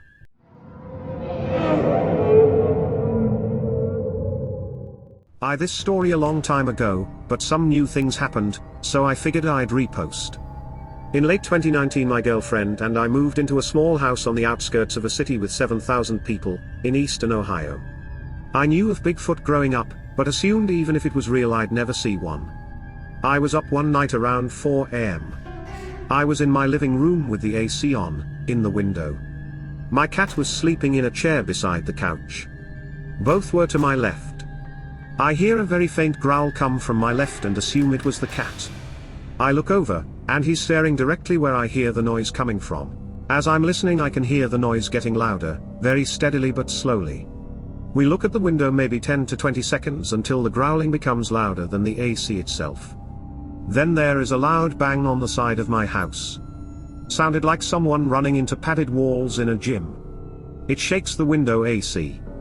I have never seen my cat run so fast in my life. His fur was all puffed out, for the rest of the night. This alone obviously freaked me out, but I never considered Bigfoot. I assumed it was a black bear or a deer. I laughed it off until a couple of weeks later when I was working. I'm a 911 operator. I went out to check it the next day and there was no damage I could see. I was telling my sergeant about it and he mentioned Bigfoot. He also mentioned a report taken, in our county where a guy in his late teens had crashed his car, claiming he swerved to miss Bigfoot. I found the article from years ago, and it said it happened on the road I live on, less than half a mile away. They also noted he did not act like he was under the influence. For a couple of months around that time, I had also noticed tapping on the windows that almost sounded like tiny pebbles hitting the windows. Nothing like that has happened since, but I did notice something strange I didn't mention. There is never noise coming from the woods, behind my house at night. I have went out dozens of times, in all seasons, in all weather, and never heard anything back there. It's a thin patch of woods, maybe 1,000 feet wide and a couple of miles deep, but it leads to a large section of woods. It has a stream and cornfields all around. It should by all means be filled with wildlife. I have no explanation whatsoever, so I figured I'd get some other input. Here are some of the comments from this post. Thumperfootbig commented. Wall slapping, pebbles on windows, growls. I've seen all of these reported multiple times. It's plausible to me that you have Bigfoot behind your house. An unknown Redditor also commented. Question about the tapping on the window. Could bugs also account for this sound? I have a window that, at night, attracts bugs and it sounds like pebbles. But at 4 AM. How many bugs are out? The bug tapping I hear is late evening. Damon Seed chimed in. In my experience, tapping on the window is usually bugs trying to get to your lights. Freaky at first, but once you have the realization that is all you see is the little head butters. I live in an area that is remote. There are times that it is so quiet, your ears start ringing to make up for the lack of sound. It can be unnerving. Total silence doesn't mean predators in all situations. Ground animals will go silent, but not always. They warn like most animals, but birds. They go haywire and generally congregate where the predator is. When I hunt coyote, I'll watch the birds. Tons of birds in one place kicking up a fuss, and I'll find a predator very close by. I'll even screw with the birds and make myself known, and they'll alert and flock like crazy. If I go still and go back to camo, they'll disperse and find another animal to annoy.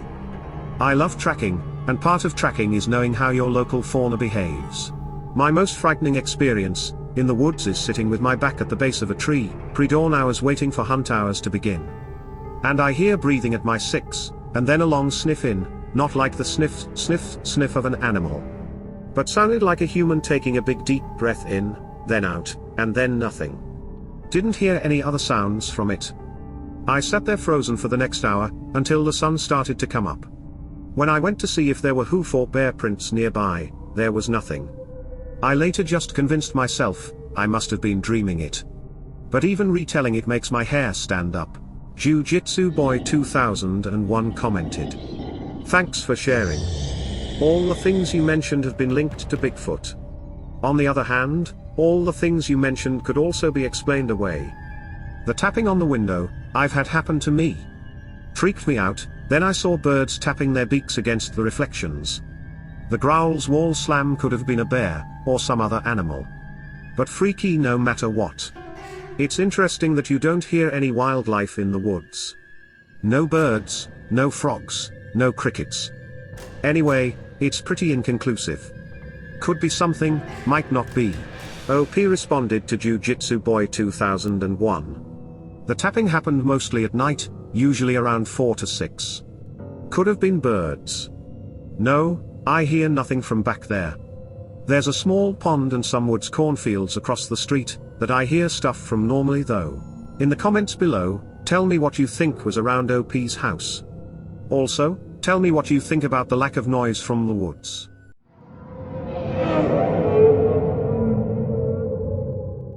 Hey everyone, so up until last year, I didn't believe Bigfoot existed at all.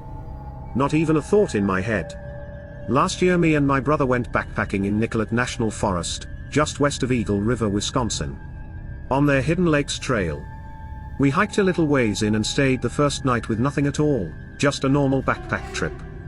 Then on the second night, we were tired and didn't want to hike any farther, so we left the trail and took a road down to a campsite accessible from the road, but not from the trail. During the day there was a ton of wind and we even hung some clothes up to dry, and they were dry in under an hour.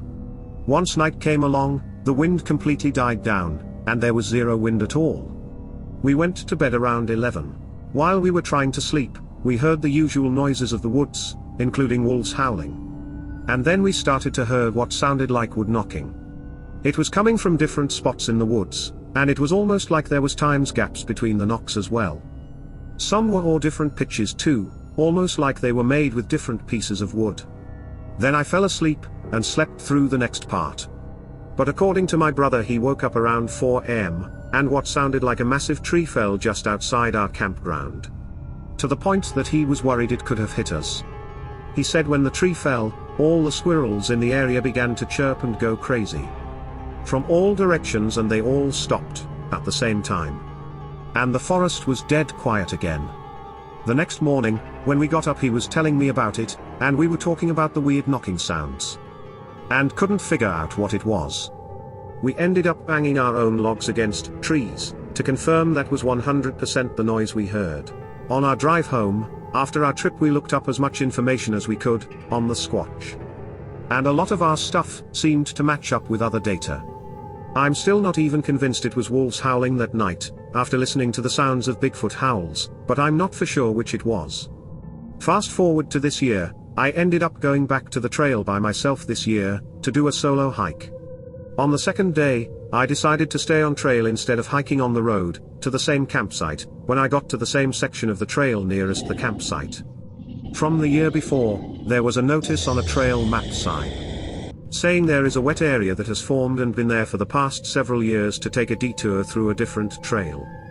We haven't had much rain this year, so I thought it would be dried up, so I still continued on the trail to the wet area. When I got there, it was a literal swamp. This is also the area closest to the campsite the trail gets to, and would have been the direction most of the activity was coming from the year before. I attempted to get through the marsh, but I couldn't get very far, until I decided to turn around and take the detour. As soon as I turned around though, I heard that unforgettable tree knock, that I heard the year before. I pretended like I didn't hear it, and continued back to the detour. And followed the detour through. The detour was about 3/4 of a mile and was the most isolated part of the trail, with the thickest forest I have ever been in. During the 3/4 miles I heard 4 more tree knocks. Some different pitches like before, as if it were separate logs making those noises. Once I left the detour and got out of that section of trail, I never heard anything again and finished the trail the next morning, with no problems. Do you think these were Bigfoot encounters? And do you think they maybe stalked me after I tried to cross the marsh? I've read that Bigfoots prefer swampy terrains, if they can access them, so it would make sense if that's where they would gather. Here are some of the comments from this post. Javanoy commented. Interesting. What else would be knocking on trees out there, in a swampy marshland? Sounds like an alert being put out to warn others of your presence. Jiu-Jitsu Boy 2001 also commented. Thanks for sharing. It's impossible to know for sure, of course. But I'll chime in with a few points. The howls you heard were probably coyotes, but I don't know what the wolf population is in Wisconsin. I would guess a lot of reported Sasquatch howls are actually also coyotes. But then again, maybe a bunch of reported coyote howls are Sasquatch. Tree knocks are an interesting phenomena. I think the most accepted theory is it's a signaling device, something along the lines of hey, there's a human in the woods.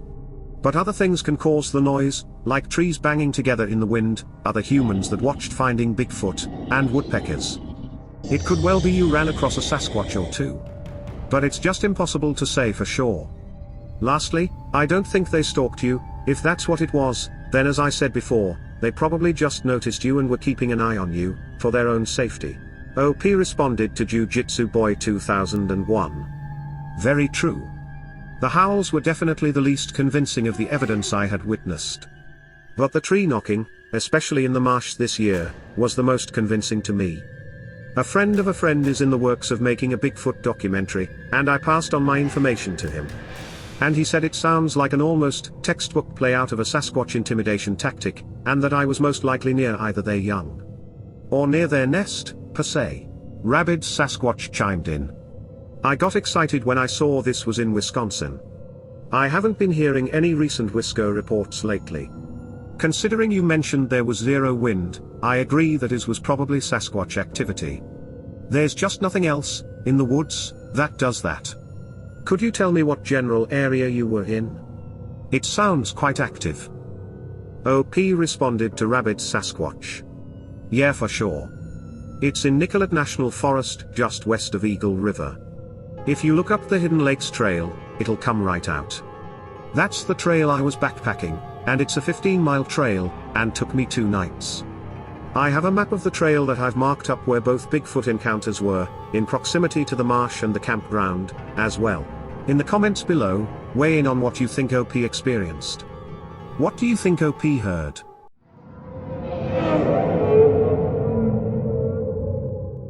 A few years ago, I was out turkey hunting by myself. I was camped in the forest in northern Arizona. The second night I was there, I made a fire and dinner, and then went to bed in my tent. After the sunset, I could hear all the normal sounds of the forest, at night. And I could hear an elk bugling, maybe half-mile to a mile off. As I was laying in my tent, I suddenly became aware that everything all around me became dead quiet. All the noises I had been hearing previously had stopped. Even the elk?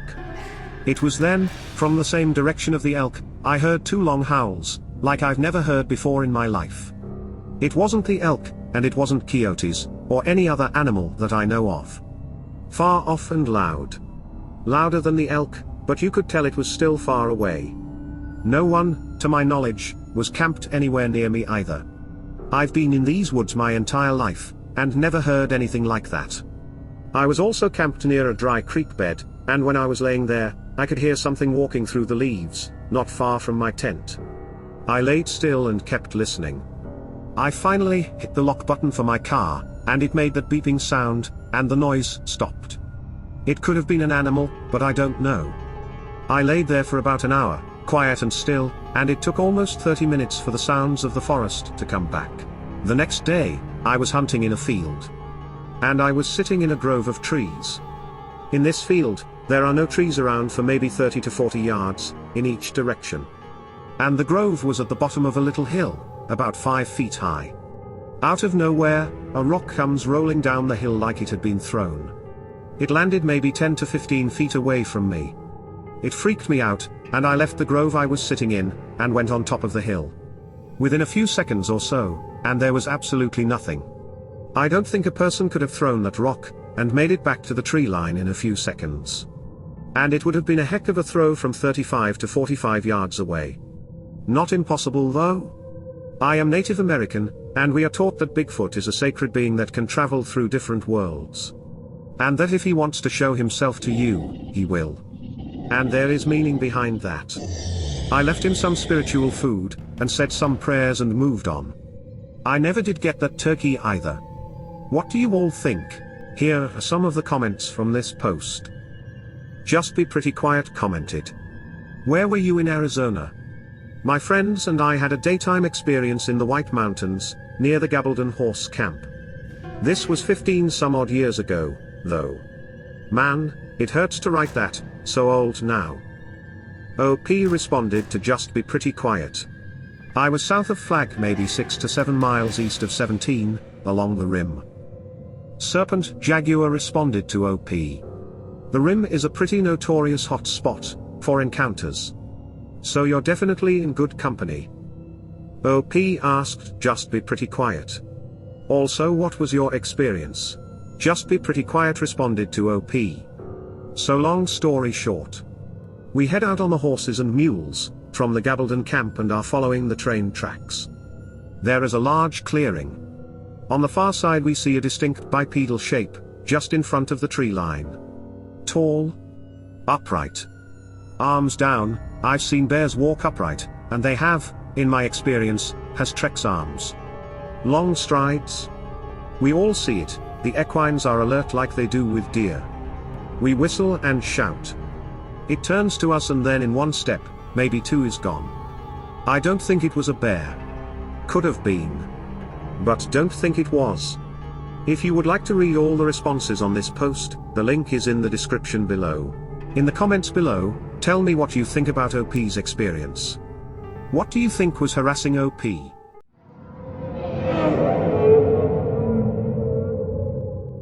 Me and a friend went into the woods to barbecue over a fire, as we do now and then, all year round. I live in Stockholm, and the woods we go to lies next to a lot of apartments. I have always been very into the Sasquatch Bigfoot subject and I know it is real. We have them here, in Sweden as well. What people refer to as trolls here, is the same as Bigfoot or Sasquatch. Same being, different names. However, me and my friend went into the woods to a specific place.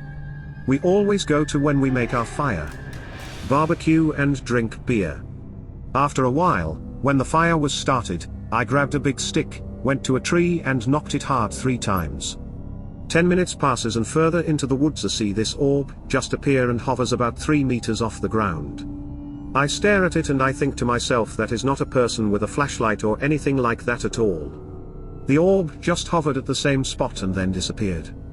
And I thought to myself, weird shit is about to go down. Time passes and darkness has fallen over the woods. Me and my friend sit in front of the fire, where we hear a weird noise, and my friend says, "Did you hear that?" I looked over the fire, into the darkness and saw 2 dark yellow eyes glowing in the darkness, staring at us. I said, "Do you see those glowing eyes staring at us?" "Yes," he answered. "That is not a human or an animal," I said, and he agreed. We stared at it for 30 seconds when it suddenly moves away, almost floating, leaving traces from the glowing eyes. I was creeped out. 1 week later, we go to the same spot and it's dark. The fire is lit when we suddenly start to hear tree break from the woods. Thick tree breaks, it starts from the left and moves to the right, and circles around us. The tree breaks keeps moving around us, and gets closer and gets quiet for a couple of minutes. All of a sudden, 15 meters to the right of us, a big effing tree break echoes through the woods, and I go holy shit, WTF, and it gets quiet. Behind me and my friend stood this 5-meter long tree, and the fire was on a big rock, maybe 1 meter above the ground. Suddenly something appears behind us and smashes the tree with the tree log. This thing broke in half minutes before, it hit the tree so hard that it hit the ground, and swung back up again. Me and my friend jumped back like 2 meters. This thing hit the upper part of the tree, which means that it was huge and strong as hell. My friend turns on the flashlight and looks around. We see nothing and it's quiet. The thing is that when me and my friend walked around, in the woods, we were loud as hell, twigs breaking and tons of other sounds under our feet. But this thing moves fast silently around us, that's the scary part as well. I was scared as hell, so I left the effing woods. I like the woods, but I get nervous and scared when I wander far into the woods alone.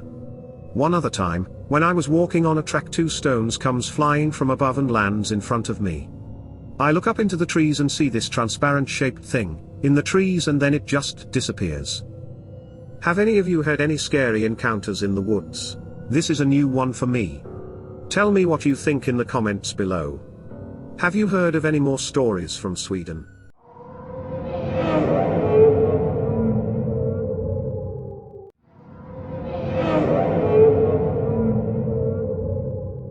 There's a road in my county in Ohio known as Crybaby Lane.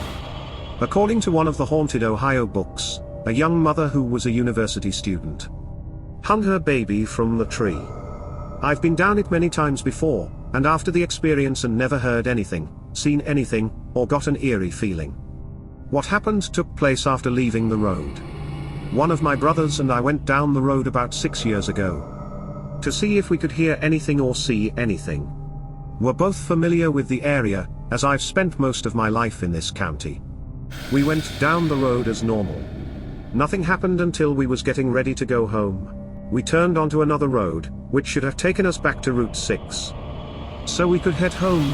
No matter what way we turned, we couldn't seem to find the road we needed. Now my brother wasn't one to mess around and play tricks or act like we were lost. So I know this was something odd. About after 10 minutes of not being able to find Route 6, we finally reached the intersection of Route 6 and the current road we was on. We didn't really freak out, because not too much scares us. Just a bit concerned when we couldn't seemingly find Route 6. Before turning on to 6, we just kinda looked at each other and shrugged it off. I don't know what to call that experience, never had it happen before or after that night. No time was missing or anything like that. Here are some of the comments from this post. Crules commented, "There is a crushing supernatural energy to this story. Like by the first paragraph, I could feel it making it hard for me to breathe. Some oppressive force must have been trying to keep you within its domain." OP responded to Crules, "That does make sense, if that's what was happening. Then it wasn't powerful enough to keep us there."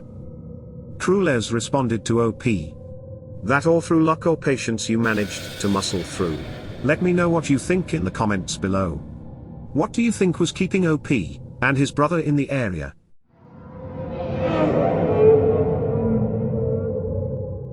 I figure it's probably nothing, but has anyone else woken up and had 3 scratch marks on their back? That goes from the base of their neck to about the middle of their back, on the right side. It goes away after about a week each time. It happens about once a year for me. Usually during the time seasons change, but not at the same time every year. I know it's not from my animals, because I don't sleep with them. And I know it's not my girlfriend, as it appears in the exact same location, each time. And started occurring way before I had a girlfriend. I will always have a very vivid dream at least a day before, or after the marks show up, and the dream always entails nuclear disaster or some type of apocalypse. It first started in the middle of summer, when I was younger. About 8 or 9, and after I remember going outside with my family and neighbors, to watch a bring green object drop multiple white glowing objects out of the back of it as it passed over our city. I finally asked my parents about this memory, and they swear up and down that it was just a dream that I had, and was not real life.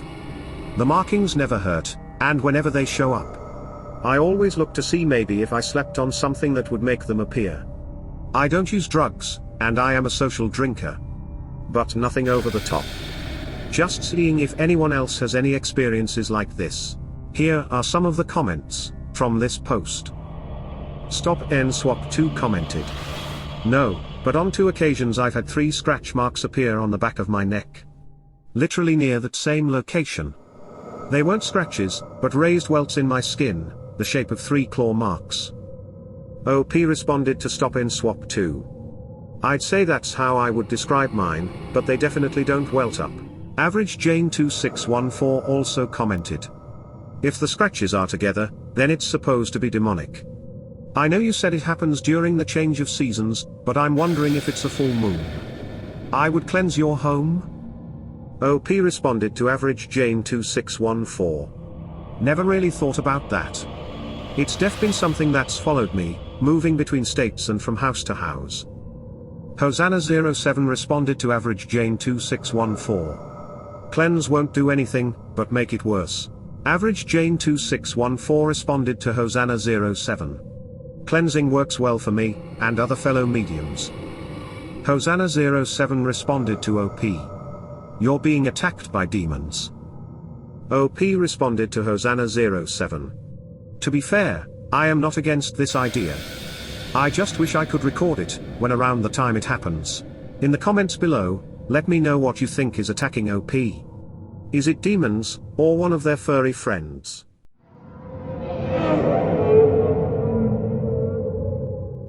The Hatman Hunted Me. Backstory: 5 to 8 years old and I grew up in a chaotic household, with a drunk father. The first set of dreams didn't have the Hatman in them, but was certainly related. I don't remember too much of these dreams, but it consisted of a little girl with pitch black eyes, who tried to gain my trust, and did. And led me to this house. I believe she was leading me to him. The house was creepy and caused me to yell. No. In my sleep. The Hatman dreams, these dreams came directly after the first set. I remember these like this was yesterday. The setting was an old ranch, on a dirt road. I never went in the ranch, I only stayed on the dirt road. The ranch, however, was always dark, built of old rustic wood. The ranch was to the right of me, and everything else around me was nothing but dirt. The first time I saw him, he stood far away with a top hat, a trench coat, and a shadow for a face. I stood in the dirt road motionless and scared for my life. He then immediately got really close, and tried to get me to go into his portal, on the ground. The portal was a circle and was maybe as big as the width of a car. I refused, and that's when he started to hurt me. He scratched me, and I would wake up with scratched in real life. He choked me, and I could feel the sensation of being choked, in real life. He would come back night after night after night, to try and get me into his portal. Inside his portal was pure darkness, nothing to see, just black. The setting never changed throughout the dreams. Always just a ranch on a dirt road. After nights of terror and waking up in pain, with scratches and being choked, I decided tonight, I wouldn't be scared of him and hopefully he would go away. That night was the worst of all nights. He threw everything at me. Scratches, chokes, and inflicted pain in my body. He then dragged me into his portal, and I was only hanging on with 2 hands, with my feet dangling in his portal. In that moment I knew I couldn't be scared of him. So, I just hung there not screaming or fighting back, and I realized I wasn't scared anymore and he disappeared. When I woke up immediately after the dream, that I decided I wasn't going to be scared of him. I looked in my doorway. As a kid, I always shut the door before I slept. But this time it was cracked. I looked and I saw him, but he looked different this time. He had a brownish face, and you couldn't really make out a nose or a mouth. His eyes were silver or white, and he just stared at me for about a minute. He then just left and I haven't seen him since. Thank you for reading. Let me know your thoughts. Let me know in the comments below, what do you think OP experienced? A nightmare or something more sinister?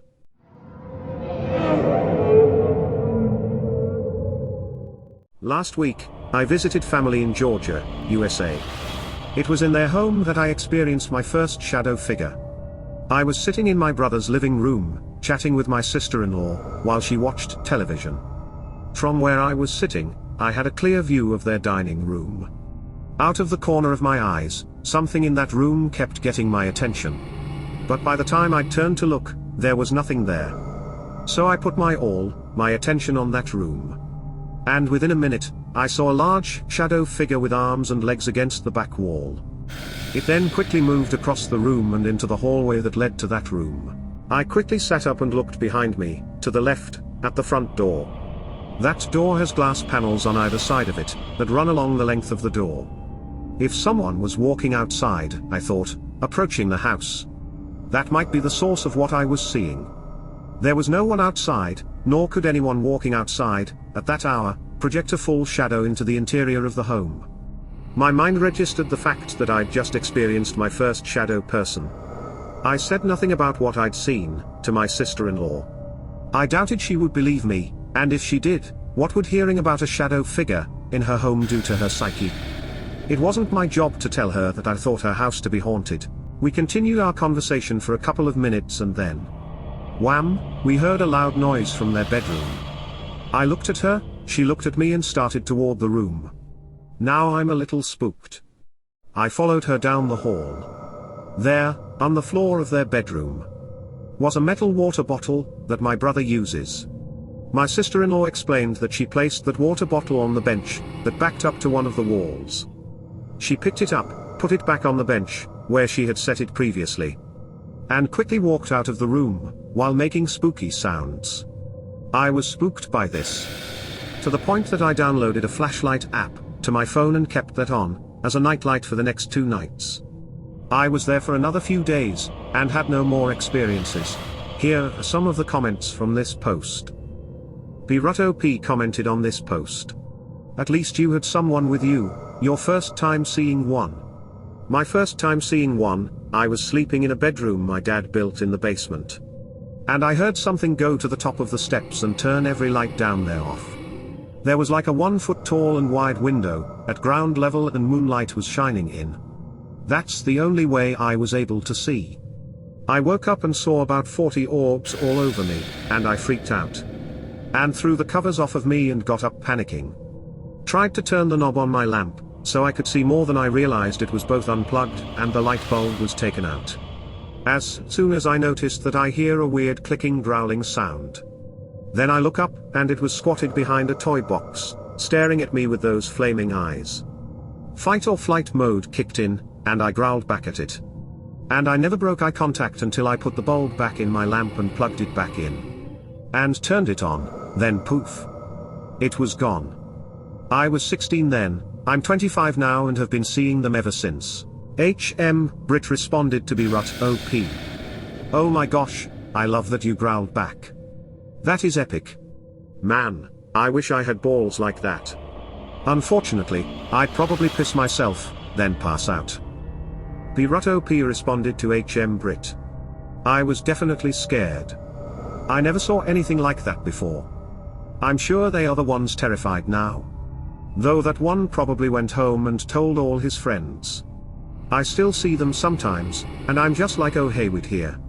Checking up on me. Brit responded to BRutOP.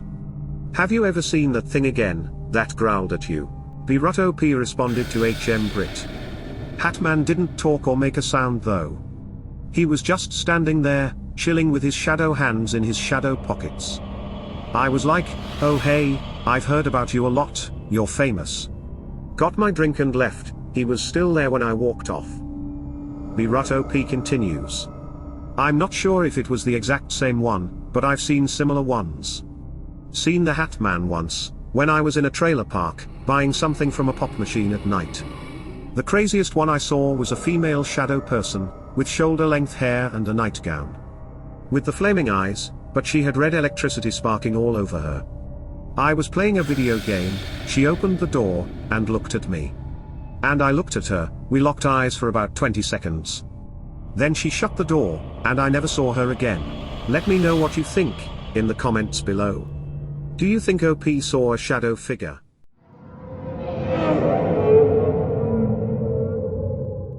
So me and my friends were at a party, and there was this soccer field. And we decided to sit in a circle and talk about our paranormal experiences. Then it was 12 AM, and me and my friend felt something dark close to us. We are both sensitive to paranormal shit. As we feel it coming closer, we run inside. After a minute, I look outside and my heart stopped. What I saw was this big, tall, yet skinny shadow. It didn't walk, but it did move somehow. Scared as shit, I told my friends. But I didn't feel one presence. I felt two, and so did my friend. Looking outside again, we saw a second one, lurking in the corner. After a few minutes, we went checking again, but they are gone. And I didn't feel their presence anymore. Relieved, we went outside again, and at the end of the party, we stepped in the car to go home. When we felt them again, standing next to each other. They switched placing, but like teleporting. Praying that they would go away, my mom stepped in the car, at that moment.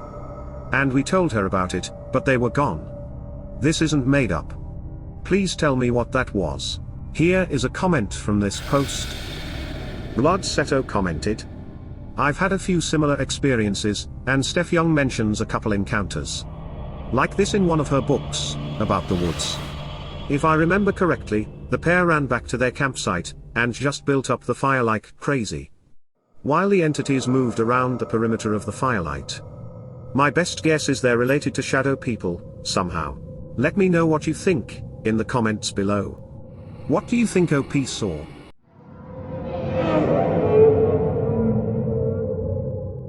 So when I was about 8 to 10 years old, can't remember exactly. Me and my family were on Disneyland Paris, in the hotel that belonged to Disneyland. I decided to sleep alone, in the living room, because my little brother was annoying me. I woke up in the middle of the night, and right in front of me was a very tall, black shadow. I looked to the right, and I saw an all-white grey man. He looked like a ghost that you see in movies. I closed my eyes again, opened them, and he was still there. I remember I started crying because it was so scary. I lifted my arm to cover my eyes, and when I removed it, he was still there again. I looked at him, back and forth, and he was just there, staring at me. I remember he looked like an old man, and he had a cowboy hat. He made a very scary sound, that sounded like a silent growl. I just laid there for a few hours, covering my face with my arm, and uncovering it, seeing if was still there. And he always was. I finally got the courage to turn on the light, and he disappeared. The next day went on like normal. When we went to look at the castle, I heard the same kind of sound he made very clearly. I asked my parents if they heard it, and they said no. I really believe I saw some kind of thing that wasn't a shadow person. Have anyone else had experiences like this? I haven't had a moment like this since that day. I've only seen shadow people in my room, at night, but never an all-white thing like him. And he was so clear, and real looking. It freaked me out for weeks after. Here are some of the comments from this post. Ace of Mace commented. Was he moving at all? There's been times that objects look like people, with the lights out. If it wasn't moving, I'd wonder if it was something like that. Did you turn the lights back out? If so, was he there again? OP responded to Ace of Mace. He was moving, his eyes blinked and his mouth moved. He was standing just beside my bed, with his face like 40 centimeters from mine. When I turned the lights on, I just ran to my parents' room, and slept with them instead. Ace of Mace responded to OP. Yikes! How did you manage to lay there for so long, without freaking out? OP responded to Ace of Mace. I think I was just paralyzed from all the fear. I remember I started crying because it was so horrifying. I just laid there for so long, wishing he could just disappear. Then I was like, okay, come on, come, you can do this. When I turned on the lights, luckily the light switch was beside the bed, so I didn't have to leave the bed and stand up, in the dark. Ace of Mace responded to OP. Yeah, that would have been horrifying, especially if he was standing between you and the light switch. Let me know in the comments below, what do you think OP saw? Was it an entity or just part of the Magic Kingdom?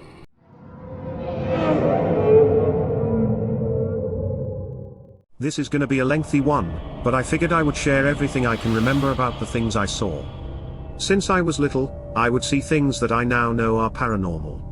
The earliest memory I have of these encounters is, when I was 6 or 7. My family used to live in a relatively new house, in Indiana.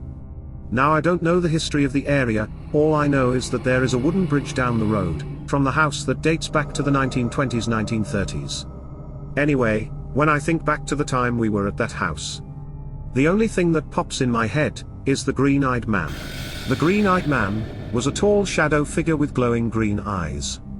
I would frequently wake up around 2 to 3 in the morning, wide awake, and I would see this figure standing at the end of the hallway, from my bedroom door. It would just stand there, most of the time, and then just disappear into the wall next to it. However, there was one night, I woke up and it was dead silent, and it was cold. I turned over to look out the doorway and that figure was standing next to my bed, looking down at me. I was completely frozen at this point. I tried to scream, but it felt as if my breath was being taken from my chest. I wanted to run, but I couldn't move. So I just closed my eyes and said, "Go away." I opened my eyes, and it was gone. I ran into my parents' room and slept at the end of their bed, that night. I tried to tell my parents, the next morning, and they just thought that I was staying up too late. And that I need to stop watching scary movies with them. Every night, in that house, I always saw that figure in the same place. Even after moving, years later, I was certain that it followed, because I still saw it. It's been almost 10 years since I've seen it, but I saw this thing from age 6 or 7. All the way up to age 18, and it followed everywhere we went. I'm not sure as to what kind of spirit it was, but it made my life hell. Here are some of the comments from this post. Hot Dog commented, "I tell my child that they are punks and pathetic. And that's why they pick on a child. Because they are cowards. They want you to be scared, but your love and bravery is what they are scared of. My child sees a Hatman, and a girl with a dress shadow person. Also some scribble scrabble blob. All I've seen in the house once, was a bright yellow light in the shape of a tubular snowflake. Lasted 5 seconds and disappeared." Yabba Dabba Do Bad Things also commented, "I had 3 paranormal occurrences that happened when I was younger. Same house, and it was crazy. My mom never made a big deal about it, but she admitted to me, as an adult, that I scared her. Also walked into an old liquor store, my mom was a regular. And this new employee looked at me, young cute kid, and told me I was a witch. In the comments below, tell me what you think about OP's experience. What do you think about the shadow person following OP?"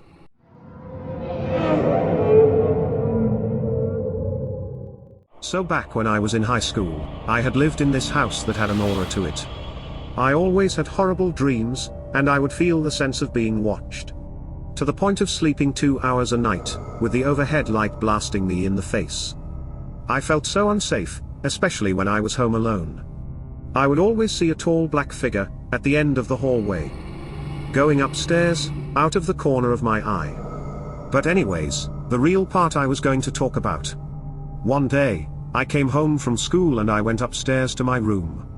My room at the time was painted blood red, great vibes. As soon as I stepped through the threshold of the door, it smelled like shit. The strongest smell of pure shit, and death.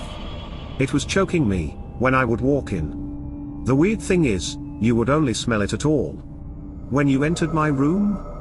Not even if you were standing right in front of the threshold. You would have to pass it to be able to smell it.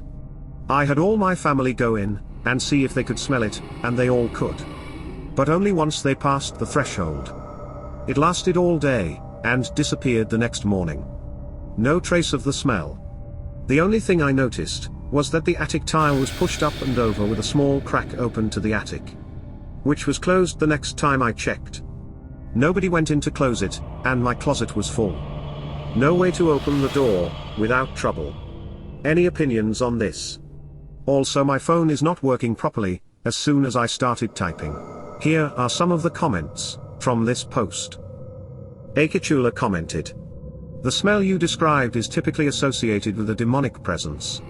However, since it only occurred once, I am not sure that was the cause. Had it been a demonic entity, you would have noticed frequently. Also, only happening in your room alone is very strange. It does happen, but it is rare. That only one room is affected. The attic opening being ajar, and then being closed again the next day, might lead me to think that the entity you witnessed may have come from the attic. I have attics with scuttle hole in closets, that are difficult to get at. But there are more than a single way to get out of an attic. Mine has the places to exit the attic, 2 are visible and the other is accessed from the attic. So it may be there was another way out for the entity." OP responded to Akachula. "Yes, the smell only happened once. A few other things with another room in the house, included my dad's door, would only close on me.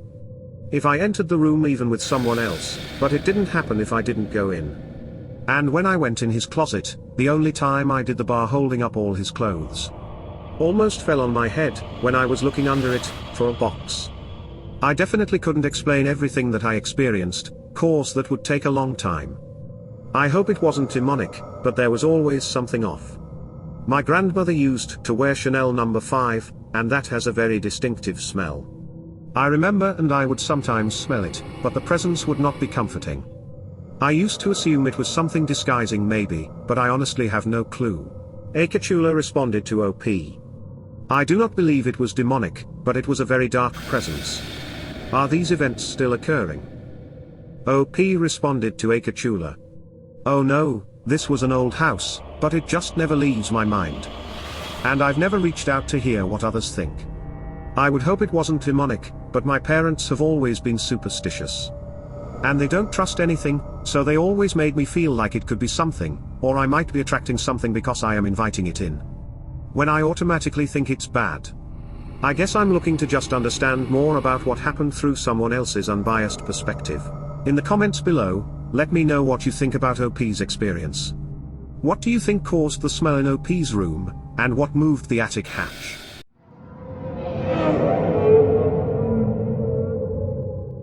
While moored at Waianae Harbor, we would take our greyhound for a run in the big field nearby.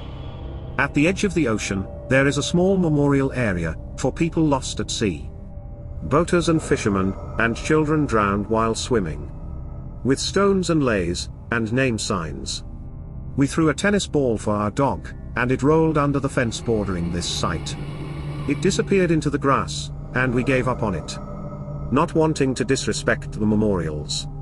But after a moment, the ball popped out of the grass, rolled back out under the fence. And up to our feet.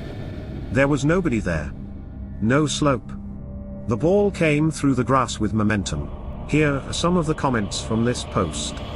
I Love Music 19 commented. Sounds like a friendly spirit returned the ball to you. OP responded to I Love Music 19. Waianae Harbor is a special place. At night people go out fishing all night, and the families sit out by the boat ramp, and under the trees. The children play far into the night and people play ukuleles, and sing and cook food on hibachis. This used to be seen at Waikiki in the 60s, but not anymore. I'm sure that the Hawaiians have always done it. White Rhino 1982 responded to OP. I've lived in Hawaii twice now. Both places have seemed to have crazy things happening. But we have never felt afraid or threatened by it. The first time it was just toys moving, balls rolling from under couches, innocent stuff. A friend told us, in our house, an old man was there. She said he was friendly and seemed interested in our pets and child. The second time through our house is tucked back in the woods. Now we get more innocent things like food falling off counters, which makes our dogs happy. Every so often, when the dogs and cats are watching TV with us late, we will hear a rumbling down the stairs. Like a child running down. When we look over, no one is there. But a dog or cat will happily run over and run up the stairs. They will typically stay there until we go to bed, then hop into bed with us. These Hawaii ghosts live that aloha life. OP responded to White Rhino 1982. The playful spirit seems to be Hawaiian thing. The balls rolling. We wondered if a child had drowned in the ocean and its spirit wanted to play with our dog. White Rhino 1982 responded to OP. I've also heard stories from the area that when the water isn't safe, something strange happens to distract the person from going in. I think that the entire area is a pretty peaceful, happy place. OP responded to White Rhino 1982. It is. There's a self-governing homeless village hidden behind the harbor. It works. In the comments below, let me know what you think about OP's experience. What do you think tossed the ball back to OP's dog?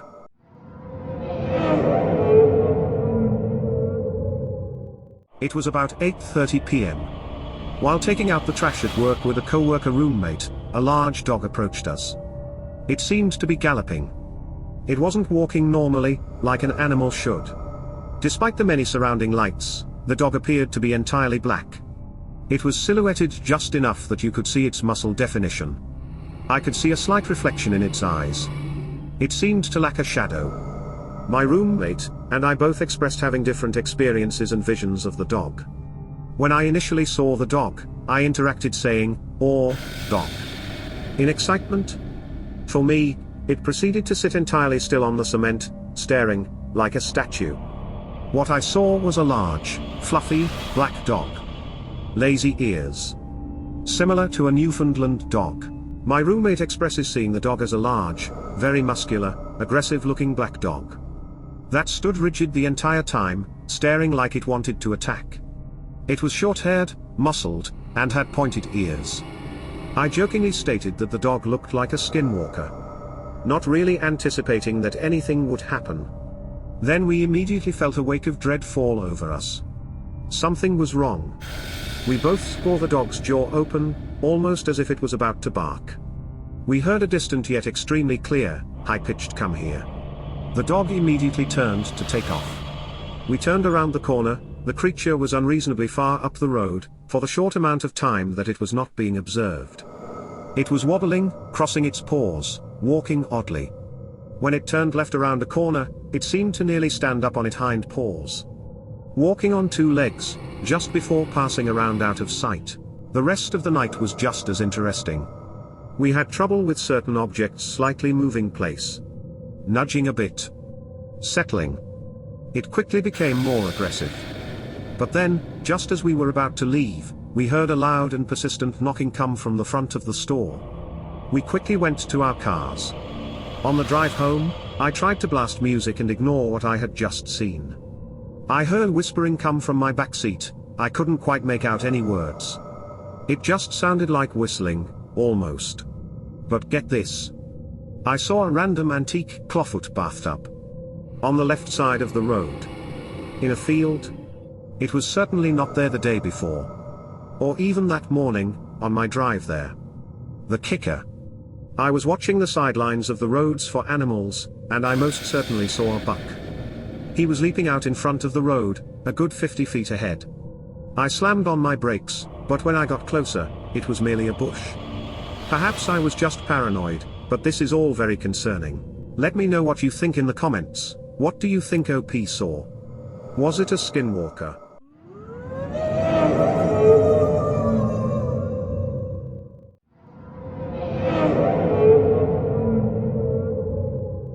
This actually happened to me today, in the morning. I woke up at 5:30 a.m., and there was a lot of fog, quite dense that you couldn't see a block away clearly. So I decided to walk to the public forest, that is close to my house. I wanted to walk and take pictures. I walk a bit into the forest, and while walking into a path that leads to a crossroad, where is a cross of a taxi driver that was killed like 15 years ago. The forest is safe actually, but things may happen rarely.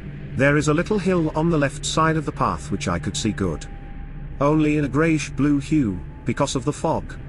Suddenly I felt someone watching me, and I turned my head to the left and saw about 70 meters. It was a dense foggy figure, of quite a shape of a dad bod with not really noticeable features. But I could see that they were sitting, because it standed up. It was like when you see a man that was rising up holding their ball joint to help them stand up, and he turned away like he was going to walk in my same direction, gave one step and then vanished. I reached the cross path where the cross lies, and the cross was down with the concrete like if someone had pushed it down.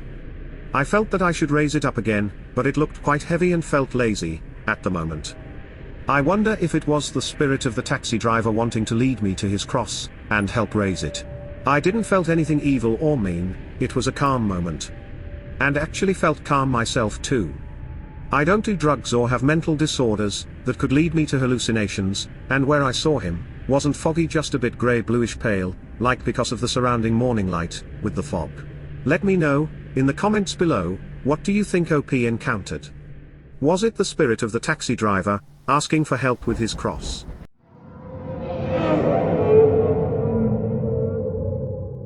Last Christmas is when it started. Something set my dogs off and all 5 of them were barking their heads off. At the time, I didn't know what was causing the terror I felt. I didn't have a reason to be scared, they were just barking. But it felt like something was breathing down my neck. I locked myself in the bathroom, till the feeling went away. For a while I could feel the same thing every night. It went away, for a while, either that, or I just got used to it. A couple months ago it started showing up again. Not outside? In my living room. A hunched over black figure. I'm terrified just writing about it. At first it would jump scare me, and move quickly towards me. When I would come out of my bathroom, at night. Then it just stood there. Never moving. The past couple nights, it's been gone. I don't know why, but I'm hoping it's finally gone. Update. I'm going to make black salt, and some protection bags to carry around. Here are some of the comments from this post. Comprehensive Row 3402 commented. Next time say out loud that you do not consent, and that you cancel all ground this entity is holding. It all operates on invitation. And it's possible someone in your family tree was initiated and pledged future bloodline. Entities have come around me, and my siblings for that reason, starting in childhood. And it always started with sudden unexplainable terror. These spirits cause that level of dread, before we even know where is happening. It stopped in adulthood, because I began using my spiritual sovereignty to say no. It really is that simple. A couple months ago something followed us home from the hospital, and we had 5 experiences in under an hour, the next morning. For the first time, I worried it was a human child, for a couple of reasons that would take a while to explain, so I said out loud, I would help it if its intention is love and good faith. Otherwise it needed to leave. That was it, no further disturbances. Your spiritual sovereignty is your inheritance. So use it. You can also send it back to God to look in the mirror of love. Apparently they hate that, because evil entities don't want their souls to evolve. They'd rather move on from you, than be confronted to do anything that backfires on them. Comprehensive Row 3402 continues. P.S.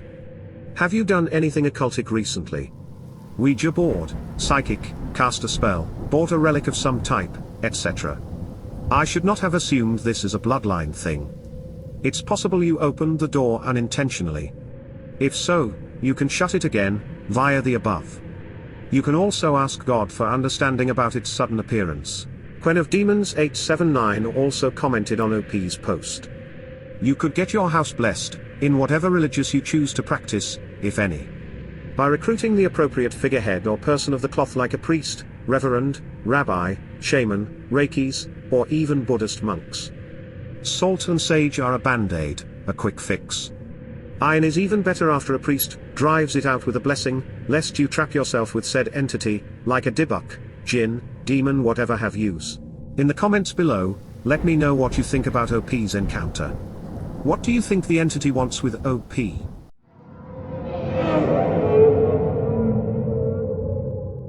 Three nights in a row, when I was a young girl. I woke up in a cold sweat. Like I swear I was so terrified, but I don't remember having nightmares or anything those nights. I was just absolutely terrified. I would go to sleep with my parents, but there was always a figure standing at the end of the hallway, waiting for me. She would call to me, lure me towards her. I remember being terrified and sobbing, but I had to walk towards her. Like I couldn't keep myself from walking right into her hands. Once I got to her she would grab my wrists, and something would happen, and she would disappear. It could have been childhood imagination, but I don't know. I remember it so vividly. It happened 3 nights in a row. Anyone have any insight? Let's try to help OP out. In the comments below, what are your thoughts on OP's encounter? Was it a demon, or something else?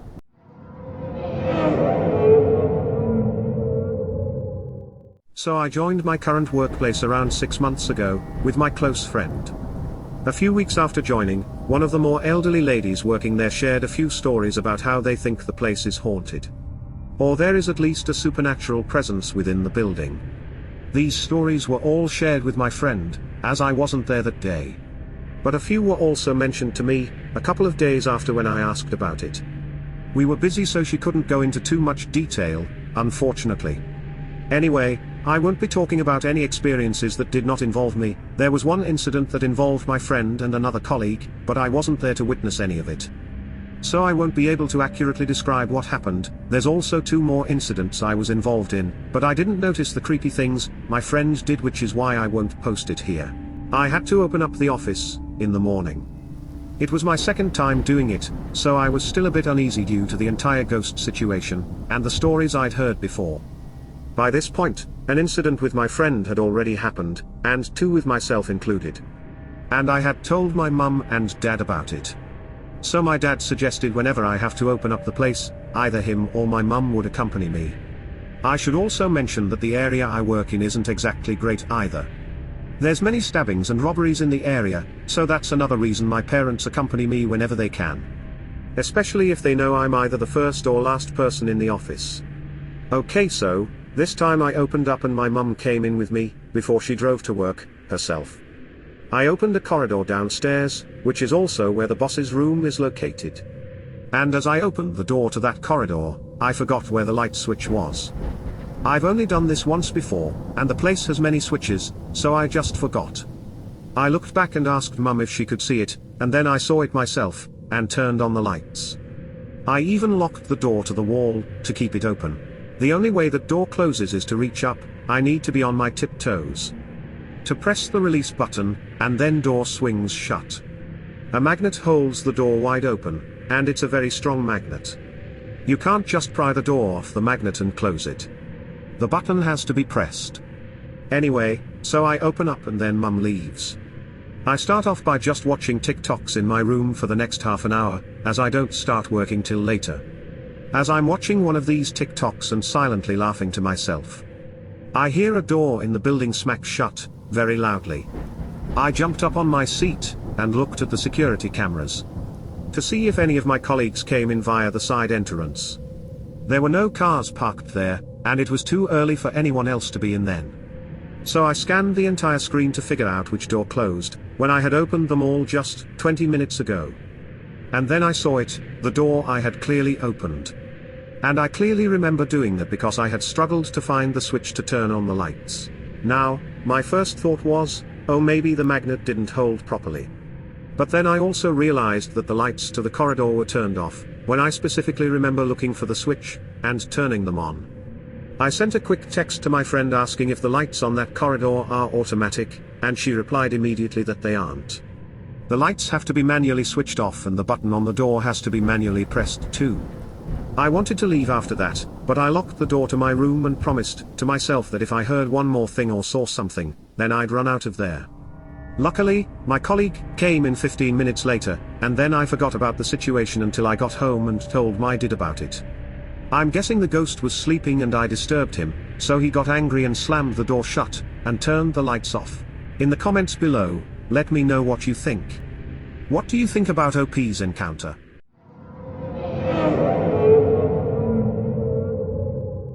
So it was summertime. I was about 9 years old and my mother's family came from all over the country to visit my grandmother, who we always lived near. They would stay up late into the night talking, in my grandma's house in the country, while we ran around with our cousins. I was playing in my grandma's basement with my sister and brother. My grandmother used coal and there was a pile of it against the back basement wall. The whole area was pitch black at night. We were at the front of the basement where the bare bulb hung. I was playing with an old-timey washing machine that had the 2 rollers at the top. You could manually put the clothes between the rollers, turn a crank and the rollers would squeeze out the excess water. My teenage brother and 2 older male cousins came down and asked us, "What is that?" and pointed to the black coal part of the basement. They kept asking what is that, acting really scared. So I looked and saw what looked like 2 shiny eyes staring out of the pitchness. My teenage brother pushed me down, grabbed my sister and they all ran up the stairs. I felt like I was moving through molasses as I tried to get up and follow. I got up just a couple of steps when I heard them slam the basement door shut, and knew I was alone down there with a ghost. So I'm running up the stairs and turned to see if it's behind me. And when I look back, there's a boy about my age standing at the washer I had been playing with, wringing a sock through the rollers. He's looking at me with a little smile on his face. I remember thinking, come on. There's something in the back of the basement. Even though I'd never seen him before, I wanted him to run up the stairs to safety with me. But I couldn't say anything because I was too scared. I got to the top of the stairs and my brother was holding the door so I couldn't get out. I started pounding on it, yelling and crying. Until my mother yelled at my brother and opened the door for me. I remember that my brother got really mad that he got in trouble and he called me a little bitch when I walked by him. I don't remember ever hearing words like that, at the time. Let alone directed at me. So the whole incident felt somewhat traumatizing to me, and I never spoke of it to anyone. Years later, my mom was going through some old photos and she had one of that boy. I recognized him immediately and asked who he was. She told me he was my older brother who died when he was 8 years old, when I was a baby. By the way, the two shiny eyes in the basement. Two bottom feet of an overturned dining room chair reflecting the light from the bare bulb. Let me know in the comments below, what do you think OP saw? Was it the ghost of his brother or something else?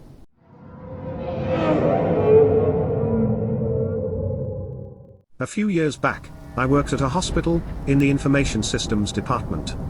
Our lab where we tested equipment, was in the basement of this hospital. I was in the lab with a co-worker and left after finishing some testing. The hallway leading from our lab to the building exit passes right by the entrance to the hospital's morgue. I started walking down the hall passing the morgue and continuing toward the exit. I was about 30 feet past the morgue, and 10 feet from the exit when I heard someone sprinting and breathing heavily towards me, from behind. I stopped and the hairs on my arms stood straight up. I turned around and nobody was there. There were no other side doors that someone could have gone in. I continued to walk out the exit and then got in my car to drive around for a bit, so I could try and process.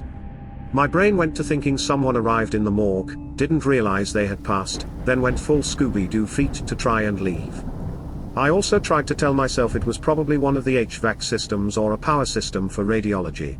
Here are some of the comments from this post. Objective Kangaroo 7 commented. I love that you said Scooby-Doo feet. And hey, I kinda understand the urge to get the heck out of there, if you passed away suddenly. I don't know what you heard, but we do know that pretty much all hospitals are haunted. OP responded to Objective Kangaroo 7. Thanks. The morgue hallway is not one of those dark flickering light Hollywood morgue scenes. It's brightly lit. Scooby was all I could picture. It was an intense feeling for sure. I'm sure many hospitals do have energy from those that passed on, especially near the morgues. I'm beyond relieved this didn't happen after dark. Let me know, in the comments below. What do you think was in the hallway with OP?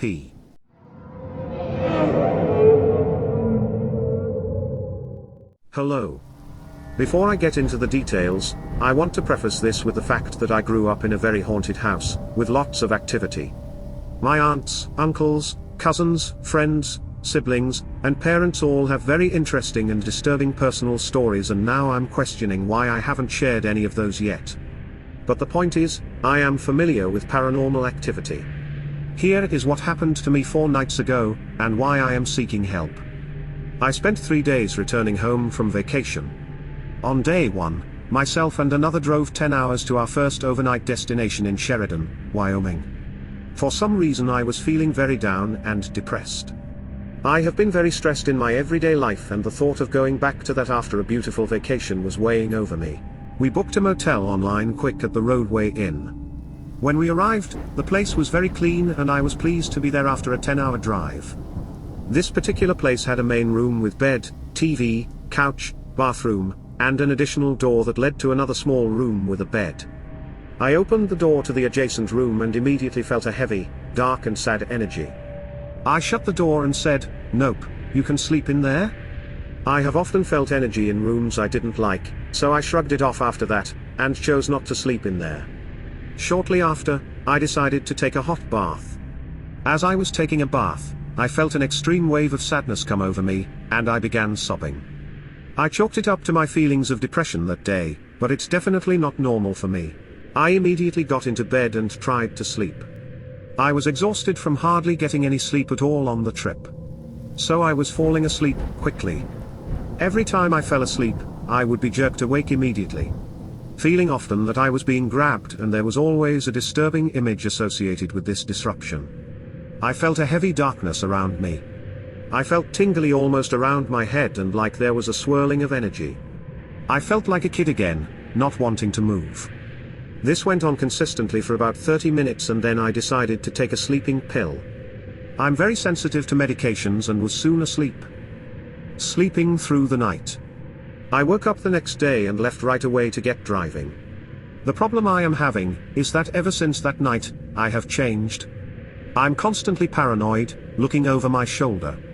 Very depressed. Periodically crying multiple times throughout the day.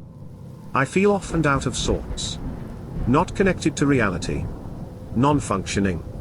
I don't feel alone when I am sitting here alone right now. I feel as if this thing has attached itself to me. I have asked it to leave multiple times. Today is day number 3 of feeling this way. If you have made it this far, I want to thank you and also ask for any advice. I need to fix this immediately. Here are some of the comments from this post. Xylorgos commented. Sounds like you picked up a hitchhiker type of spirit. That happened to me, too. In January this year, when I spent the night in a nearby fancy schmancy hotel. I woke up in the middle of the night and it felt like my bones had turned to ice. Emotionally I was a wreck. I felt a huge wash of depression, anxiety, and even a touch of hysteria. I let my partner sleep while I paced in the room, feeling so extremely desperate. Those feelings had nothing to do with what I did that day or anything else I could figure out. I was desperate to leave the next morning and just about in tears that it took so long to check out and get on my way. The feeling slowly died down over the weeks and months since then, and I feel like it's gone now. One thing that seemed to help, and I know this sounds weird, was to get a pedicure and have my feet rubbed with salt. Good old salt has been used for centuries to keep spirits out of your home and things like that. I've learned since then that there are various ways to raise your vibrations, which make it difficult for bad spirits to get to you.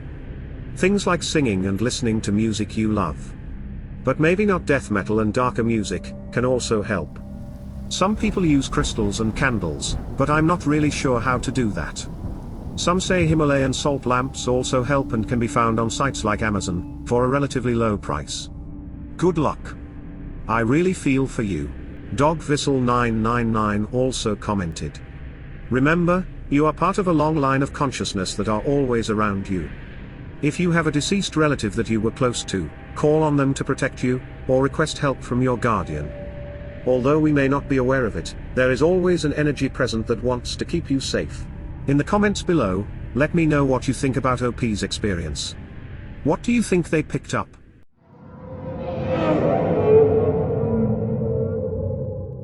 About 2 years ago now, I believe I saw a young lady about early 20s appear in front of me in my room. She was weirdly glowing white, well not white enough I can't determine what she looks like. She was a petite wearing, I would say clothes that would be from alternative rock from 2008 or something like Nirvana. The main thing that I wouldn't say scared me was her face, it was blurred. She walked up to me, she bent over like she was looking at me curiously. Like she didn't know what I was or trying to learn more. When I was with my girlfriend, at the time. She thought it was that heartbroken spirit that only goes away with literally dinner offerings or show of true love. But I'm not sure what she really is. I believe I encountered her again last week, and if I did I never been so scared and confused in my life. I was putting on my clothes, getting ready to hang out with my family. And then when I put on my shirt, I felt an ice cold hand on my back. Then a gentle charismatic female voice say, "Don't worry, it'll be okay." Then right when she said it, I went extremely calm to the point, if you would tap my leg I'm 100% gonna fall over. For at least a full minute, I felt woods all around me, I felt the animals died in life being there around me, and the moonlight there. I felt like an intruder where I didn't belong. I am trying to find out what happened. I have a lot of protection symbols, sigils and had to redo a spell barrier, that I accidentally broke without knowing, a year ago so nothing should have been able to get in my room. Any information or advice in this would be very helpful. Let me know in the comments below, what do you think of OP's encounter? What do you think touched OP?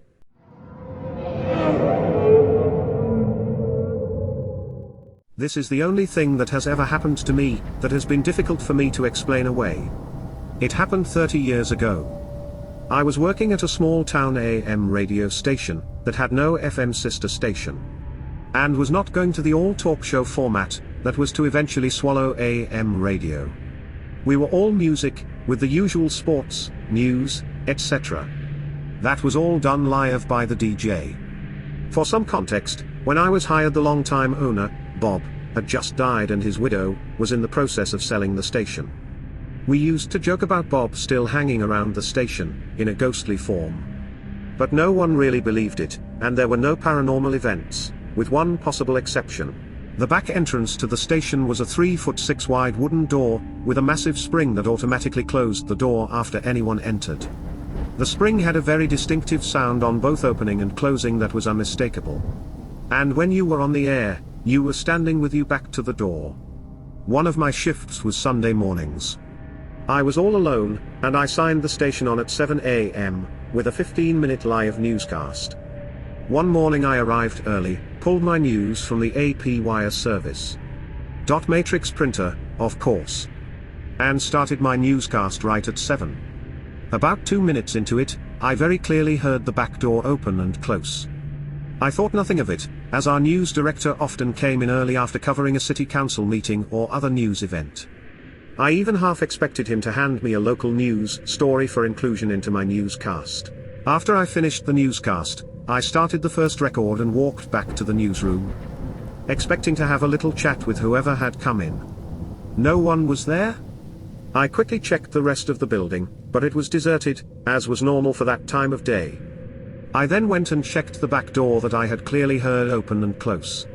It was locked. I was a little creeped out, but still not believing that anything out of the ordinary had happened. I talked with the news director on Monday morning. He had not been in, and because the door was locked, it had to be someone with a key. Not some random person passing by. I asked around, but no one would admit to having entered the station that morning. We made our jokes about it being Bob's ghost. And while I still don't believe that it was, I have no rational explanation for what I most certainly heard that morning, at the radio station. In the comments below, let me know what you think about OP's experience. Do you think his news director was just messing with him, or do you think it was Bob?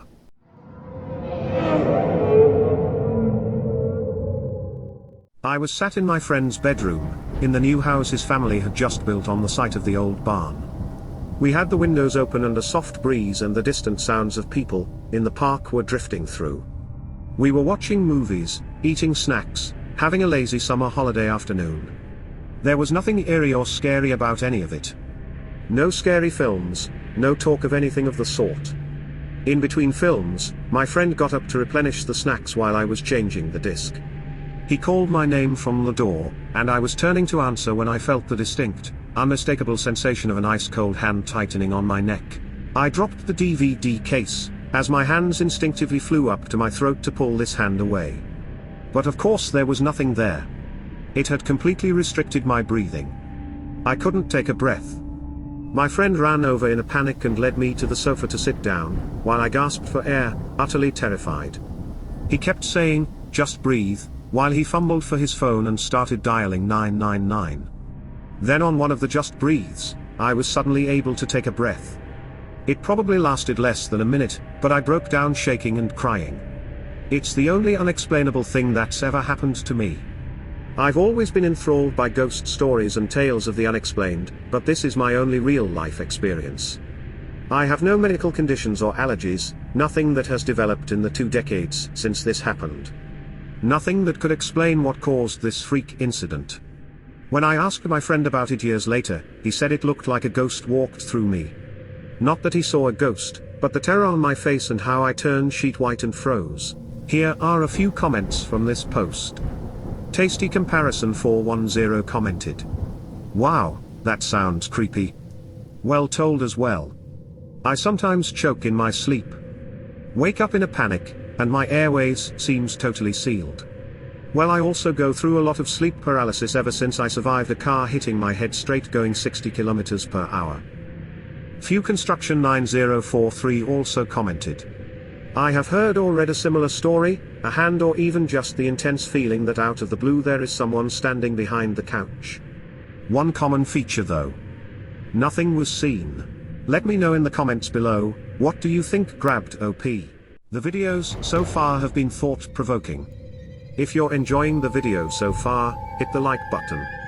If you want to see more of our compilation videos, or any of the other videos in my other series, hit the subscribe button, and the notification bell, to never miss a future video. If you would like your encounter featured on a future video, you can send it to contacthistoryunicorn@gmail.com. You can submit anonymously, or I can give you a shout out. Just let me know your preference in the email. Share in the comments what you think about the encounters we've discussed so far.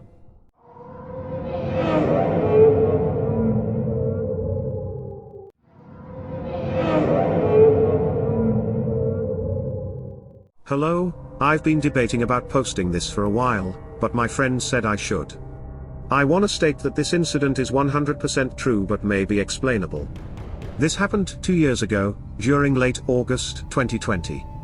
Me and a good friend of mine, we will call him Sam, were going to do a 2-day, 1-night camping trip deep in the Sierra Nevada mountains of Northern California, 40 miles north of Yosemite.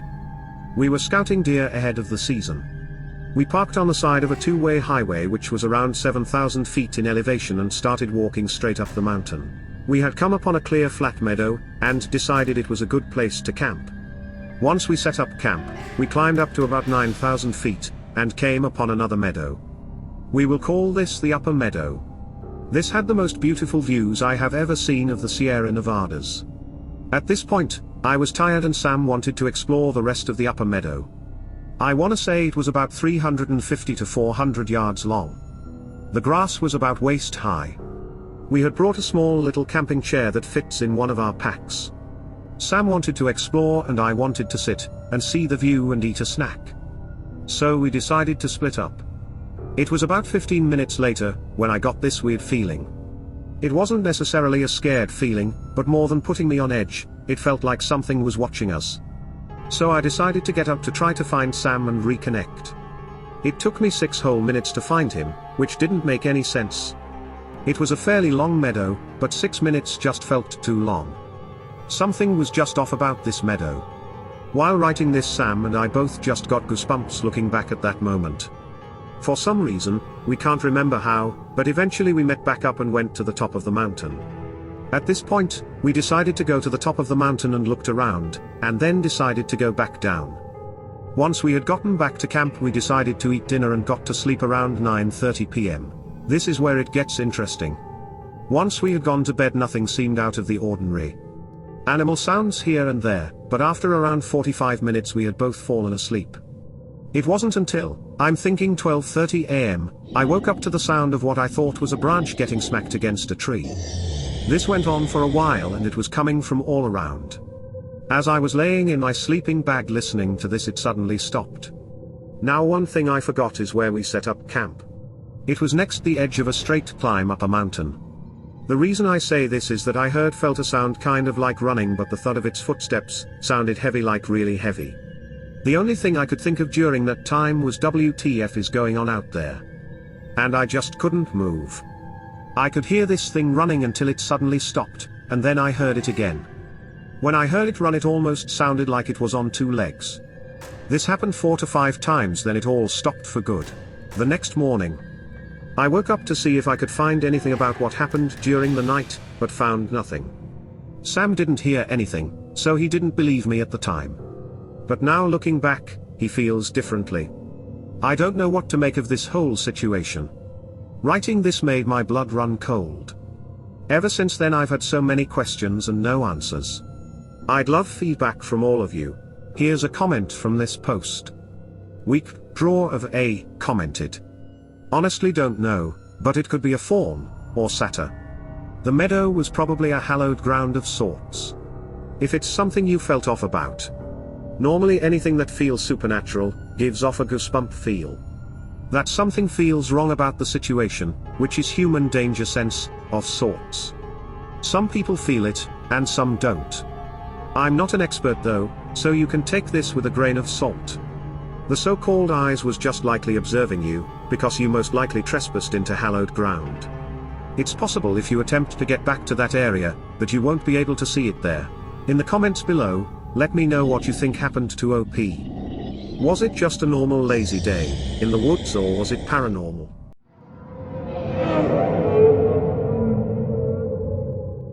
I am hoping to hear from some of you, your thoughts on my own personal experiences. I was a forester for years, in a program you've probably never heard of called FIA. A program set up by the USFS and carried out by each state. In this case, I worked for the VDOF. Our work consisted of usually two-man teams going out to a predetermined plot point. Usually picked by computer, in some cases plots were still active, from the 50s. On two of these plots, my co-worker and I experienced speech in a language neither of us knew or could ever discover, in our own internet searches. The closest I could ever find were the Sierra Sounds, which some parts still raise the hair on my neck. What we heard was much more casual, is the word that comes to mind. No growling or grunts, but syllables to a very strange language. Both times began as "Who is that talking, and why are they way out here?" Our plot usually landed miles from a road in national forests. Then they would slowly get closer. The first time was by far the creepiest. Hearing someone that seemed to be talking to themselves, for a good 20 minutes slowly getting closer. But still a good ways out. Then as we were leaving, I stopped to take a call from a tree, and then we really got talked to. A booming voice, I mean loud. Like feel it in your chest loud. Started talking to us from what couldn't have been more than 30 yards away, on the other side of thick rhododendron. Best description I can give as to what it sounded like is a deaf person speaking or Japanese. It was all rolled together or slurred. It spoke to us twice like that. I asked my partner if he had his pepper spray. He unsnapped it and the creature walked away, with some very heavy feet. Always in the thickest part of trees, where nothing could be seen. The next time, months later and a few counties away. We were again in National Forest. The same one in fact. After a few hours working, we began to hear talking? Pretty far away, but distinctly two voices. They were talking back and forth to each other, and very slowly getting closer. This time we didn't take our time, but hurried through what we had left, and hiked our asses out of there. Also, while we worked on these plots, we are constantly yelling measurements back and forth. As well as sounding trees to check for hollow or rot. There are several other strange happenings while we were out and about. But these two stick out to me. Please share your thoughts and insights. I would love to know I'm not crazy, and there isn't a bunch of deaf Japanese people scaring the bejesus out of hillbillies like me. Here are some of the comments from this post. Thumperfootbig commented. Yeah, well, these stories are excellent, so now you better spill the beans on those other strange happenings. OP responded to Thumperfootbig. There are a few. Nothing I can ever say for sure is paranormal, or anything of the like. One oddity I saw, a few different times, were trees around about 10 to 15 inches in diameter, that were stuck into the ground with the root balls sticking into the air. About 6 feet up. I saw that on our hike into a plot once, with there being 3 of these along our way. This could be done with logging equipment, but this was on national forest. And quite a ways from a road. I saw this again a few years later in West Virginia, along a gas line right of way. Had a massive tree, 20 plus inches in diameter, fall directly on our center plot, with no wind to speak of, and no rot or anything to be obvious reason for this tree to fall. Then several times where it was just too quiet, and a feeling of being watched. Movement out of the corner of your eye. Things I can't chalk up to being anything at all. Thumperfootbig responded to OP. That inverted tree thing is most commonly reported from up in Alaska. I'm not sure I've heard a good explanation on what it means though. Thanks for sharing your stories. LePay also commented. Great story. You're very lucky to have heard Sasquatch language. It is called Samurai Chatter. And I think you of all people probably know exactly why. Thanks so much for sharing. OP responded to LePay. I had come across that term, but I had never been able to find anything quite like it. It was all very non-aggressive. Even when the one was right on top of us. I felt more like I was being scolded for making so much noise. There were never any wood knocks or growling or throwing. More like we were being watched, and they were just talking about how strange we are. In the comments below, let me know what you think about OP's experience. Do you think they encountered a Bigfoot or was it a known animal experience?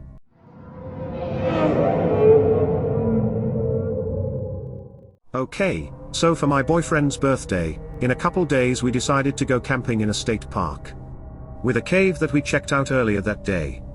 We go to the tour and everything is great, feels magical. We leave and check out some other stuff in town and it's completely perfect. Literally the town was perfect, and me and my boyfriend were joking that it's a Texas Chainsaw Massacre town. We just felt like no way was this town this perfect. So after checking out town and grabbing a few other essentials, we go to set up camp. This is backcountry camping. Our site is about 0.75 miles into the woods with trails throughout. Everything is normal, other than slight eerie feelings, like we were being watched. We assumed it was just being in a new campground, by ourselves. Around the time the trail's close, and everybody except the campers have to leave, we hear a scream. It sounded like the way a child screams, but in a deep voice. But it sounded deep and guttural and not like anything either of us have heard. And we both go camping often and have a pretty well knowledge on all animal sounds in our area. As well as googling more animal sounds after leaving safely, my boyfriend and I were both confused by the sounds, and he joking hollers back, then cues a few bird noises, and an owl fly over our heads. Then a crow flies over, coming from the direction the owl flew to.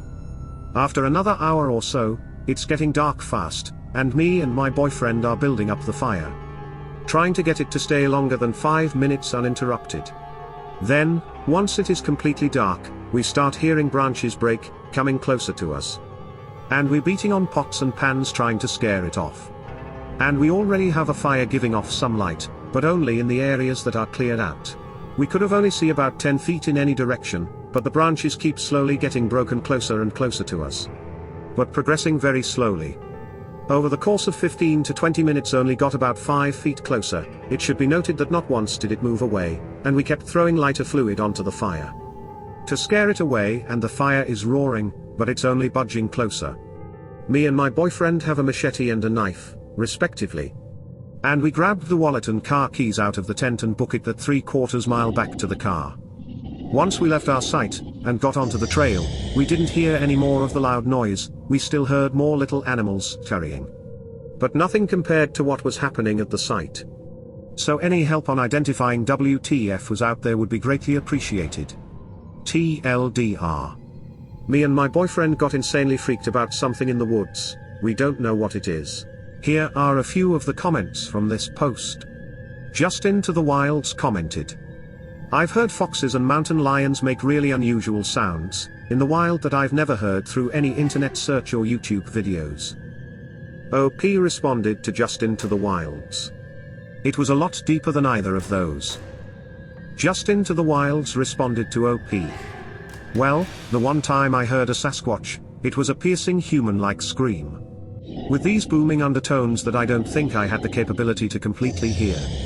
It rattled my bones, induced a primal fear, and the second time it screamed I cowered in fear until daybreak." Let me know in the comments, what do you think OP and their boyfriend heard in the woods?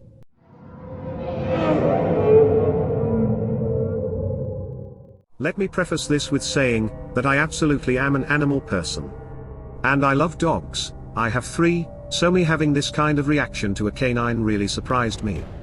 I would also like to say that we just recently saw a black coyote, which is rare and was very cool to see, despite the negative lore around seeing one, so I know that's not what this was. As a side note, my husband and I also saw a black bear recently, while driving home at night. It was just walking along the road. And it was completely unafraid, which was bizarre behavior. And concerning on a few levels, so I thought I'd just add that in. Though I didn't get so much of a weird feeling from the bear. We also saw a doe moving strangely after we saw the bear. And it was very close to our house. Okay, so on to the incident that happened just this morning. My husband and I, again, were driving home. But this time after dropping our son off at school. So we're at about the same place we'd seen the bear actually. And we see something in the road a bit ahead of us. So we couldn't make it out at first. As we drew closer, it was apparent that this thing was a dog. Or at least we thought at first. I assumed it was a border collie, as it was mostly black, maybe some white on the paws.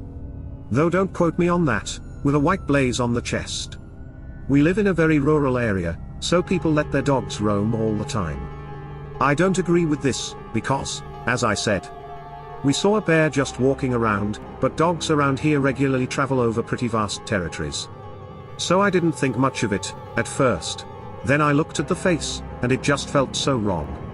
First, this thing was moving weird, and granted, that could have been because it was hurt.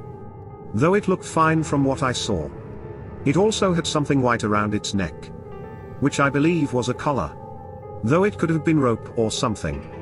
I was a little distracted by its presence, so I only registered that there was indeed something around its neck, as its eyes locked with mine, which they did for a good few seconds, before we drove past enough that I couldn't see it anymore.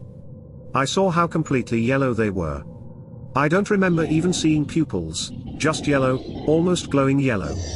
The ears were also standing up straight, so not a border collie. The hairs on the back on neck stood up as we passed each other. I can't really describe just how wrong it felt. I asked my husband, "What the hell is that?" And he just said, "I don't know." I saw in the rearview mirror that it stopped in the road for a minute and was just staring before it turned into the tall grass on the side of the road and disappeared. I said that it was unsettling, and my husband, who isn't easily rattled, said that it was too. Now, I usually am the person, while watching a horror movie, that will yell at the people for doing blatantly stupid things. And I say this because, despite me being unsettled like I was, I had the strongest impulse to go back and look for it. Which, obviously, I didn't do. But just the fact that it was there at all and lasted as long as it did baffles me. And I can't get the thing out of my head. I do remember dreaming of yellow eyes, too, but that was months ago. And I'd completely forgotten about it till now. And no, this is far from my first strange experience.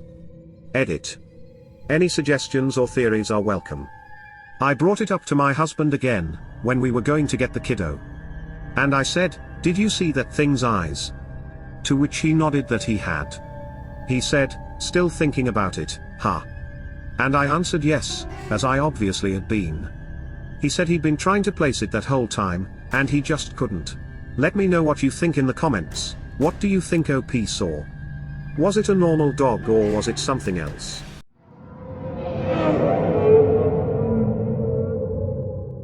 I don't know if I will ever show anyone this, or tell anyone about it. I am thinking about posting this on Reddit and getting people's opinion. I am currently in an area in South Carolina. I'm not going to tell where I am, because I don't want anyone going here looking. I am at a father and son camping trip with my church. We are in a small state park and it just got dark around an hour ago.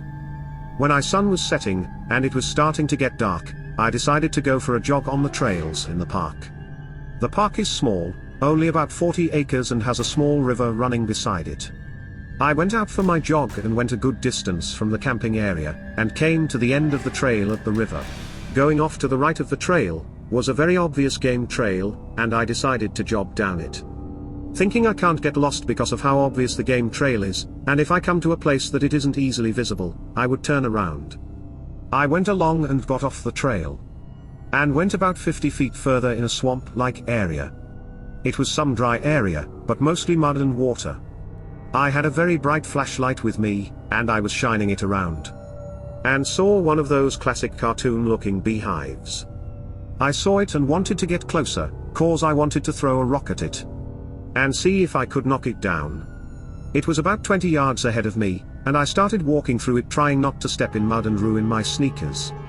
I got close to it, and behind it about 15 yards were two trees side by side, growing in almost a V shape.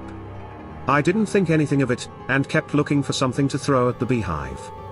And that's when a pair of eyes reflecting in the light, caught my eye. And I looked right between the trees growing in a V. At first I thought it was a very large black, dirty homeless man with long shaggy hair and beard, staring back at me. After about a second, I realized that this man had a very odd face. His nose was mostly flat, but very large and round at the bottom. At the opening of the nostrils, similar to a gorilla. He also had very large fat lips, and appeared to not have a neck. As soon as I saw and realized that this isn't a person, it stood up. I thought this was a man standing up, but it was something else squatting down. It stood up and looked like it was at least 10 to 12 feet tall, and had to be at least 700 or 800 pounds. It had very wide broad shoulders and was covered in hair. It had no neck. As soon as it stood up, I froze in my place, too scared to even breathe. It started to go around the tree towards me, and as soon as it moved, something in my body took over and I ran like I never had before. I heard it splashing in the water, running as well.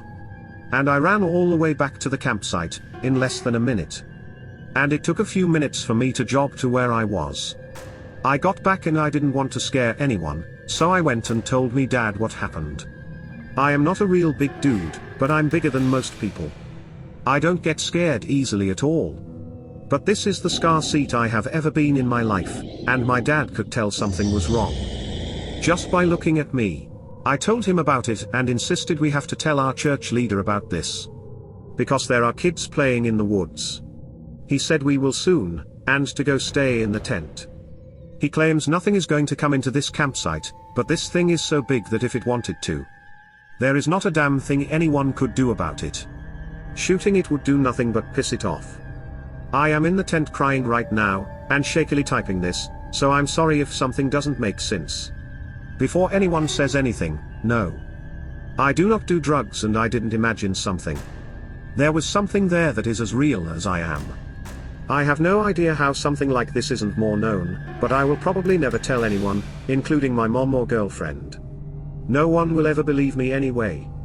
They will just say I'm lying or I imagined something. I might post this on Reddit cause, hopefully someone will believe me and can relate, but I need help. There is no way that I will sleep tonight, and I will never go anywhere in this area, for the rest of my life. And it will be a long time, if ever, that I go camping again. Here are some of the comments from this post. Realistic Law 1226 commented. Just don't go wandering at night. And if you have to carry a weapon, there's effed up shit in the woods everywhere in the world. OP responded to Realistic Law 1226. I didn't think anything of it. I usually always have a pistol, in case or a snake or animal or something. I love jogging through the woods and the one time I wasn't armed, this happened. But even if I did have my pistol, that wouldn't have made any difference. I will never make that mistake again. Realistic Law 1226 responded to OP. That's usually how it works, unfortunately. Always the one time, if you ever find yourself in a position, focus on doing damage to the eyes, if you have to fight. OP responded to Realistic Law 1226. I've always heard that and used that in fights with people, and dogs, and stuff. The eyes and nose, even though they seem to not be that bad, can mess something up really bad. Eyes can mess it up and scare it. And nose can just mess you up and take you a minute to get back to yourself. First piece of advice. Leave those poor bees alone. They've done nothing to deserve your ire. Second, stay out of the woods, unless you're traveling with partners, a group composed of at least 3 people. More if you can help it. The parents will hopefully keep the children in check, away from the deep brush themselves. But if you haven't by the time I typed this, you should inform the leaders about the presence of a large possibly threatening animal. So they can inform the rest of the campers, mainly the parents, to take even better caution with the kids. If whatever it is seems to be curious of your camp. I hope you all have weapons with you, but enduring any attention in safety is the highest priority. Let me know in the comments below, what do you think about OP's encounter? Do you think it's wise that OP wanted to throw a rock at bees? Do you think OP saw a Bigfoot or a bear?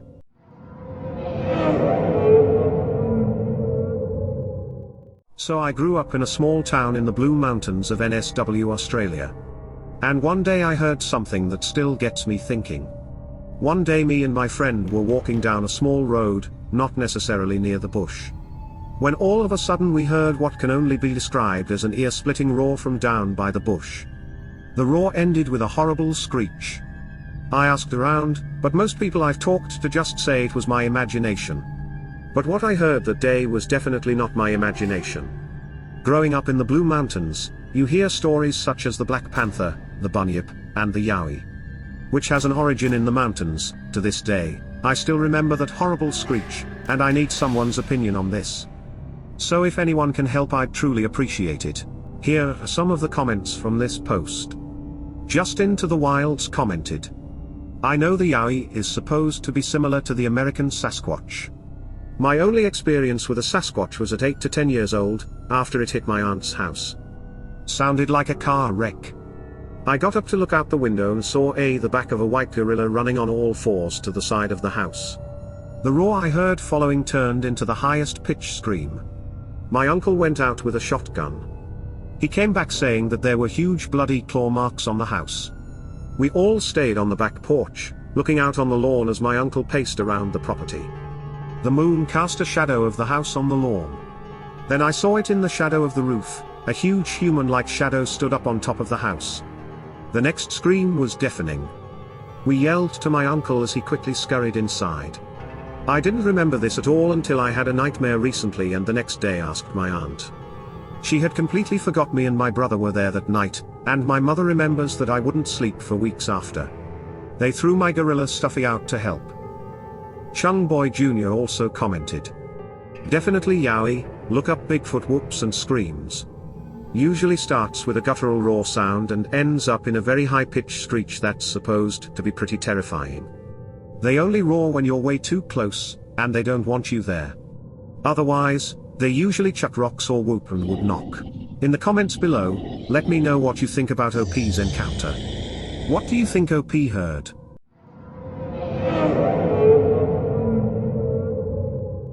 This incident happened in 1963 in Uklulit, BC. I was 22 and on my honeymoon, when I saw a creature. What I would later call a Bigfoot. I saw it in the clear light of day, free of any obstruction, and I have thought about it every day since. My husband and I were camping in the Broken Islands. It was early June, and the weather was beautiful. It was about 7 in the evening, and I walked to the edge of the water and began to wade out. The water came up to just below my shorts. I stood there and admired the beauty. The sun had not started to set, and there was a peaceful stillness at that moment. My husband was asleep in the tent, and I thought to wake him so we could cook dinner together. I turned back toward the beach, and it was standing there motionless. I didn't hear it make a sound. The beachhead was gravel and rocks that crunched and clicked as we moved around, but I didn't hear this thing at all. I couldn't understand what I was looking at, and just stood frozen. My eyes were going all over its body, trying to comprehend. I thought it was a naked man. It was taller than me by a wide margin. I was 5'8", and this was probably over a foot taller. It was lean and lanky, like a basketball player. It hunched at the shoulders, had long arms that hung at its sides, in a non-threatening manner. It had long fingers, with black nails. It stood with its legs close together. It had long feet, just like its hands and fingers. It had a pot belly, and a thin penis hung down. It had a round head, and the face looked like a person, but different. Something off. The body was covered in a brownish hair layer, but its body's outline was still visible, the hair stuck up like an orangutan. The skin on the hands, feet, and face was visible and grayish. Dusty and ashy looking. Its eyes were black, and I couldn't see any other color. We just stood there looking at each other. I was stunned, and he was indifferent. He never looked away, but he had an expression of indifference. I said, "Hello," in a broken half-whisper. I couldn't think of what else to do. He smiled at me, his lips peeled back, revealing large teeth, like horses' teeth. They looked too big and square for the mouth. When I looked at it in the face, the eyes, at that moment, I realized this was not a person. It was like a person, but it was something different. A wave of nausea overtook me. I began to vomit and felt faint. The world started to spin. I moved towards the shore and fell on my hands and knees. I heaved with such force into the dirt that I also defecated myself. The spinning stopped, and I sat up. He was gone? I was there on my knees and just kept replaying the incident in my head for I don't know how long. I stripped my clothes off, and cleaned myself in the water. The sun was beginning to set, and I got dressed and lay next to my husband. I don't remember sleeping. Just fever, chills, dizziness. We left the next day. I never told my husband what I saw. We split up 5 years later. I live in Texas. I've remarried, had children, grandchildren, divorced again, and remarried. I never told a soul about what I saw. I would go to the library and look for books about monsters. Trying to understand what it was, the thing I saw. Bigfoot became popular in the late 60s and 70s. I saw the infamous PGF footage. That's not like what I saw, what I stood staring at. What changed me forever? I came from a typical Texas, all-American family. I wasn't supposed to see this. Now I'm someone with a secret. Something I could never talk about in my real life. My interest in this subject has been a complete secret. No one who knows me would ever guess. I have never said this out loud. I saw a Bigfoot in 1963. In the comments below, let me know what you think about OP's encounter. What do you think she saw?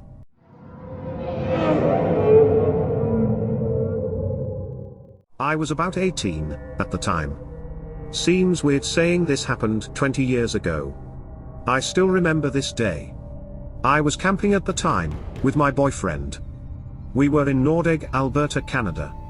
As we were driving back from our camping trip, we decided to stop on the side of the road. There was a little area where you could pull over, in your vehicle. For whatever reason, we got out of the vehicle and proceeded to walk into the bush, through a trail. It was a really beautiful day. We were avid hikers and walking into the bush was second nature. I would say probably about 30 feet in, I saw a staircase. It was attached to an old house. Knowing now, from what I've read, you are not supposed to climb any staircases, if seen in the forest. I climbed it and could see all around, in the bush. While I was on the staircase, stones were being thrown at me. I looked around and told my boyfriend, who was down below, to stop throwing rocks at me. He said he wasn't throwing anything at me. As I came down the steps, I started to have an overwhelming feeling of fear. I then smelt a strong foul odor. One additional rock came flying at me, and hit me in the back. I knew that it wasn't my boyfriend. I can't really explain what happened next. But I saw a distorted area, it seemed fuzzy. Almost like moving water in a small section near some trees. I instinctively knew that we needed to get out of there. I didn't see any creature, but I just knew something was there and that we needed to run. We both quickly began running through the forest, back to the car. Once we arrived at the car, we quickly got in. My boyfriend told me that he didn't want to scare me, but that he had saw a man-like figure before we started to run. He didn't think it was human. We both, at the time, chalked it up to being supernatural. But recently I saw him on Facebook and reached out. Both of us married now, talked about that experience. He told me he was sure it was a Sasquatch. The man he saw had black-brown hair, but looked distorted. He never forgot what happened. I just remembered how horrid the stench was. Let me know in the comments below, what you think about OP's experience. What do you think OP saw and, better yet, smelled?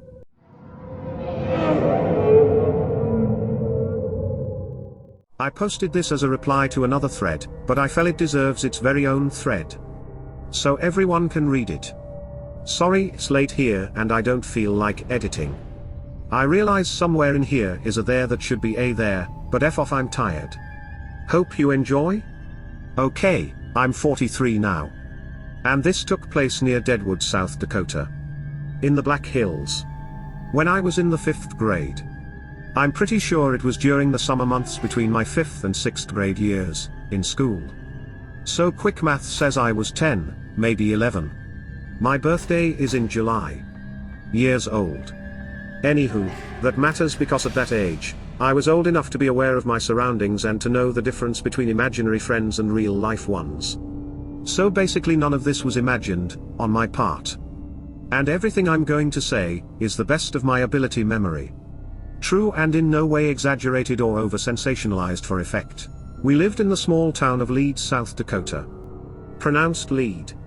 Which is about 2 miles further up the hill from Deadwood, South Dakota. The same Deadwood that Wild Bill Hickok was killed in. And the same Deadwood that they made a TV series after, of the same name. That area, geographically speaking, is strikingly different from the rest of its surroundings that consist of Wyoming. Flat and empty. To the left and the plains and badlands. Flat and empty. To the right, the Black Hills are actually really pretty. And for an area that you could easily cover on a map, with your thumb. They are surprisingly dense and rugged.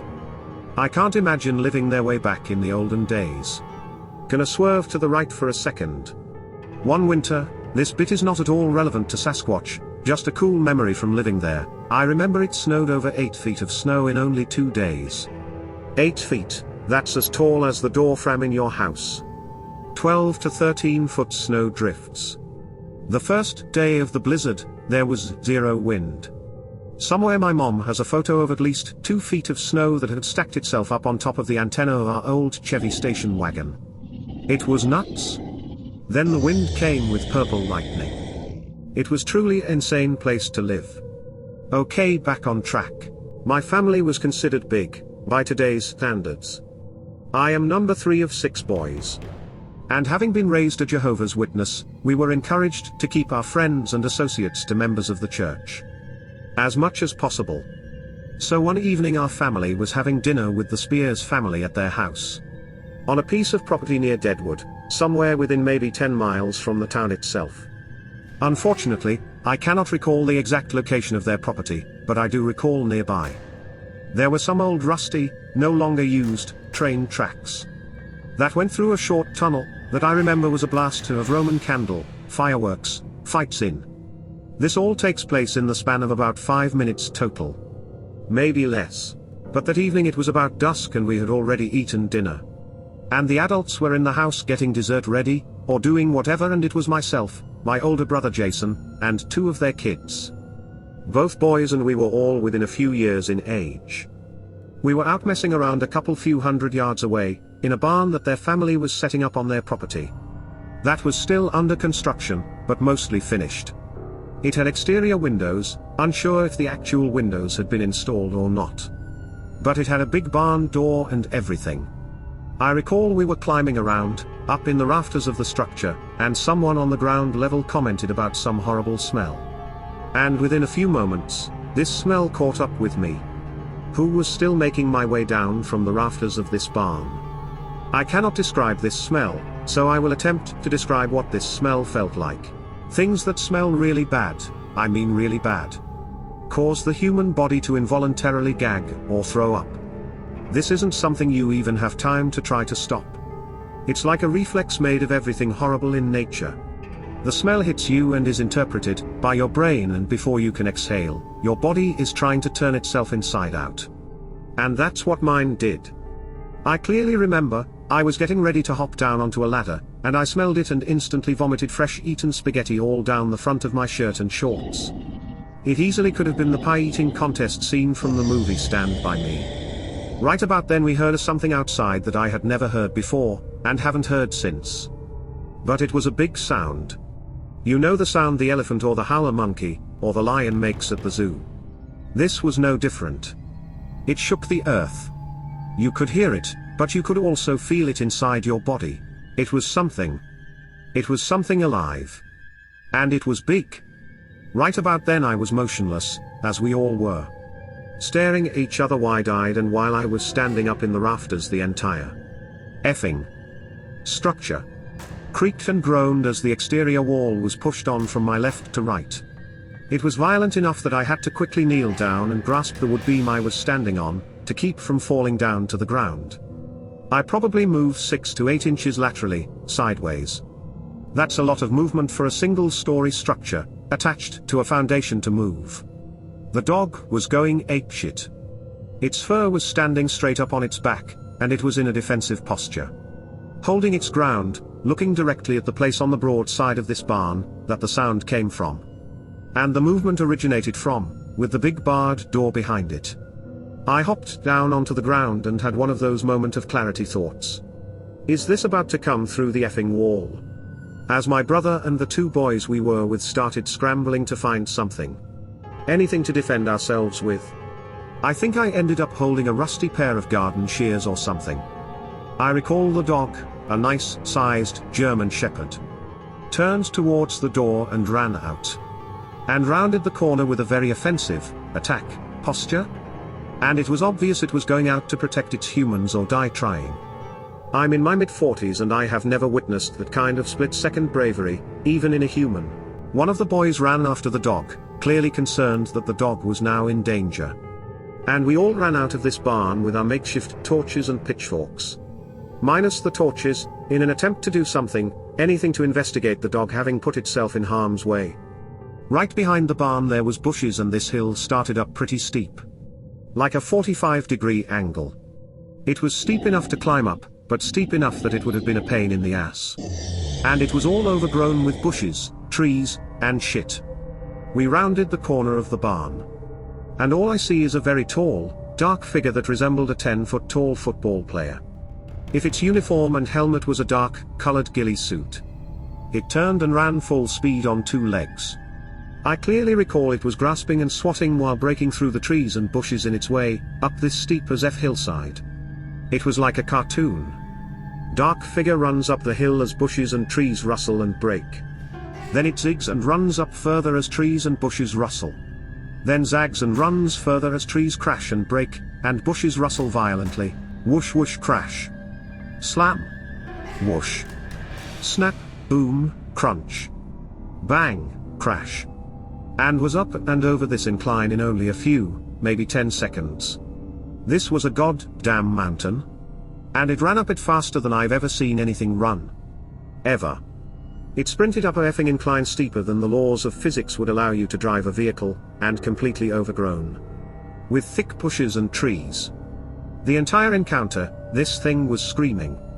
Louder than I could if I were to curl up my lips and bellow as loud as I can, right now. Hell. It was louder than 3 or 4 adults could yell, if all yelling at the same time. And yelling as if they were trying to permanently F up their voices. But it wasn't human, but it was screaming. The dog ran back to us after having given up chase. A quarter the way up the hill. And there we are, all 4 of us kids with the dog. None of us dead. And with the fires of hell lit under our feet, we flew back to the house. And exploded on the front door, all of us babbling, panting and crying. And puke covered and freaked the F out. But it was mostly dark by this point, and the adults dismissed us. And our story saying we must have seen a elk or a deer, or a bear. No. I've seen all of those in the wild, lots of times. And when was the last time a bear screamed at you, and ran on 2 feet up an impossible incline grasping? To grasp anything, a thumb-like appendage is mandatory. Bears cannot grasp anything. Ever. And they never scream. This story is true. And totally unexaggerated or over-sensationalized for effect. In the comments below, let me know what you think about OP's encounter. What do you think he saw? A Bigfoot or a bear?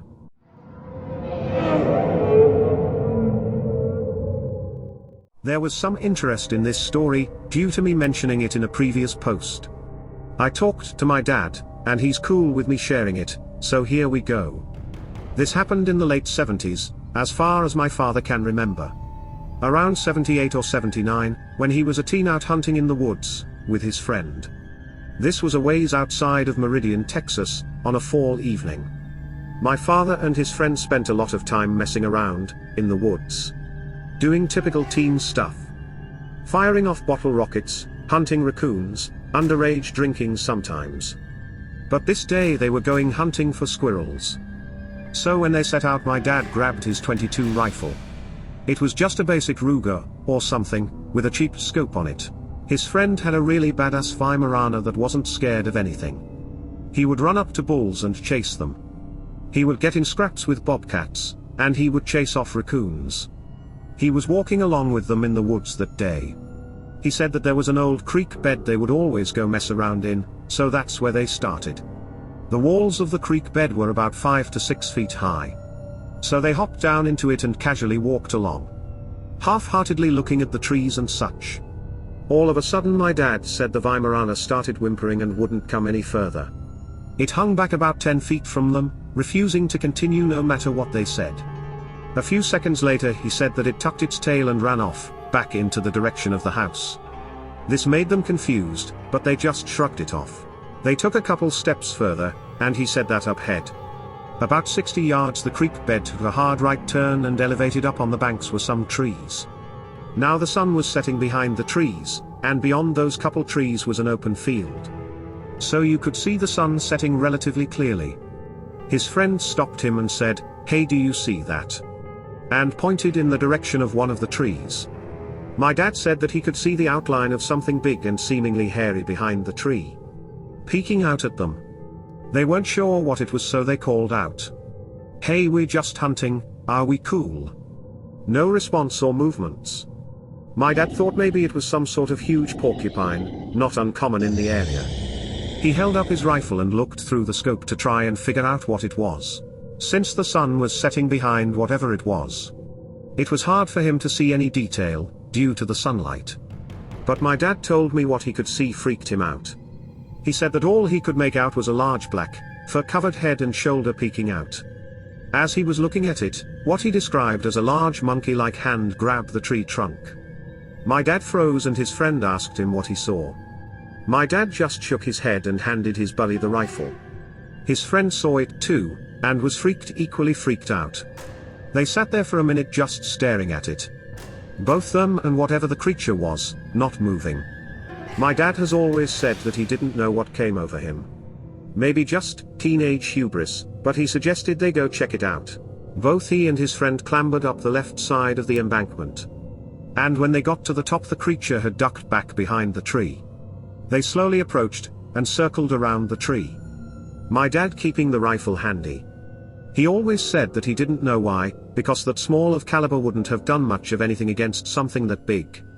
They both circled around the tree and it turned out that there was nothing there. It was just gone. They didn't know where something that big could have run off to, in that short amount of time.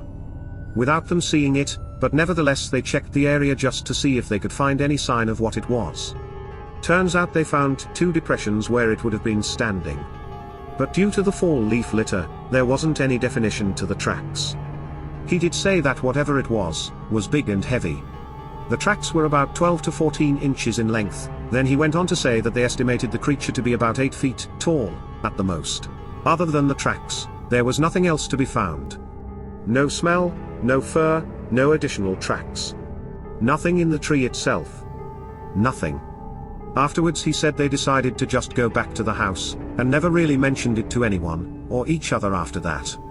My dad does love the paranormal, but is a healthy skeptic when it comes to stuff. That event, he says, made him become a believer in Bigfoot. And after having my own encounter, I've come to believe in something as well. I'm not saying it's Bigfoot, but I think something is out there that hasn't been explained. In the comments below, let me know what you think about OP's father's encounter. Was it a Bigfoot?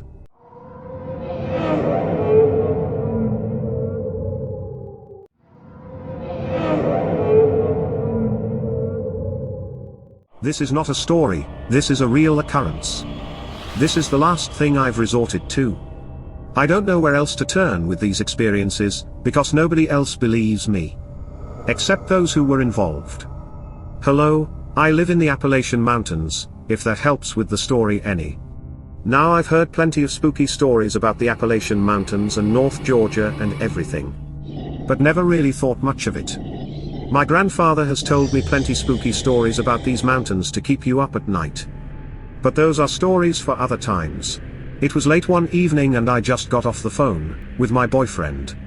We'll call him Tom. Tom had told me he was at his house working outside, as well about a quarter of a mile away from me. I hung up on him and continued my job, which was shoveling gravel into holes in my driveway. It was dusty dark outside, I could still see perfectly fine.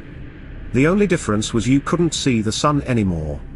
As I took a small break to stretch and rest my back, from shoveling this gravel all day in the August heat, I looked down my driveway and saw Tom walk behind my blue Ram pickup truck. So instinctively I ran down there to ask what he was doing here. But about halfway down the hill the eerie, gut-wrenching feeling set in. Tom was at his house, and I never seen him pull into my driveway. I stood in the middle of the hill, just frozen. Unable to comprehend what I saw. But against my own conscience, I decided to go and check if what decided to pretend to be Tom was there. And just like that, it was gone. Nowhere to be found? And I know you could easily mistake seeing someone, but not like that. That looked exactly like him. His rugged blue jeans, his red lanyard he wore on his side, his mangled work shoes. Everything, right down to every detail. I stopped working on my driveway late after that. The next incident really freaked me out. I don't like people, if you know me personally, only a select few. Tom and my dog are two of them. One night my little brother came over to my place to help me with my fireplace outside. Well, he was doing some final touches to it, and I was in my bedroom on my bed, with my dog laying next to me. My dog is a 2-year-old German Shepherd, her name is Wren. So I was sitting alone with Wren, scrolling on my phone, as usual. And I hear my brother scream for Wren. Wren. Wren. Get down here now. I thought to myself, what is he talking about? She's laying right next to me. And my brother comes into my room, and looked at me and Wren in confusion. What's wrong? Why was you yelling for Wren? I asked. She was just outside. My brother replied with a sickening look on his face. That's impossible, she was here with me this whole time. I told him. My heart's starting to pound. I don't know, she was outside, it was her, I swear. It even had her scars on her leg. It was her? But brother, you know that's not pos. I know what I saw. He said in a booming voice. He left my house the very same night. I don't know what to do, I don't know where to turn. I've tried talking to everyone I knew about it, but they just thought it was another story I came up with. But it's true, all of it. People just don't take me seriously, so in a moment of desperate plead, I turned to Reddit. If you have any idea what this is, or what I can do about it, any information will help. I just don't want to end up. Edit. Sunday, October 9th, 2022. My dog has been acting strange lately. Not her usual self, Wren is usually a very playful and silly dog. She's been acting more alert? Even frightened, as you will. It's not like her, even normally she'll sleep in the floor. Because she's hot, but she's started getting under my bed and sleeping there instead. She's never done this before. I understand that dogs' demeanor will change with age, but I never thought it would be this much of a change. I just want to know what happened to my girl. Here are some of the comments from this post. Perfect Paramedic 65 commented. Honestly sounds like a shapeshifter or a skinwalker. Tricky. Don't be scared and don't fear it. You have full control. It is getting closer to you too. First it was the driveway, now it's the front yard. Medium subs and also cleanse yourself and your space. Do Olympia or whatever the equivalent is for your region's common religion. Or do a cleansing that works for you. But definitely cleanse your house. Use Florida water or holy water with soap and a little ammonia to wash the walls, the doors, all the corners you can reach. Tables, countertops, bathrooms, etc. Clean everything. Leave the windows open while you do. Buy some Palo Santo and use that around your house as you pray for protection and healing, and good things to come around your family. Anything evil will not be tolerated near you or your family. Cleanse yourself too. And anyone who have been in your house or near it. Take a cleansing bath, research herbs for protection and banishing. You may want to research your local region's popular paranormal beliefs, as well. Get some salt and put it around your whole property in a big circle after you cleanse the inside of the house. These are definitely things you can do right now. Hope this helps. Josette 22 also commented. I believe what this has been is one of the mimics from the forest. They can appear as friends or loved ones, and even sound like friends or loved ones. They can also take the form of an animal. Let me know what you think about OP's experience. What do you think is mimicking their loved ones?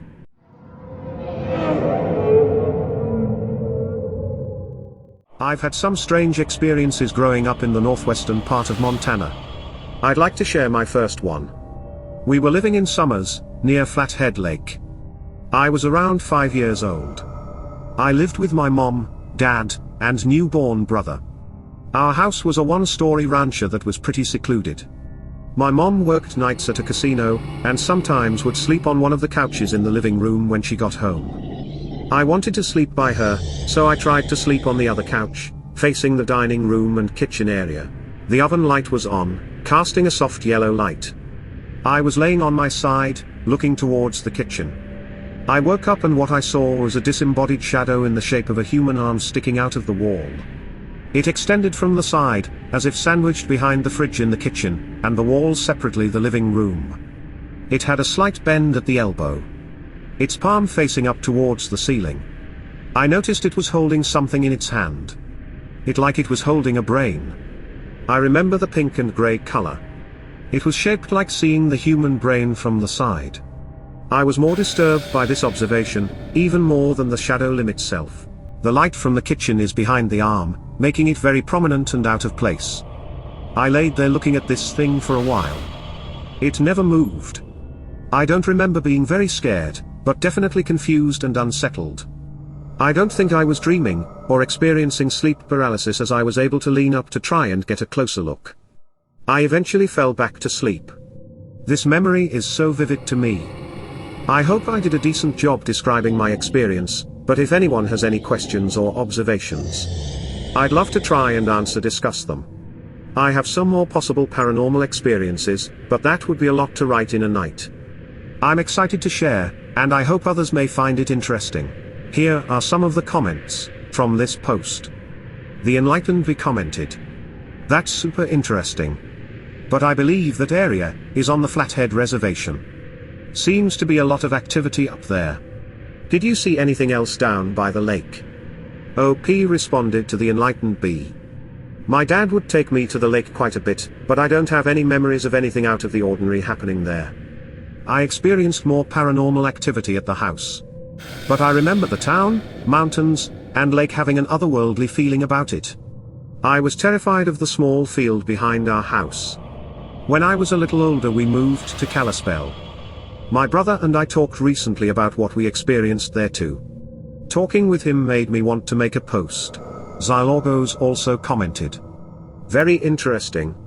I had no idea what to expect from the title. This does seem paranormal to me, but I have never experienced anything like it, personally. I might think of it as more alien than ghost type activity. I love that you weren't scared by it, but more curious than anything else. Do you or your brother have any memories that could indicate alien encounters? Those kinds of events are also considered paranormal. Thanks for sharing. I hope you will share more in later posts." OP responded to Xylorgos, "My brother and I have some experiences that might be alien encounters. My brother opened up to me about an experience he had when we were living in Kalispell. He was around 4 and I was around 8 years old. We were playing in the backyard with a neighborhood friend on the trampoline. My brother describes at one point he jumped and the next minute he was high in the air. He said it felt pretty high, maybe 10 or 15 feet. He was screaming down at our friend and I, but we were frozen and not responding to him. He said it felt like a few minutes being suspended, then everything was back to normal. He never said anything to me about it, until we recently talked. My brother is now 28 years old and I am 32. He has a daughter, who is now 3 years old. When we were talking, I brought up that my fiancé found a triangle-shaped welt on my back. He got wide-eyed and said he also had a triangle-shaped mark on him. And his daughter had one on the back of her neck. We all got the same mark, about the same time, on different parts of our bodies. I have some memories of seeing beach ball-sized orbs outside the window of our old house, in Summers and Kalispell. Sometimes a single orb, sometimes a few. I haven't seen that since I was a kid. But with the strange marks on our bodies, maybe we are still having these encounters." Xylorgos responded to OP. "From what I've heard and read about abduction phenomena, people generally seem to experience multiple events throughout their lives. Those marks are really intriguing. Have you considered having some hypnosis, to see if there are vague memories that you'd like to explore? Let me know, in the comments below. What do you think about OP's experience? What do you think OP encountered?"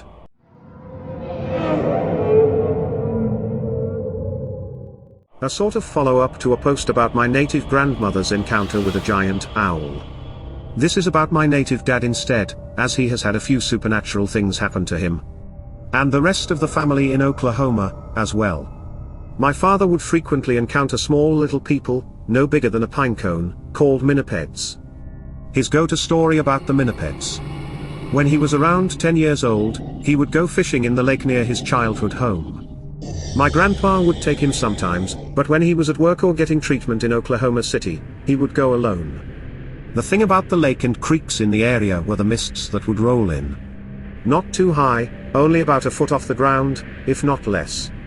and would cover most of the area for hours at a time. This particular time, he went out fishing. He got closer and closer to the misty edge of the lake.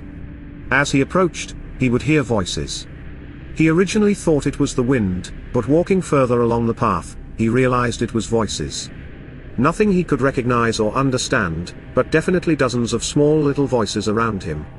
Feeling a bit frightened, he made his way back home, where my grandma was home as well, at the time. He told her about it, and she just told him everything was okay. Those voices were minipeds, and as long as you didn't bother them, they won't bother you. In fact, if you should get lost at the lake, they could help get you home. Still scared, he didn't go fishing that day. The next morning, however, he had all but forgotten about the encounter and set off to go fishing again. Going down the same old path he always went down, he again noticed the mist a foot above the ground, and again small little voices.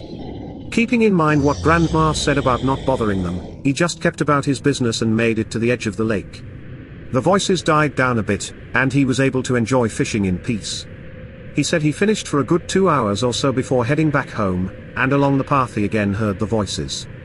This time, however, along the misty path, he would see it move left to right, as if something small under it was moving quickly and moving the mist in the process. He rarely saw a mine-aped, but the few times he did see them before moving to Texas, he said they were human-like, with grey skin or brown skin, and only a few inches tall. When he encountered them again, as an adult, he was fishing with my uncle on my mother's side. They went fishing pretty often, when I was growing up. 5 times every summer, it seemed. They either went to one of the lakes, in the Panhandle area, or New Mexico, and of course, Oklahoma. The one time they went to Oklahoma, they went to a lake close to the one he grew up in, only 50 or so miles west. There they set to get on a boat. My uncle owned to fish on the lake. But on the way there was a mist, of course. And the sound of little voices. My dad thought nothing of it, but my uncle was starting to get confused, asking if my dad heard voices in the wind. He told him not to worry, and that they were just minipeds. And if you didn't bother them, they wouldn't bother you. Eventually, it freaked my uncle out too much, and he convinced my dad to go fish at a lake back west in Texas. He didn't see any that time, and I have had yet to see one. Probably because any time we visited family, it was in Oklahoma City and we never went to a lake or anything. At least not any visit I remember. I do hope to encounter them though. I mean, if my dad believes they exist even into adulthood, then maybe they do exist. What do you think, native nonsense or plausible creature, yet to be discovered? In the comments below, let's answer OP's question. What do you think, native nonsense or plausible creature yet to be discovered?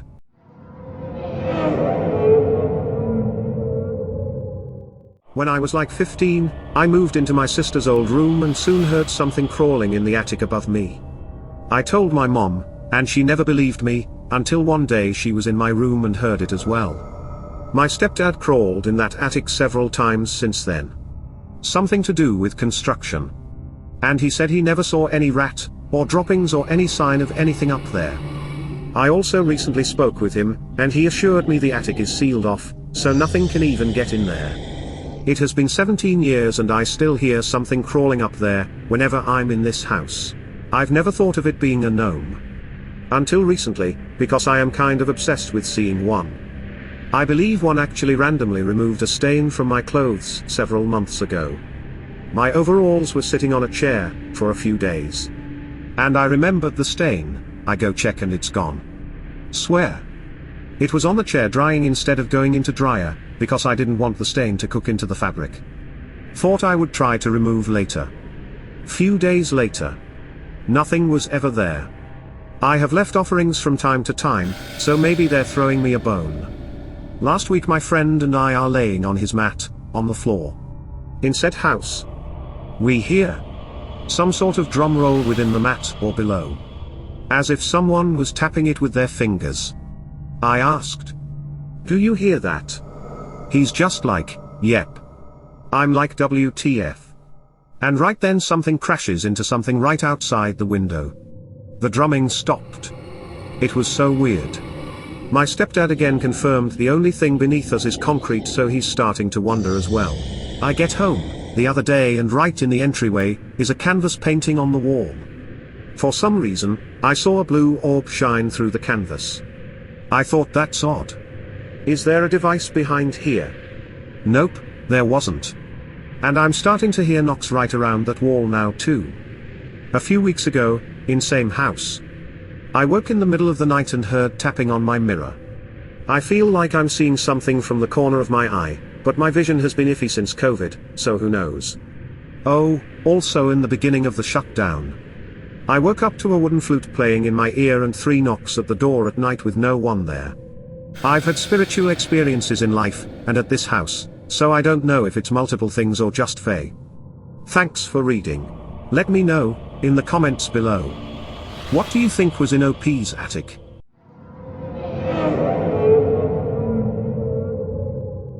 So I'll start this by saying, these events all happened years apart. And the first encounter isn't exactly a shadow, but I think it ties in. So many years ago, like 20 or a few more. I was just a child, and like a lot of children, I was afraid of the dark. Most nights I would walk down the hall to my parents' room and ask my father to stay with me until I fell asleep. This particular night, I remember being awake as my dad slept beside me, on his stomach. My bed, at the time, didn't have a solid headboard, but bars that you could either put a hand through or under. At some point during the night, I lay there on my side, one hand under my pillow, and suddenly I felt a hand come up from under the metal bar of the headboard. I distinctly remember it being bumpy and rough, but definitely a hand, and to this day I struggle to believe it was my dad's. Since it felt all wrong, as well as the positioning of it, seeming to me to be too difficult for a person to comfortably achieve even accidentally while sleeping. The shadow in the hall. Perhaps a year or so later, I remember waking again during the night, feeling somewhat scared, and decided to walk down the hall. As I had done many times like I mentioned before. I reach my parents' door and sure, the handle is. It's locked. Not a big deal. I can manage a night alone. That is, until I turn back towards my room. I had partially closed the door when I left, and I could see faintly the light from the streetlight coming through my window. But suddenly that light was blocked almost entirely and my door began slowly to open wider. Now I did what any kid would do. I screamed and began pounding on my parents' door. It was only a few moments before they opened it, but it felt like forever. They took a look down the hall, lights on and everything. They found nothing, of course. But I knew better. Lastly, the figure in my dream and then in my room. This happened only about a year ago. I was 28 at the time. I was sleeping and dreaming, which is unusual for me. In the dream, I stood in an old cobblestone alleyway. Old buildings on all sides and a fog rolling in. I knew there was a figure walking towards me, but I had it in my head to jump out and scare them. So I hid in a smaller alcove waiting. The moment arrived, the figure should be right outside the alcove. I try to jump out. I can't move. I'm not frightened, more annoyed that my lame prank won't happen. The figure turns the corner, looking at me, as if knowing I was there. It's completely black shadow with lighter grey ripples almost like smoke, covering its entire form. It leans in close and in almost a whispered voice, it asks me, "What do all little boys like?" Now I'm a sarcastic F and I'm not frightened at all, so I reply, "PP touches," in a mocking voice. Suddenly the alleyway's gone and I get a sense of immediate anger, but then I can see my room clear as day. The figure is in the corner and moving slowly towards me. I blink, it's closer, I blink again, and it's at the foot of my bed. I still can't move, but I'm fighting to. It reaches for me and I bolt upright and it's gone. Haven't seen anything since. Let me know, in the comments below. What do you think was interacting with OP?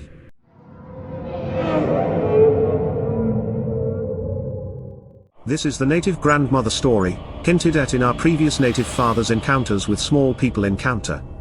My grandma recently passed, and I wanted to share a story she used to tell. Now some of the supernatural or paranormal stories weren't really that scary, more mythical, like the stories both her and my dad would tell of little people, called minipeds. Or little people. The name might be a rough spelling as it was in Kiowa Tanoan and I don't know the spellings of it. But that's how it sounded in English. But there was one story she'd always tell, when we drove around the old road around Mount Scott and Lake Lawtonka, near Medicine Park in Oklahoma. In the late 1960s, before having my dad. But had my uncle for about 5 years.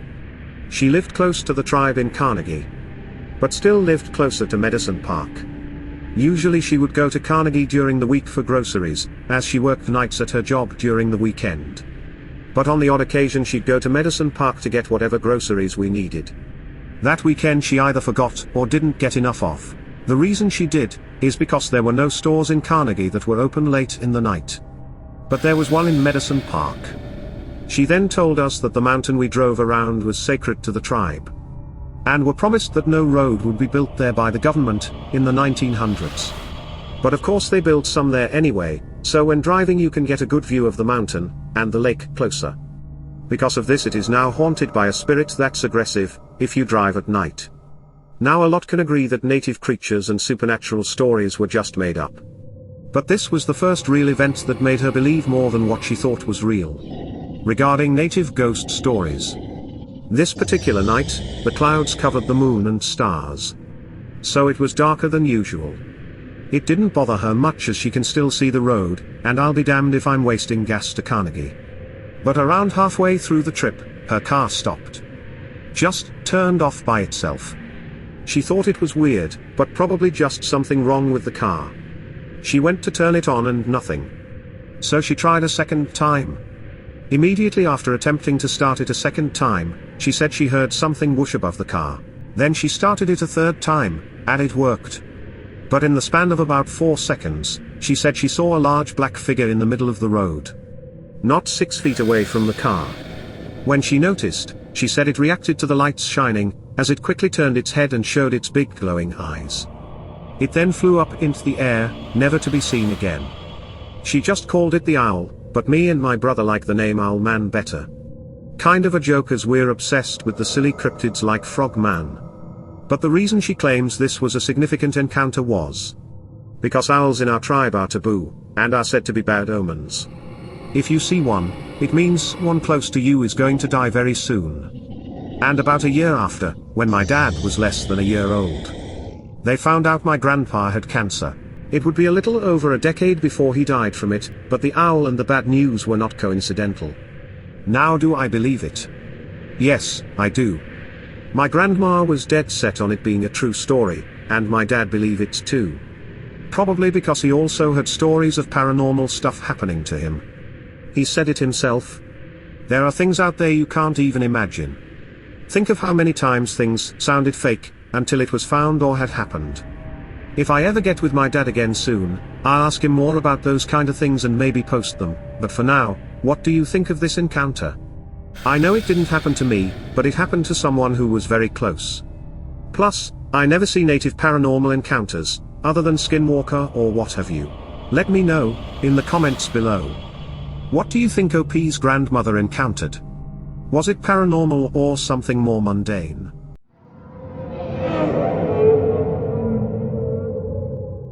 When I was around 12, at the time, 4 years ago, I would play tag at night with my friends next door. I call them L, Is and M for privacy purposes. One night, I was playing as usual when I was hiding under the tight space under the deck. I smelled a rotten stench and saw a black mass of something turn and face me. I acted like any normal 12-year-old, and got out of there as fast as I could. Only to be tagged.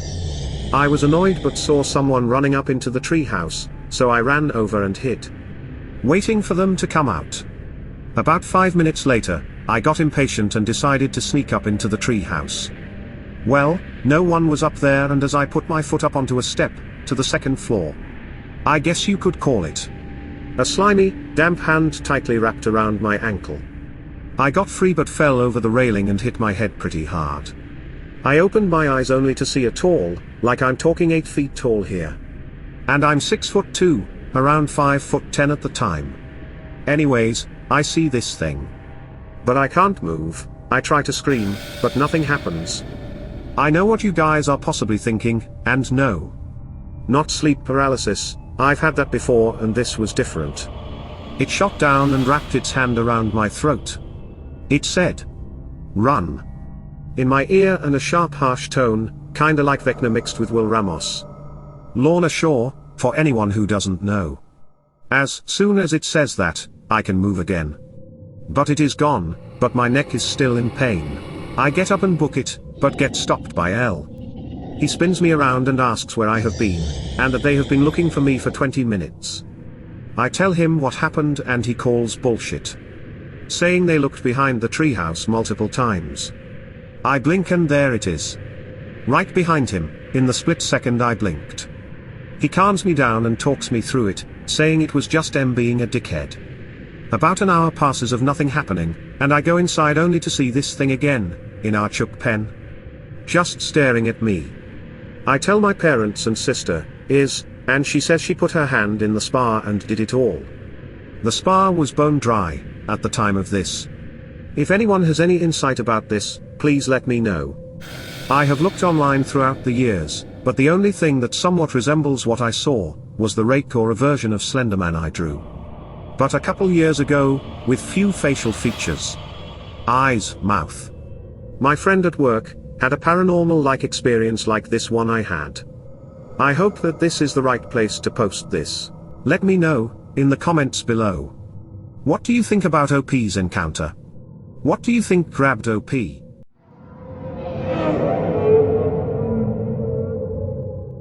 This is not the first time I'm seeing shadow people. Nor is it my first paranormal rodeo. It is the first time in my 5 years of living in this flat, that shadow people surfaced. For the past few weeks, I've seen shadow people, out of the corner of my eye. It's always a shadowy, human-like figure. But it is as if the body has no substance. I've never seen these apparitions, in my current home before. Recently, things have become strained between the landlord and me.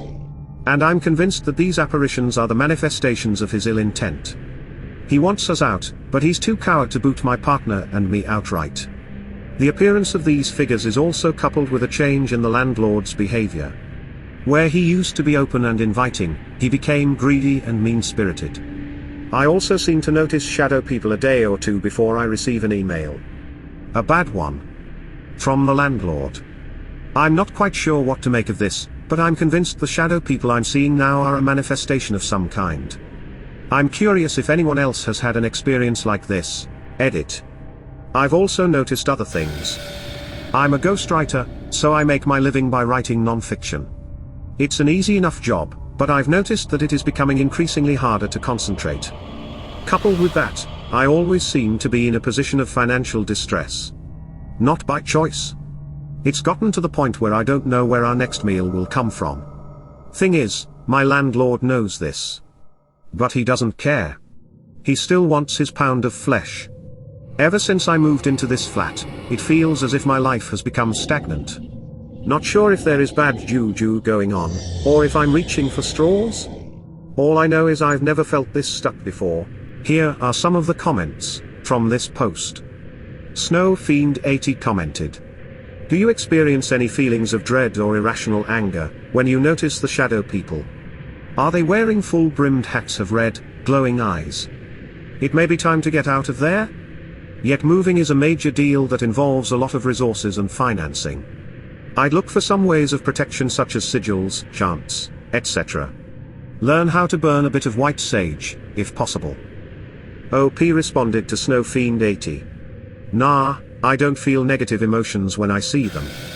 I have noticed that my stress and anger levels are in general through the roof though, especially when it comes to topics related to the landlord.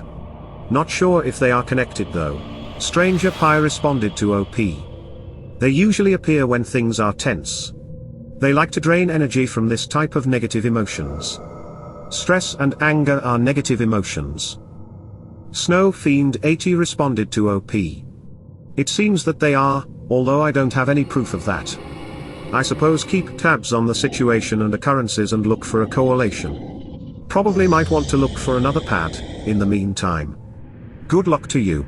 Let me know, in the comments below. What do you think about OP's experience? Do you think the shadow people were manifested by their landlord?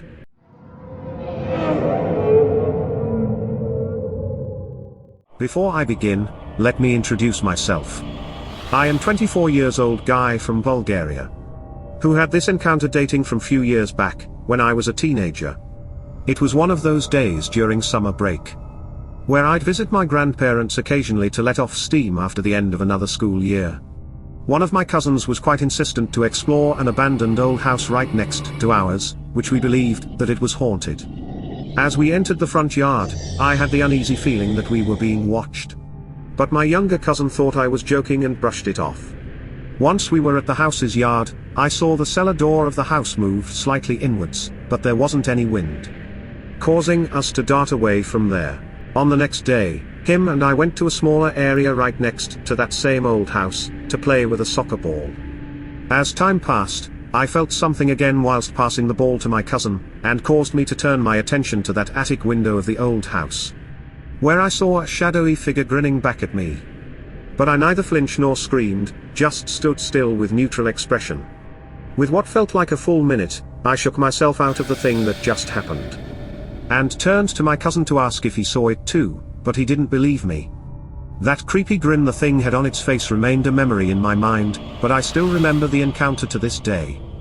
Could it have been just my imagination, or I really encountered a haunted place? Here are a few of the comments from this post. Josette22 commented, "After I read your post, the first thing I thought of is Crawler. Crawlers like to frequent abandoned houses, barns, sheds, abandoned buildings. And they many times have a sardonic grin or smile, however, they are very white and not depicted as being shadow-like." OP responded to Josette22. "As you mentioned that, it could have been a crawler, but it also seemed like it stood more upright, like most paranormal creatures." Comprehensive Emu 972 also commented, "I believe your encounter was that of the demonic."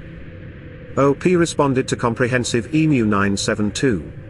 "Yeah, whatever that thing was, gave me very creepy feelings about being really close to that old house." In the comments below, let me know what you think about OP's experience. What creature do you think OP saw?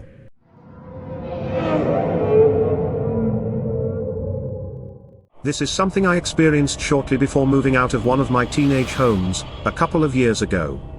When I was around 13 or 14 years old, my great-grandmother used to collect dolls. One of the dolls I took a particular liking to, because of how goddamn creepy it looks. She picked up on it, and actually gave it to me not too long before she passed away. Fast forward to the story at hand. My two stepbrothers and I were sitting in the living room chatting late at night, around 1 AM or so. For context, this is a cookie-cutter house, so when you walk in, you basically have to choose between going upstairs or downstairs. The living room is directly upstairs from the front door. There is a fireplace on the left-hand wall, but not much else to note, since it was an open concept. Adjacent to the wall, there was the railing overlooking the doorway area. And in front of the railing is the couch. There is also a television sitting on the ground on the wall opposite to the couch. During the conversation, we got on the topic of childhood paranormal experiences. Joking around, I went and grabbed the doll from my bedroom and leaned it up on the shelf, above the fireplace. I made sure when I put the doll up there, that it was leaning securely so as not to slip off.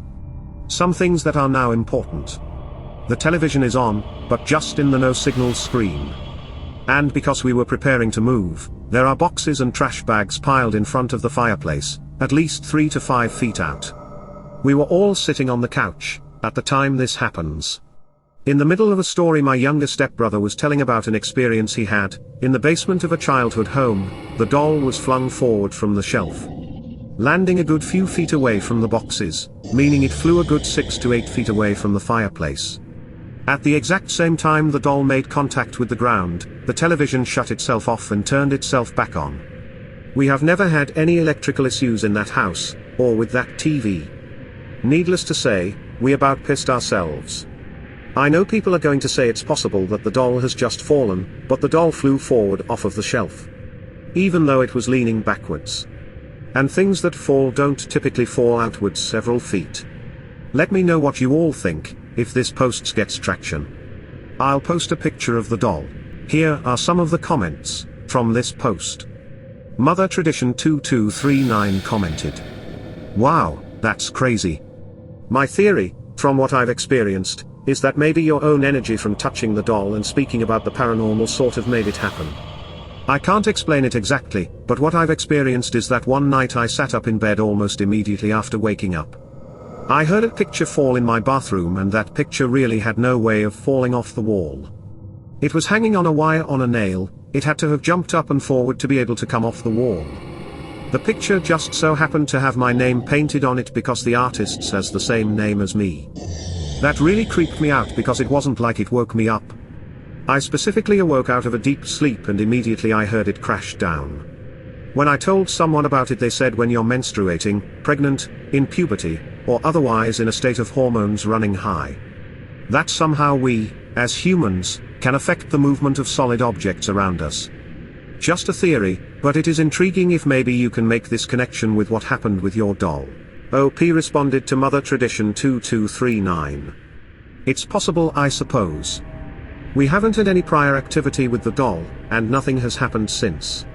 We were thinking that speaking about this entity or spirit may have caught its attention. That actually reminds me of another experience I've had before this one. Living in a mobile home with just my mother.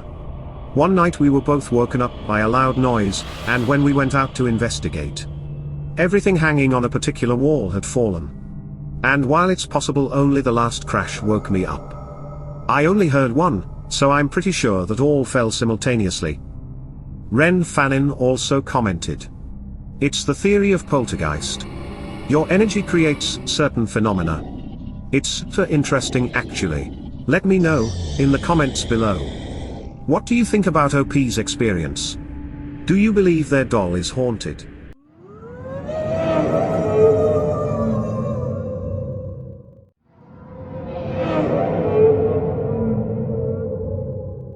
When I was a toddler, I could see spirits and would often talk to them, whether it was directly or not. As I got older though, the ability kind of just disappeared, or so I thought. About 3 weeks ago, I was looking in the kitchen cabinets for a snack to bring to school, when I glance at the laundry room and see a black figure peeking around the corner. It had large white eyes and seemed to just be staring at me. I was frozen in my place and my heart was pounding so fast. I just had to leave the house and go to the bus stop. I didn't tell anyone about this. Cut to about a week later, I was doing the dishes. The way my sink is positioned, the light shines directly onto the steel and makes it easier to see what dish I have in my hand. But this day, the light suddenly got darker, like how it would dim if someone was leaning over your shoulder. This time, I wasn't rooted in place or scared, I was more annoyed because this thing was blocking the light. And I couldn't see very well. The moment I turned to look, this shadow was gone, like it had just ran away. I also told my mom about this incident, and she called me crazy. I got to sleep that night and had a weird dream about a man in his 30s. Who appeared in front of me. He said he was looking for me and that he had been waiting so long for me to see him. When I asked why he was looking for me, he just said, "You'll see." And I woke up in a cold sweat. Just a few days ago, I was in the bathroom looking in the mirror, when the same figure kind of just showed up behind me. I could see it clearly this time. It had huge white eyes, no mouth, and weirdly slim limbs, and its torso was a little disproportionate to its body. I was fed up with whatever this thing was, so I just flat out asked, "What now?" But it didn't say anything. Instead, it disappeared. I'm waiting for it to either leave me alone or give me an answer. Here are some of the comments from this post. Disastrous Goal 2127 commented. So it's definitely not demon. You would know? Especially knowing you have already seen it. My guess is it's the man in your dreams, and he's purposely not showing you his true image. Maybe he has a good reason. Question. Have you found your twin flame? Or possibly might this be a relative, maybe one you don't know? I do know that a friend had her love stay behind looking for her, as she passed to the next life. And he didn't know she died too. But now they found each other. Of course he's a spirit. I don't know. Just truly depends on the feelings, will energy frequency you get from this entity. Henrietta 3 also commented. The Warrens always said you can differentiate a demon from a ghost because a demon, even when it takes a human-like form, will always have something fundamentally wrong with it. E.g. no eyes or no mouth. Be careful. OP responded to Henrietta 3. That's interesting. I didn't know that at all. But won't a demon usually cause you to feel at least a little bit of fear? I've just been annoyed with it. Lovebird Mom advised. You won't always feel fear. Demons are very tricky and can fool humans. Just be careful. Let me know what you think, in the comments below. What type of entity do you think OP interacted with?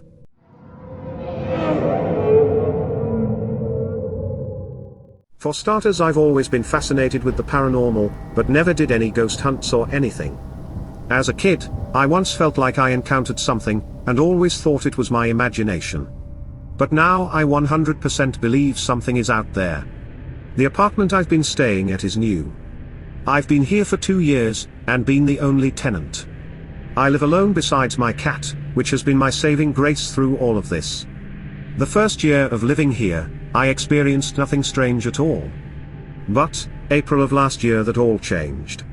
Everything started one morning when I got out of bed. I heard my washer going. Which is pretty strange to me, as I never recall starting it, and no way it would have washed for 8 to 9 hours. This still happens, and it even happened today. I had people check the electric and my own washer dryer, which is now only a year old. It only started to pick up from there. Which then turned into open and letting my cabinet slam shut in my kitchen. This only happens some nights when I turn into the bedroom. At first I figured it was my neighbors, until I put my own ear to my bedroom door one night.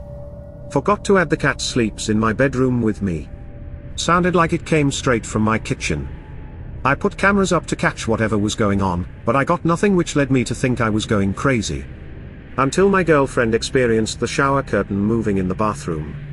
She thought it was the cat until she saw he was with me. As for my cat, he sticks with me like glue, and I've noticed he has been staring at walls, for minutes at a time. And to be honest, it scares me. The cat even gets scared, at times.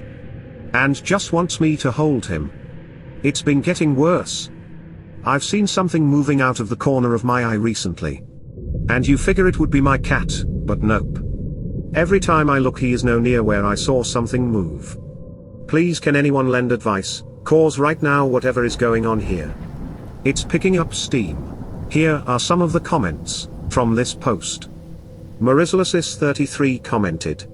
Sounds like something changed. When you say you live in an apartment, it could be that a new neighbor has attachments that are now spreading out a bit. Have you, your girlfriend, or even a visiting friend been into occult activity, gone to a haunted location, brought home an object that could have something attached to it? Certain things invite them in. Otherwise, I would consider moving because someone brought something in, and now it's in your space. No Cardiologist 9387 also commented. Dude, talk to some pastor or spirit guide, because I had the same problem 10 years ago, in the house I live at that time. And it seems similar how it happened to us, my wife and I. Eventually there was even physical marks on her and I. And we had very stressful days, and I had to go to a chiropractor to correct my posture and get messages. My body went through a lot and I felt it. Act as soon as you can. OP responded to No Cardiologist 9387. I'll be contacting someone today. Honestly feels like I'm being stalked, and it's pretty creepy. Hopefully, my local pastor can nip it in the butt. Okazed questioned. What did you do before all this happened? OP responded to Okazed. Well, I work at a tire place and still do, so I don't know what could have caused this. Haven't been to any haunted locations around town. Possible that Tenet caused this, or now thinking back, my ex, she dabbled in some sort of magic. She believed but haven't had contact in years. Edit, the first year I moved in here I did head to a cult museum in Las Vegas, but nothing came of anything during that year, now that I recall. A question I have, could something followed me and now became active? GHSD404 responded to OP. Sometimes when you dabble into stuff, things show up. Let me know, in the comments below. What do you think about OP's experience? Do you think OP has a haunting, or is it something more mundane?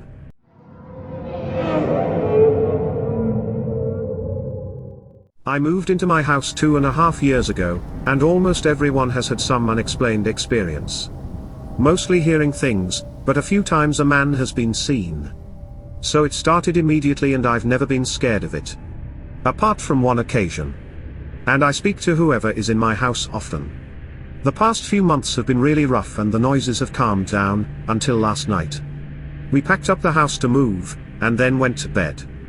I got up to use the bathroom and couldn't open my door, as a pair of shoes had been placed behind my bedroom door. It opens outwards. I forced the door open and it was shoes that haven't been used in a couple weeks, and I did not know where they were beforehand. There is no way they were put there by me or my husband, as we were both in the room. You can't even reach round the door to put shoes there, because there is a wall either side of the door, so it is very narrow. Has anyone experienced this? And is the activity worsening because of the move? Do they want me to stay? Why has this never happened in 2.5 years and all of a sudden things are being moved now? Any answers are appreciated. Here are some of the comments from this post. The dismissed commented, "You can do something far more better for him if you like. Tell him that there's another way for him. He can very well remain, but he will always be bothered by the living and vice versa. One day someone may come in that tries to entrap him or do something he won't like. Whatever business he had no longer matters. All he's doing is just watching the living. That's not helping him in his own advancement. But there's a solution to this problem. Choose to go towards the light. The key is to accept his death and let go. There he will find true peace. He won't be bothered. This is the next step, and he should take it. It's for his own betterment. Choose to advance, don't be scared. There he'll be able to be seen and heard. Go home." Anxious Animosity also commented, "Maybe they got settled with you all being there. Humans are creatures of habit. You are disturbing that by moving. Maybe Ghost don't like change either." OP responded to Anxious Animosity, "True, wondering if I should find a way to say goodbye. I've lived with him for a while now, maybe I owe him at least a farewell." Anxious Animosity responded to OP, "Is there a thing or place he favors? Maybe go there and explain you guys are leaving but you appreciate the time you've spent there. Let me know, in the comments. Do you think OP's ghost wants her to stay?"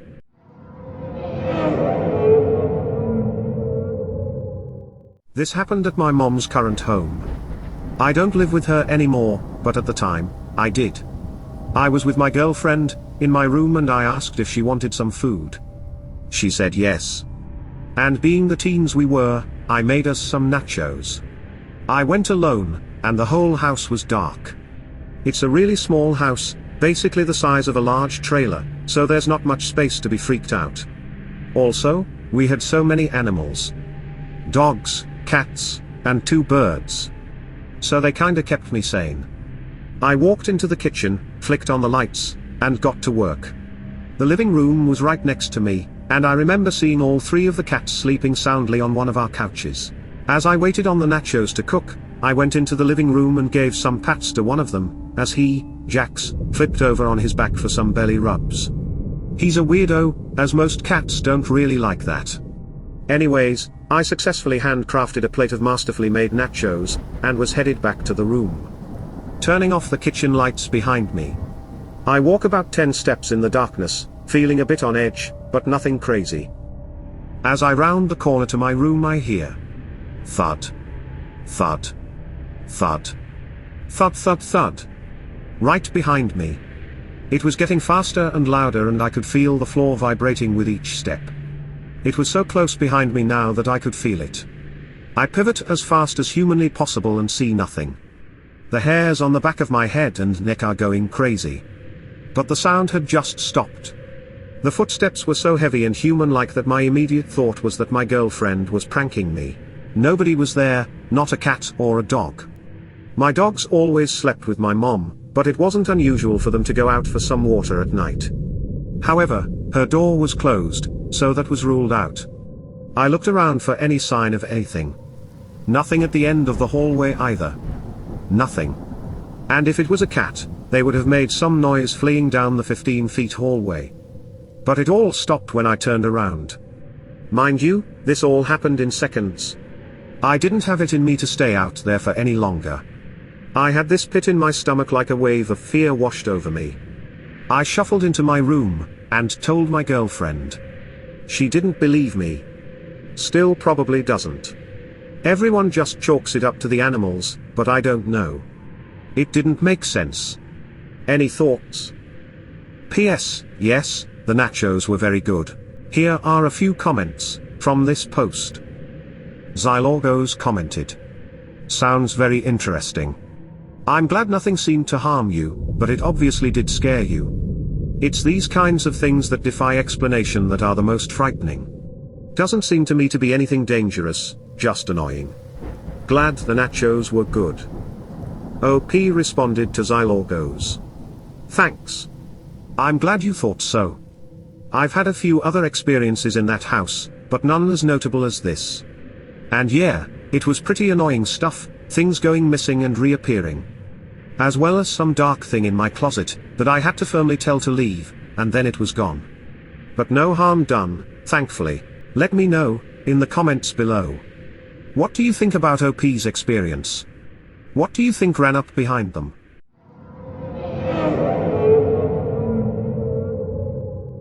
I'm active duty military, and was stationed in Okinawa for 3 years. During that time, I had a lot of weird experiences. One day after getting back from work, my buddy was planning on coming to my barracks room to chill. So I left my door deadbolted open and told him to walk in when he got there. During that time I laid in my bed with my back to the door, just scrolling through my phone. When I felt something very clearly poke and drag a finger down my back. Naturally, I thought it was my buddy, so I looked back to greet him. But only saw an empty room, the door hadn't been opened or I would have heard it. And my friend wouldn't have been able to move fast enough to come in and out silently. Another time, I was drinking coffee or tea late at night, before bed. I didn't finish my cup but set it on my nightstand where it wouldn't fall or get knocked off, and passed out. Around 3 in the morning, I wake up to it crashing to the ground. Okinawa does get frequent earthquakes, but usually never bad enough to knock a cup off the center of a stand, otherwise I'd have woken up. Also, during my time there, lights in the room that weren't ever used frequently turned on by themselves or flicker. Things would get moved from their original spots. And despite never having sleep paralysis prior to my time here, I ended up getting it on a regular basis, at least twice a month. Since leaving, I haven't had sleep paralysis once. I have also felt an overwhelming sense of dread on a few occasions, out of the blue. Here are a few comments from this post. Nathan4845 commented.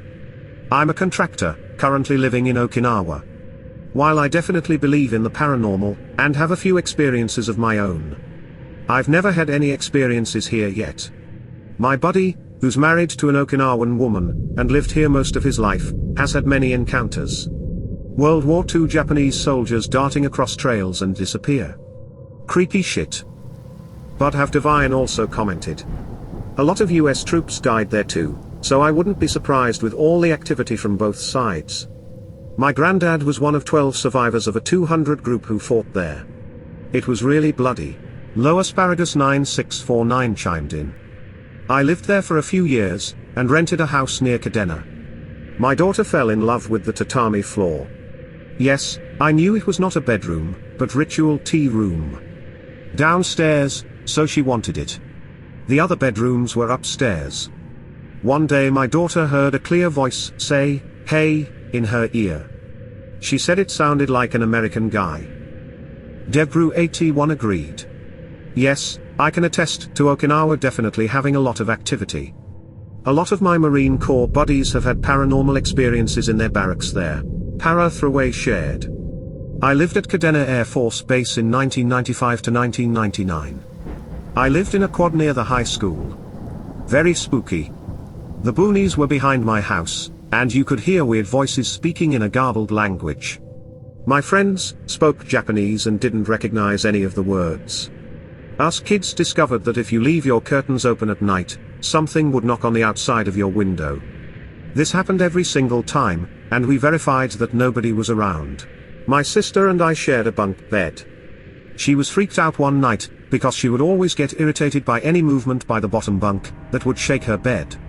One night, when she was trying to fall asleep, she heard me get into the bottom bunk and then the whole bed started shaking like I was bouncing the bed. She yelled a few times, and finally hung over the side of the bed, to scream at me. I wasn't there. I was in the bathroom getting a shower. The best fun was high school kids would go ghost hunting, before that was even a thing. And explore the abandoned hotels and other properties. In one location, the 4th floor was supposedly haunted by poltergeist. As we climbed the staircase, you could hear lots of banging and loud noises from that floor. The entrance to the floor was covered by a board, but you could see into the floor. We saw an Okinawan girl looking at us. She seemed to glow green. When she turned away, we couldn't see the bottom half of her body. In the comments below, let me know what you think about OP's experience. What do you think was making its presence known to OP?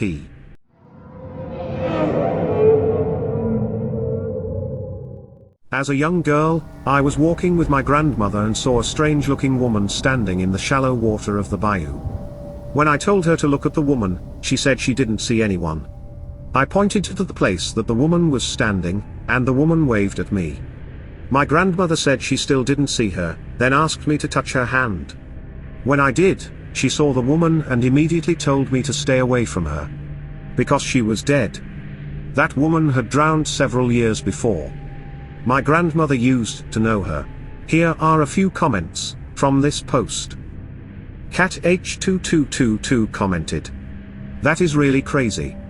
Did anyone in your family mention it again? She held your hand and then saw the ghost. Do you have any psychic powers? OP responded to Cat H2222. Not really, she never wanted to talk about anything paranormal with me. Or tell me any ghost stories, but my mom said that my grandmother would see a lot of stuff. I have so many stories I could tell. Nick07 Cool questioned. Whoa. Did you investigate it later? Like who was she? How did she die? Why did she come back? Why did your grandma ask you to stay away from her? And as you've mentioned in another comment, your grandmom could see a lot of stuff. So why didn't she see the weird woman, until you touched the woman's hand? If you haven't done any investigation yet, then I suggest that you should. If you've got the time. You could check in the local library, old newspaper articles, people who used to know your grandmother. And probably also knew about the weird woman, etc. Those are some great ways to do research.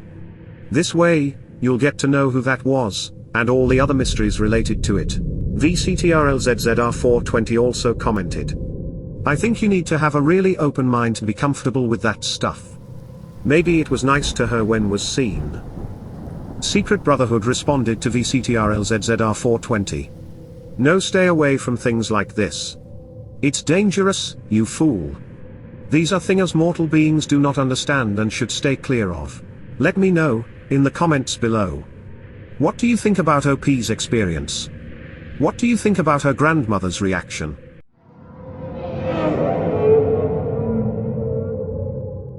I've lived in my apartment for 3.5 years now. A couple of days after I first moved in, I was in dire need of a nap.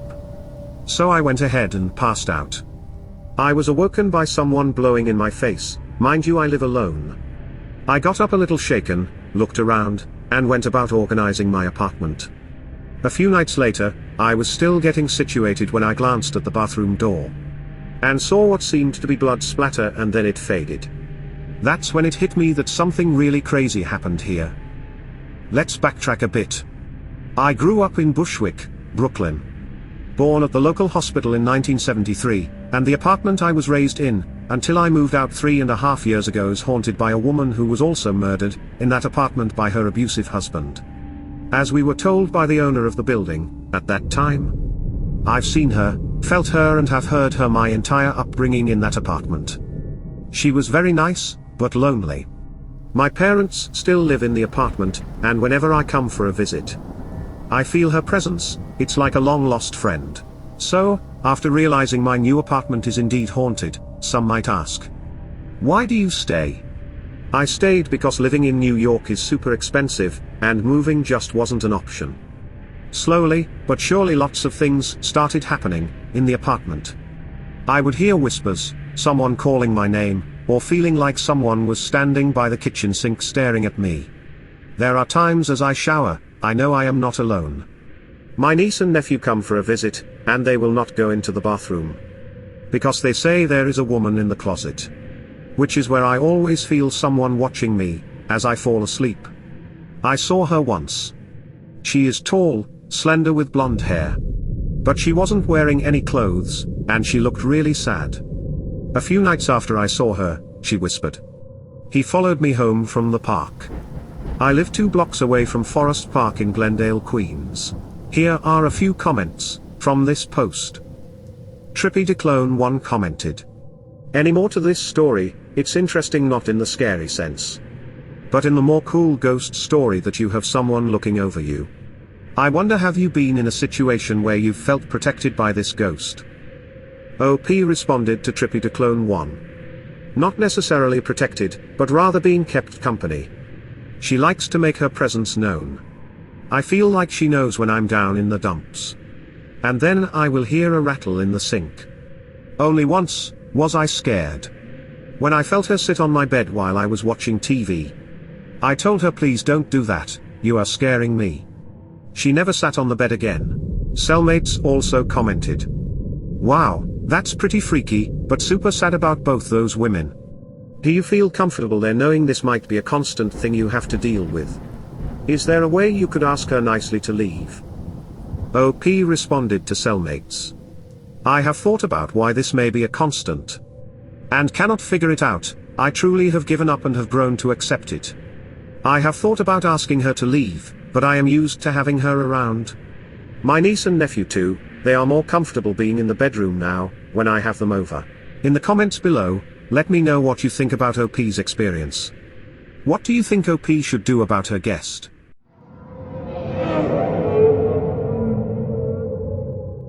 Probably, the one I worked at was. When I saw the ghost of a patient, and wasn't going to back off. I was told by the supervisor of nurses, not to mention it to anyone. Who wasn't working with me that night. Then there was the fire in the trash can.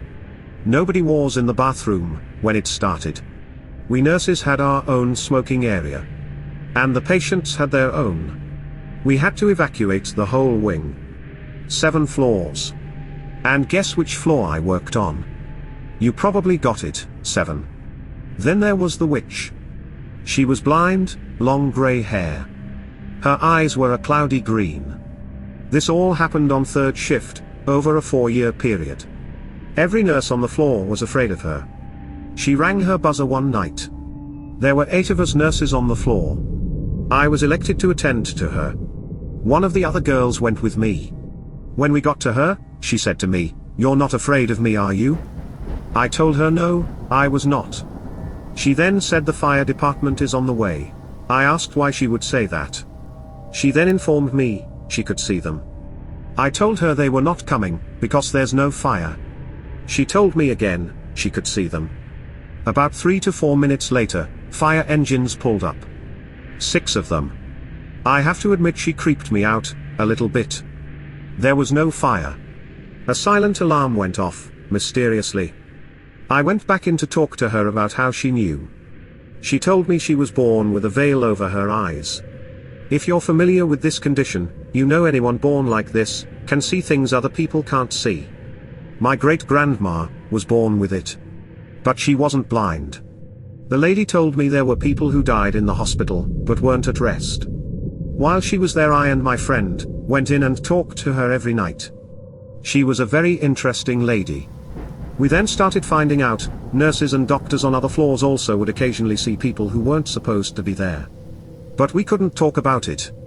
So yes, some of them probably are. Here are a few comments from this post. Duchess of Marin commented. What an interesting encounter, she knew you weren't afraid of her. Hospitals are a likely place for being haunted.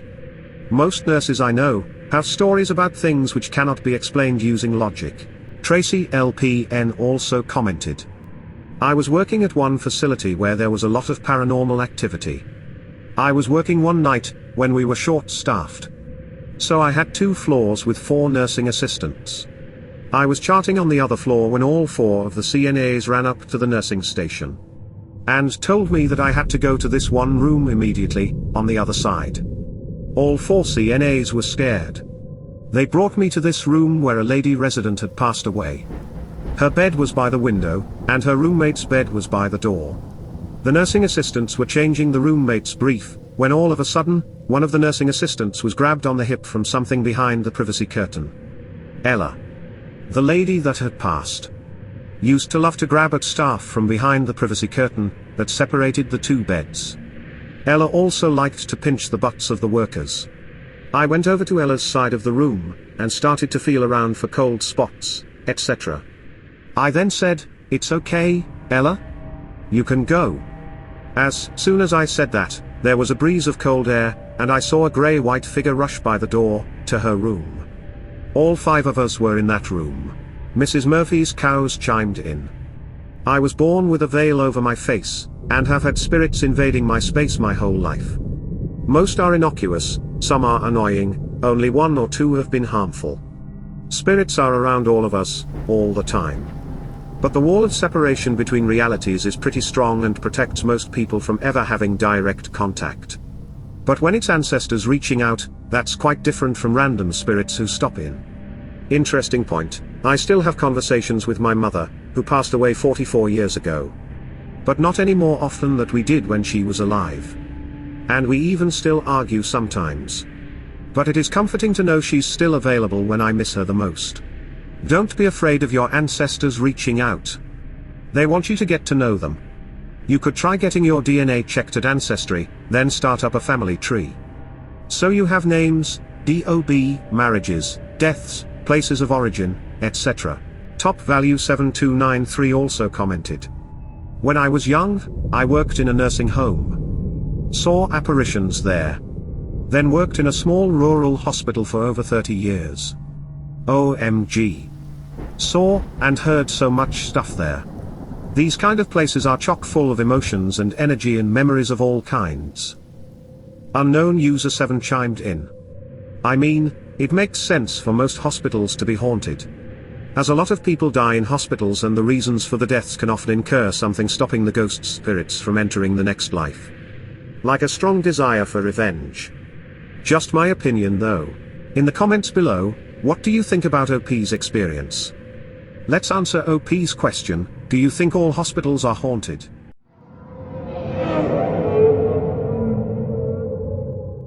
This experience was submitted to me from r/ParanormalEncounters 2. This all takes place in southeast England. I love dark stuff, and when I was 17 or 18 I really got into it. Witchcraft, ghosts. I was intrigued, curious, and hungry to know more. I was with my friend Kelsey. We were hanging out quite a bit, and would often go visit and stay around her friends, who lived in a youth hostel. A housing system in Britain to help people live in accommodation, through social services because of other circumstances. As to why they can't live in their own place or with friends or family. Her friends, Nikki and Chris, were very much practicing witchcraft. And talking with spirits. I had always been fascinated by this and would ask to learn what they knew. One time, while speaking with Chris about this, he decided to show me something. To this day and never before that day, had I experienced anything like this. From across the room, while Kelsey and Nikki were busy watching comedy on TV. Chris extended his arm out, the palm of his head facing towards the telly. Chris's eyes rolled to the back of his head, and the TV began going static. Nikki and Kelsey were confused as to why it was playing up. As they were watching a DVD. As seconds passed, the static on the screen increased until you couldn't see or hear anything but static. Kelsey turned round and saw what Chris was doing. And in an annoyed voice told him to knock it off. As soon as he did, the screen came back on and you could hear everything fine. When experimenting with the supernatural, you're going to attract the supernatural. One day, while staying round at the hostel, Nikki had gone to her room to sleep and Kelsey was asleep on the sofa, in the living room. Chris and I were standing in the living room, having a normal chat for once. Chris was standing beside the balcony door, and I was standing opposite the window of the balcony, about 8 feet away. While talking, I spotted a reflection in the window. I paid it no mind, believing it to be Chris's reflection. Until when I turned back to face him, did I realize that where he was standing was basically impossible for him to have a reflection in the window. My heartbeat quickened pace, and I turned my head towards the window again. To see what it was. I was absolutely shocked. There was a reflection in the window, besides me. A tall, burly man, who resembled nothing of Chris. Especially as half his face was scarred with what appeared to be burns. When I paid closer attention to the reflection, the man's eyes were directed onto me. This is when I realized that this was a reflection, but not from outside the balcony window, but inside behind me. I saw the horror on my face, and the man's eyes looked at the reflection and saw I was looking at him. And his eyes were the look of surprise. Chris noticed my reaction, and that I was no longer paying attention to the conversation, and asked what was wrong. While talking with Chris, my eyes were back on him. And although scared, I remained curious. And turned towards the window again, to see that the man was no longer there. Chris explained to me who the man was. Although, I am afraid I've forgotten his name. Chris was laughing, telling me there's nothing to be afraid of. That this was a kind spirit, a man who had died in a fire, when his kitchen caught alight in this building. According to Chris, the man was just very interested in our conversation. Although was especially intrigued in what I had to say. When the man realized I could see him, and was scared, he felt bad and went away. Thinking I was scared of his face. I was almost an adult, or an adult. This was different than trying to remember ghostly things as a kid. The man's reflection was incredibly tangible. He's the reason I know human souls exist. In the comments below, let me know what you think about OP's experience. Do you think the entity was just as surprised OP could see him as OP was to see him?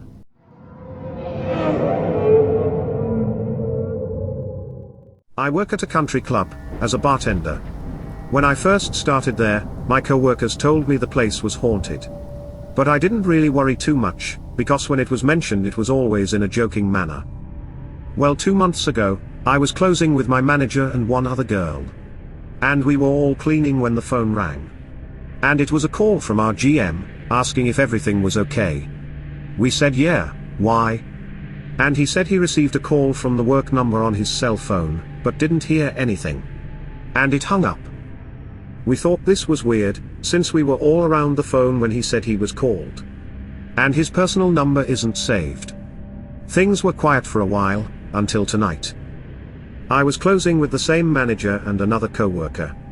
And we grabbing our bags to leave, and we hear furniture being dragged along the floor upstairs. We left and tried to blame it on old air ducts. Well, we were all sitting outside waiting on my manager's husband to pick her up. Because we didn't want to leave her alone, and we hear tapping on the window behind us.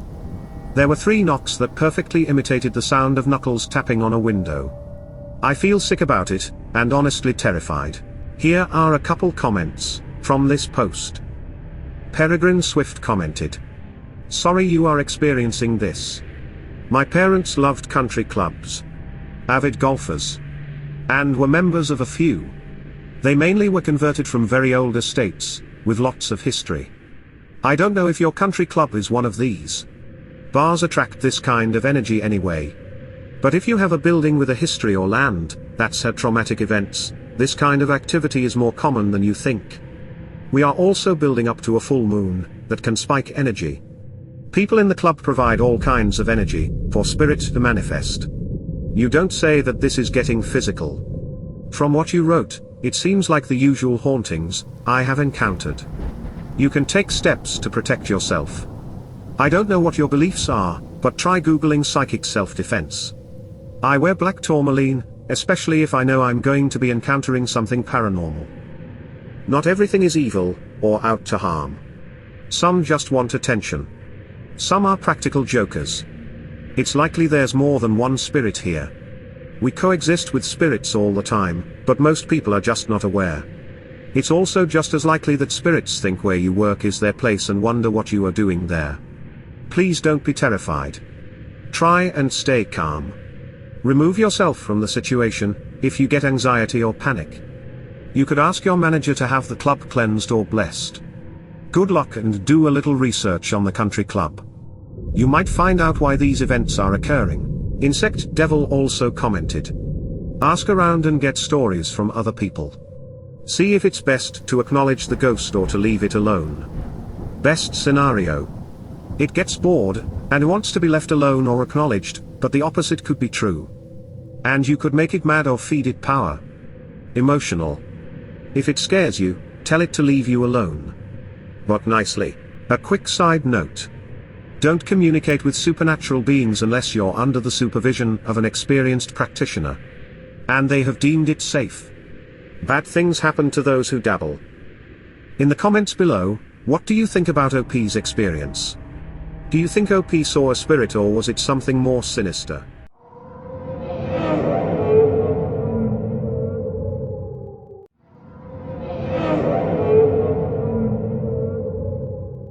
I typed this up to send to another Redditor for their YouTube channel.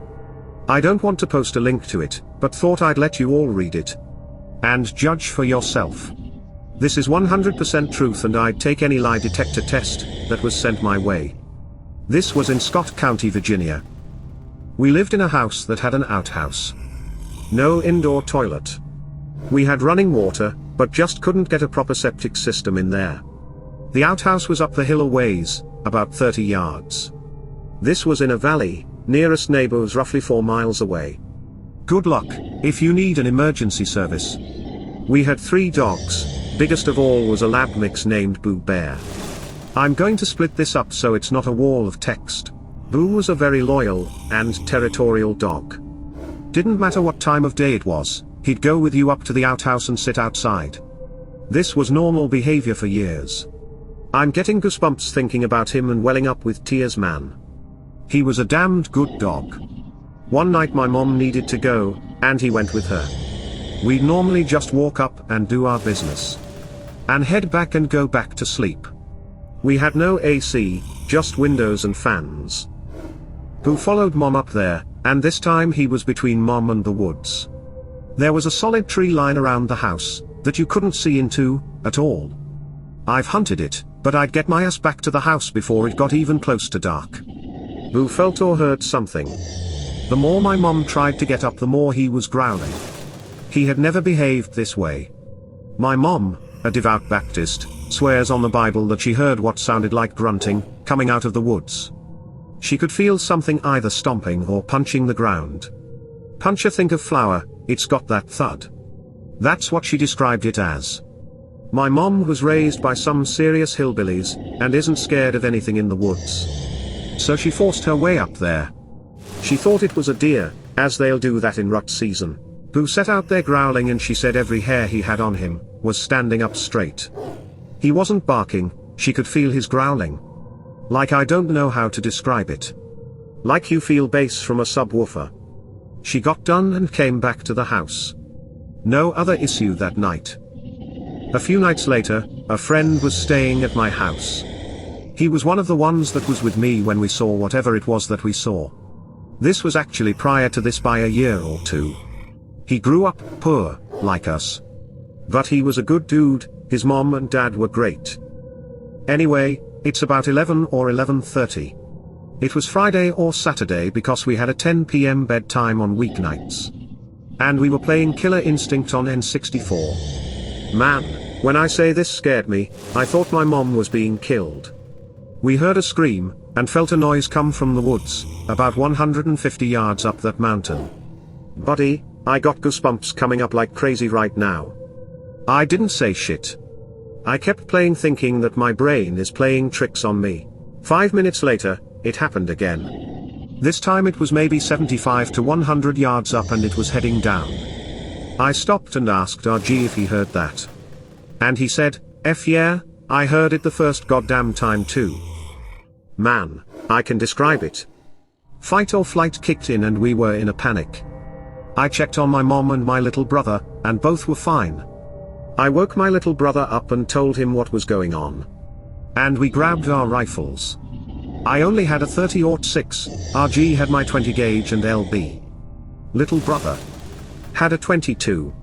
We parked our asses in the room we were in, when we first heard it. When I say my heart was racing. If it was doing the 100-meter dash, it'd have beat Usain Bolt. We didn't hear anything for 30 minutes.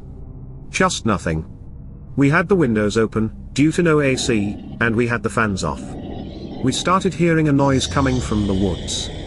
just walking. It sounded like something was slowly plodding down the ridge to the house. I know it was no cat. You will never hear a big cat. I've had cougars surprise me, and I never heard a thing. This was big. It was making a lot of racket. We just kept sitting there, ears on alert.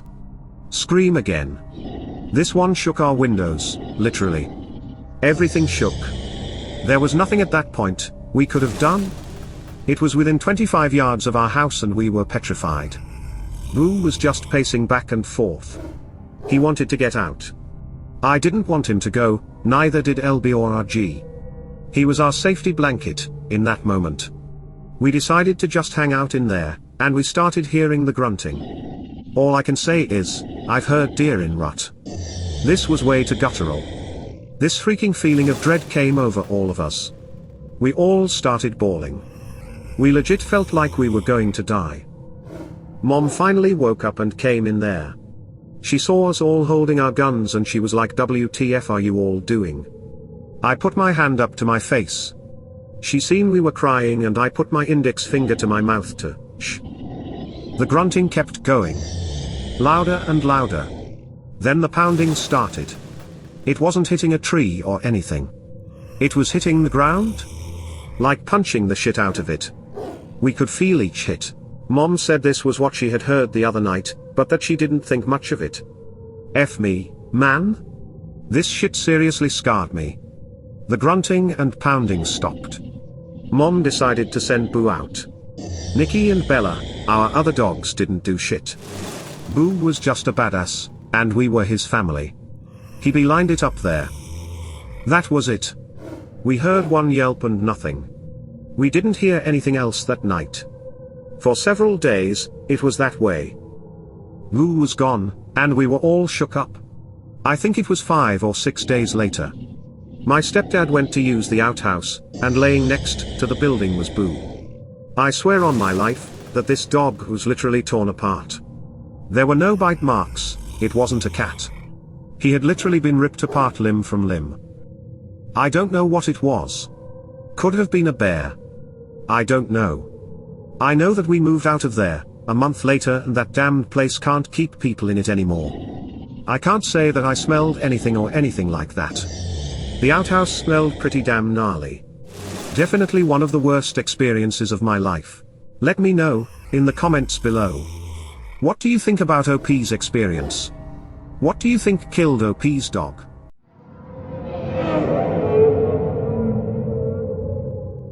This happened to my buddy and me, when I was at college.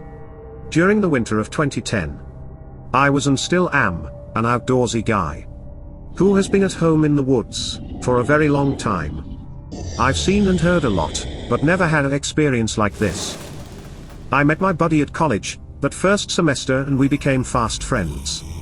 Before I knew it, he was inviting me back to his family's place that winter. To stay there and do a bit of hog hunting. I have hunted hogs since I was old enough to hunt. So I jumped at the chance. We got to his parents' place and holy hell, it was beautiful. They own about 1,500 acres out in rural West Texas. His family raised, show, and sell cattle. And are loaded. They are amazing people, and they kinda took to me like a second son. Over my time at college, I was visiting them a lot. But, since his family is avid hunters and the land they live on is mainly for cattle. They own another 1,000 acres they lease to hunters and also use themselves to hunt on. So after a day or two, at their primary ranch, we set out to the hunting lease. It was just my buddy and myself. No hunters had leased it that winter. Yet. We set up our stuff at the little hunting cabin they had. And set our alarms to wake us up at 6 a.m. We got some rest and woke up ready to get out to the stand. Us being wild college kids, we brought the whiskey and coke. And our rifles. Spare me the lectures. We were stupid college kids. We got to the stand after a short hike through the cold. And hopped on up into the stand. It was one of those big green metal stands, that's elevated about 15 to 20 feet in the air. The area it was set up facing was perfect. To the left about 100 yards was a mostly caliche rock clearing, with trees lining it and dead cactus. In front of us was a wider clearing with sparse trees and various weeds and grass. To the right was a decently dense patch of trees. And behind us was a dense patch of trees and a high fence about 30 yards back. We could not see behind us, because the blind he had was only 180-degree view. Just a back wall and a door with a window, that was boarded up because the glass, or whatever it had in it, was broken. We just set up the chairs, started drinking. And the waiting began. We had a beautiful view of the area, and the sunrise coming from the east of where we were. We didn't see anything the first hour, so we just kept drinking and chatting. About an hour after the sun rose, we started hearing some limbs breaking. And brush rustle from behind us. Sounded a good ways back, maybe 50 yards or more. We readied our rifles, hoping that what we were certain were hogs would circle around. I remember sitting there just waiting, watching the fog from my breath for a good 5 minutes. The rustling got closer, then I noticed a really metallic smell. The best way I can describe it is the smell crappy tools give off when you don't take care of them. Kinda like a mix of copper, vomit, and poop. I looked at my bud and whispered, "You smell that?" And he nodded and shrugged his shoulders. A minute later, we're still waiting, the rustling seems to get closer. Then it just kinda stopped. After a couple minutes, I could still smell the stink, but no noise. And figured maybe a couple hogs had taken a dump near the stand and moved on. I reached to pick up the bottle. As my buddy puts his rifle down, and just as we're doing that we heard a scream grunt. I have never heard anything like it. It was like a low grunt that escalated into a gravelly scream. And it sounded like it was right outside the back of the blind. Before we could ever really react, we heard a bunch of twig and branches snap. Sounded like it was right outside the back of the blind. Not a couple seconds after, we feel the entire blind shake about 3 times. Like if a car had bumped into it. I dropped the bottle of whiskey and just looked at my friend. And he looked just as freaked out as I felt. We heard a loud, singular grunt and then the sound of twigs and branches breaking again. Slowly getting quieter. We just sat there. Too freaked out to move for what felt like an hour, but was only about 10 minutes. I don't know if it was the whiskey. Or just me trying to be brave, but I got up and opened the door. And nothing was there. We climbed down, and had our rifles ready. We both knew it wasn't a hog, but tried to convince ourselves it was. We could see the old stand marks on the ground. And the whole stand had rocked forward about 6 inches. There was a bent portion of one of the metal struts, and 2 big depressions where it looked like feet had dug into the rocky ground. We figured whatever it was stood there whole, it was rocking the stand. We stood there looking dumbfounded. And we just decided to get the hell out of there. We drove back to his main house and told his dad. He said to just stay at their house with them for the night. And we would go check it out tomorrow. When we got there, the day after, we saw the same things that were there the day prior. And his dad was super confused. I don't think he initially believed us when we told him about what happened. We found where whatever it was had come from. There was a clear path in the grass, leading away from the stand. Where it has been depressed, and you could see tree limbs broken. The highest one that was broken off, was about 7 feet off the ground. We walked back 30 yards, to the high fence that was there, and sure enough about a 4-foot wide section has been mangled and bent down. His dad was pissed. Obviously, but he was also really confused. He told us that he had never had this happen. And reckons it was just a giant hog, but I never thought so. I don't want to just say, it's Bigfoot. But I have never had an explanation as to what could have caused that. Over the years, I've grown to believe in Bigfoot more and more. My dad had an encounter with what he claims could have been Bigfoot, as well. So maybe it runs in the family. Let me know, in the comments below. What you think about OP's encounter. Do you think a Bigfoot was stalking him and his friend?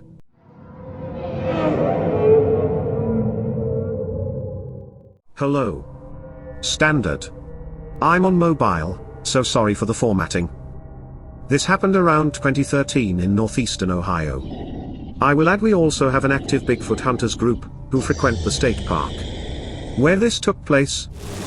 My grandmother, high school boyfriend, and I, female 24, were headed to the day parking area for the horseback riding trails when this happened. I was around 17 at the time. We had just pulled onto the entrance road to the parking area when I watched something walk across the black pavement road that headed back to the camping area. This road is probably 10 to 15 feet across, just enough for a truck and trailer to fit. I watched whatever this creature was cross the road, stop momentarily in the middle to glance at us, then continue walking. It probably took 1, maybe 2 steps for the creature to cross. I was the only one who completely saw this, as my boyfriend at the time noticed right as the creature hit the tall grass on the other side, heading towards the power lines. From where I was, the creature was about 400 yards away, so it was difficult for me to make out any specific features. I just knew it was large, it was walking on 2 legs, and it was not a person. I was understandably a little freaked out, but we continued to unload our horses and saddle them. We decided to start by walking the horses down the black pavement road to the gravel road, as this was the best way to get to a certain trail. At the exact point where I saw the creature walk, our horses became noticeably agitated. My horse, specifically, who can frighten easily, began to fight me to pass that stretch of pavement. I could tell something was causing her not wanting to continue and to run back to the trailer, which is not normal for her. Even as I got her past that spot, she continued to walk sideways, as if to make sure she could see what was behind her. All I can assume is that she smelled or sensed something in that area that was frightening her and she wanted to bolt. I can't say for sure what I saw, but it's a memory that has stuck with me for a long time. Here are a couple of comments from this post. Bathed in Deep Fog commented, "Cool story. When it stopped to glance at you, did it turn its shoulders like in the Patty film? The way you describe it had me picturing it that way." OP responded to Bathed in Deep Fog, "I vaguely remember it just seemed to turn its head, but its body was so dark that from 400 yards away it looked like a silhouette. Just a very large silhouette that was not a regular human. I remember watching videos of bears walking on 2 legs to compare, and this definitely had a human-like stride. Let me know in the comments below. What do you think OP encountered? Was it a Bigfoot or a bear?"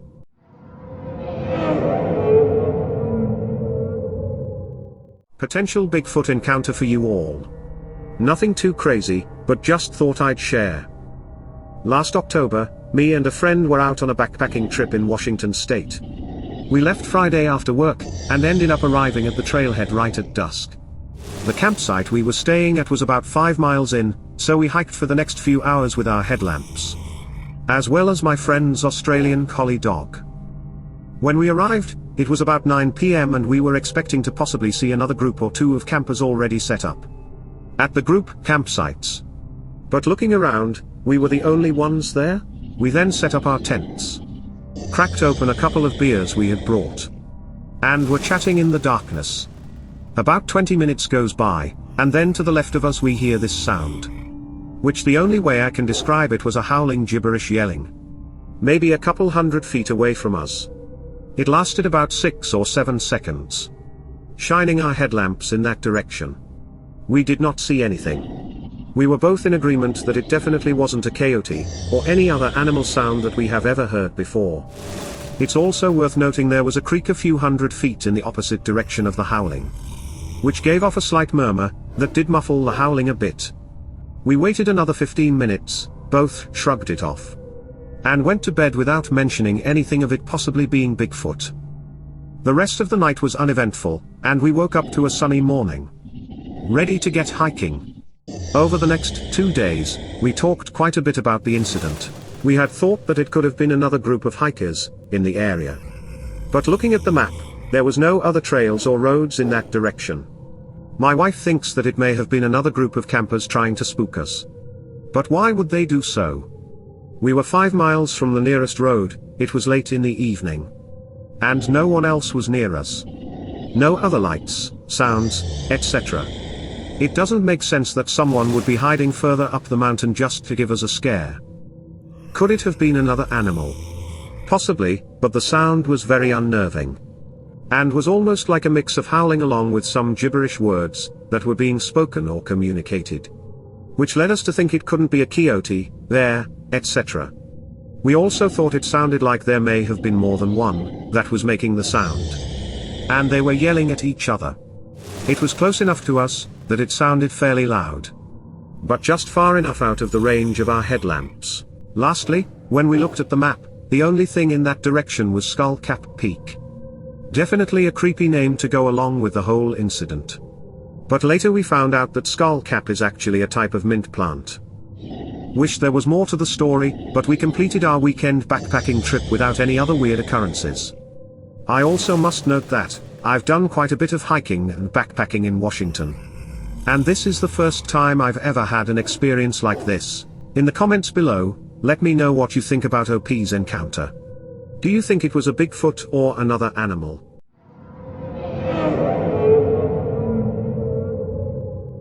This takes place in Washington. A place that seems to be the biggest hotspot in the US for Sasquatch sightings. This was also near a lot of mountains. So that may add a slight bit more credibility, but anyways. In the 1970s, probably 1973. He went to 6th grade camp, at a camp called Camp Timberlake. Now Camp Arnold. He was in middle school and this camp was new. It could have been the opening year of it. He says some things didn't seem fully built. So he went for a couple days, doing what you would normally do at a 6th grade camp. Then during one of the nights, he heard what sounded like loud walking and rustling in the uncleared forest behind his cabin. Nothing really notable happened, but the counselor for his group said to stay quiet.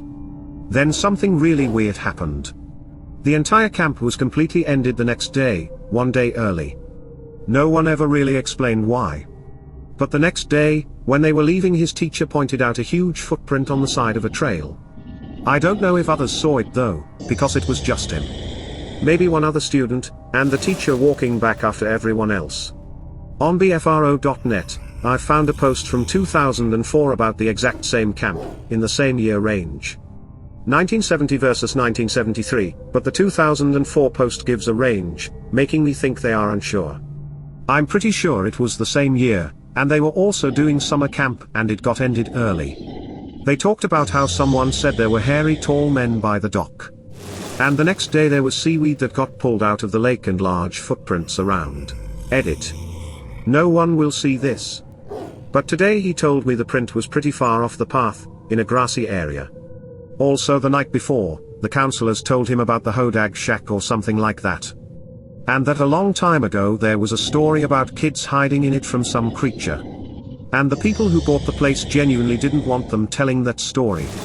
He also says they said this was the first time the place was functioning as a camp since that. Which was a long time before. It didn't seem like just a fake story to scare kids. Let me know, in the comments below. What do you think about OP's father's experience? What do you think closed down the camp early?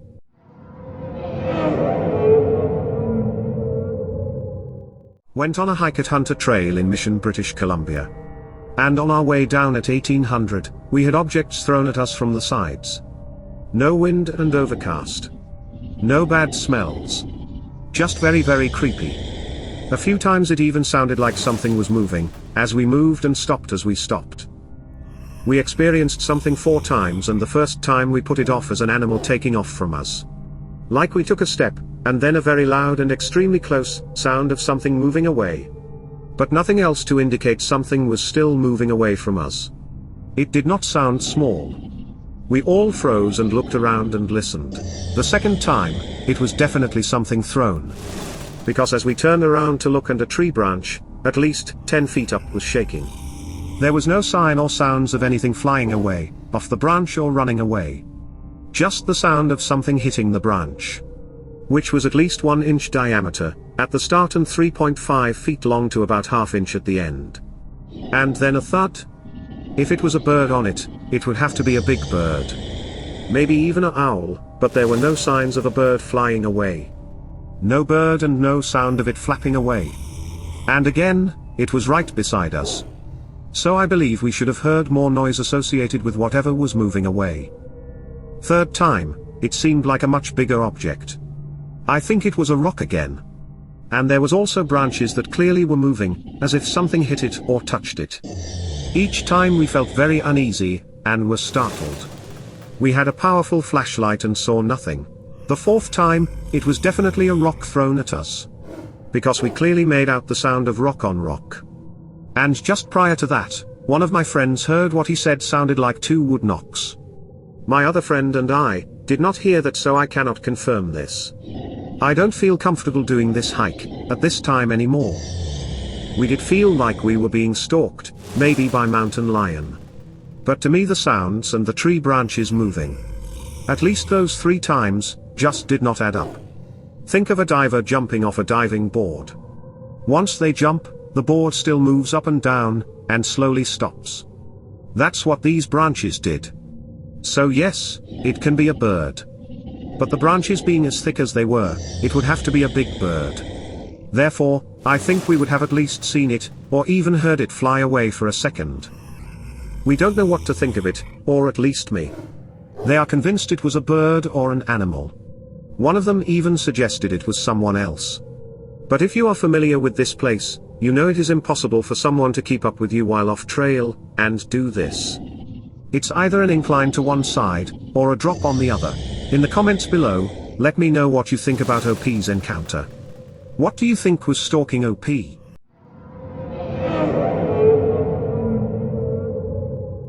Quite a few years ago, I was camping out in the woods and had a strange experience. I am honestly asking if anyone has heard of this kind of thing, with a Bigfoot. It was a car camping thing, far from our city, in an abandoned campsite. Nobody around for miles, and it was windy as hell that night.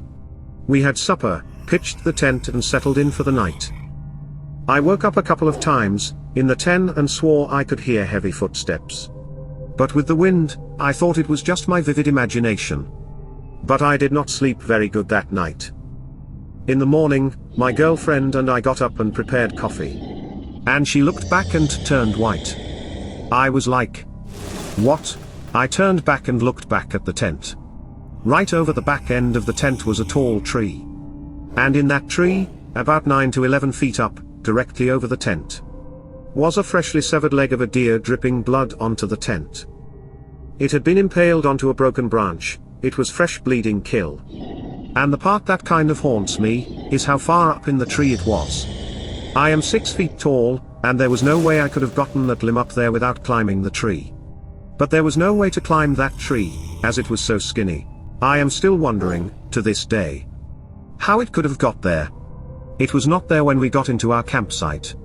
It had to have taken something with a huge reach to do that. The limb was also severed and not cut. Like it was ripped off the body of the deer. Has anyone ever heard of something like this, with a Bigfoot? I have tried to explain this event with any logical and rational process, but needless to say, we packed the car in record time and pissed off out of there. As fast as possible. Never went back either. Here are some of the comments from this post. Uncle Ben there done that commented. At first, I thought it could have been a cougar of some sort. Until you said the leg was impaled on a branch. My thoughts are that it was either a gift or a warning. Most likely a warning. I've had an experience, but nothing involving carcasses. Had a terrifying encounter in the forest. Camping solo in November 2016, on a Sunday night. 25 degrees outside. Forest completely empty, dark. 1 mile in. Was chopping wood all afternoon, and the night before. So maybe called something into camp. Long story short, was stalked for 4 hours beginning at sunset. Heard 2 sets of heavy bipedal footsteps at dusk. Heading toward the exit of the forest. They stopped, then one backtracked and the other continued on. Very strange. Soon, heard the footsteps from opposite sides of the tent. Slowly closed the distance to camp over those 4 hours. Fist-size stones thrown. Thudded and rolled right into camp. Twigs breaking on approach. Growls, car thumped, frenzied scurrying, until finally heard a crazy call into the tent, 15 feet away. Followed by an absolute thunderous crack that boomed and echoed through the forest. Sounded like someone snapped a telephone pole in half. Effortlessly, at ground level. That's all I needed to haul us out of there. Left everything. Came back for it the next day, with a friend. Never been so scared in my life. Was it Bigfoot? Who would be gallivanting in the woods on a dark, freezing, Sunday, winter's night without a flashlight? Just for kicks. Stay safe out there. OP responded to Uncle Ben, there done that. Jesus mate, that is terrifying. When you came back, was everything in place or anything taken? You are braver than me. I would not have gone back, that would have been a write-off for me. For me, it was the fact the leg was ripped off and impaled. I cannot think of how a person could actually do that. I have dressed game before, and getting a leg off is not easy. And a knife is needed, there is so much connective tissue. The only way that could have gotten up there, was by something reaching up and over the tent. When we packed, the blood was on the tent and not on the ground. So it was there before. It's a mystery I will wonder about until the day I die. Lurut also commented. Deer are supposed to be a primary prey animal for Bigfoot. I'd say they live on the same trophic level as mountain lions. So if there's deer in an area, it can likely, at least hypothetically, support both apex predators. Chrono Fury chimed in. There are quite a few reports of wildlife, especially large game like deer, that have been found impaled onto trees, just like your experience. The only animal that will take a kill up a tree is a big cat. But it has no means to impale it on a branch. Like another poster said, it was either a gift or a warning. Can you recall any other activity that night, besides hearing footsteps? Maybe knocks, whistles, branches snapping. The sound of rocks being thrown at your camp. All of those are typically attributed to Sasquatch behavior. OP responded to Chrono Fury. It was so windy that night, anything being thrown into the campsite would not have been heard. No knocks, but lots of trees snapping with the wind, but not in a pattern that would have been discerned. Although you did get me to have a thought. Maybe I got the leg, because it was so windy and normal behavior and communication. Like rocks and trees snapping. Was not working. Maybe. I don't know. Chrono Fury responded to OP. I guess that is possible. Is this a campsite that you have been to before, or since the deer leg incident? If so, are there any other possible interactions or encounters that perhaps you overlooked? Let me know, in the comments below. What do you think about OP's encounter? What do you think impelled the deer in the tree?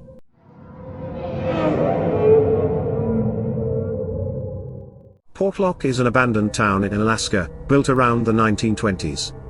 The reason it was abandoned is because a lot of people were turning up dead, and mauled by what they thought was a bear.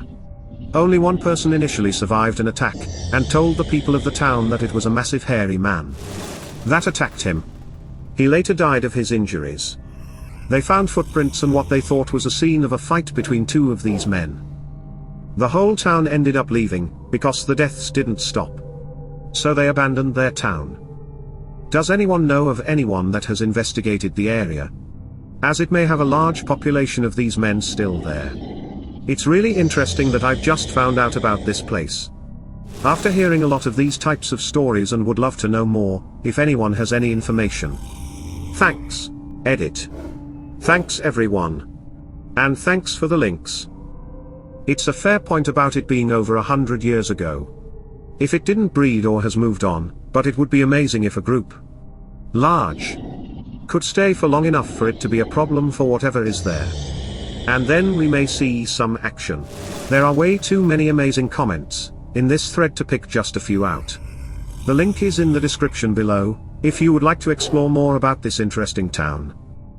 Let me know in the comments below. Have you ever heard any stories about Portlock, Alaska?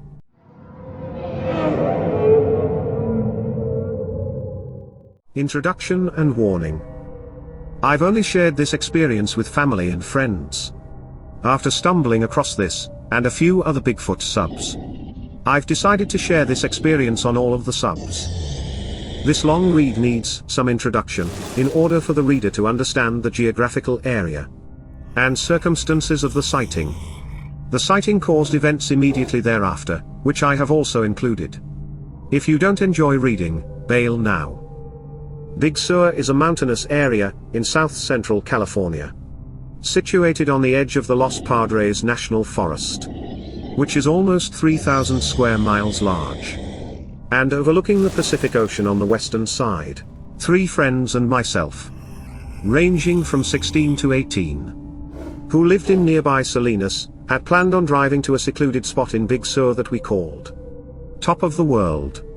This particular area of Big Sur wasn't frequented by people, except for some occasional vehicle traffic from locals, or the rare tourist or hiker during the day, and was void of humans at night. At night, there was of course critters. Bobcat, fox, and even the occasional mountain lion. No people, no cops, perfect location for 4-party animals. We drove down the Pacific Coast Highway, and turned off on the Old Coast Road, which winds up into the mountains. The Old Coast Road is a hard-packed dirt road, and former primary route in and out of Big Sur, prior to the construction of the Bixby Bridge. Our spot, the Top of the World, was right off and above the dirt road, with an amazing view of the Pacific Ocean. The spot was directly accessible from the old dirt road, which had steep cliffs on one side, and the other a very deep ravine with the Bixby Creek, or Little Sur River, I don't remember, running through it. Well, the party never started, because of the event I will now describe. I might add that the events of this night are burned into my memory. It was almost traumatic, with the exception of some exact conversation. I remember everything like it was yesterday.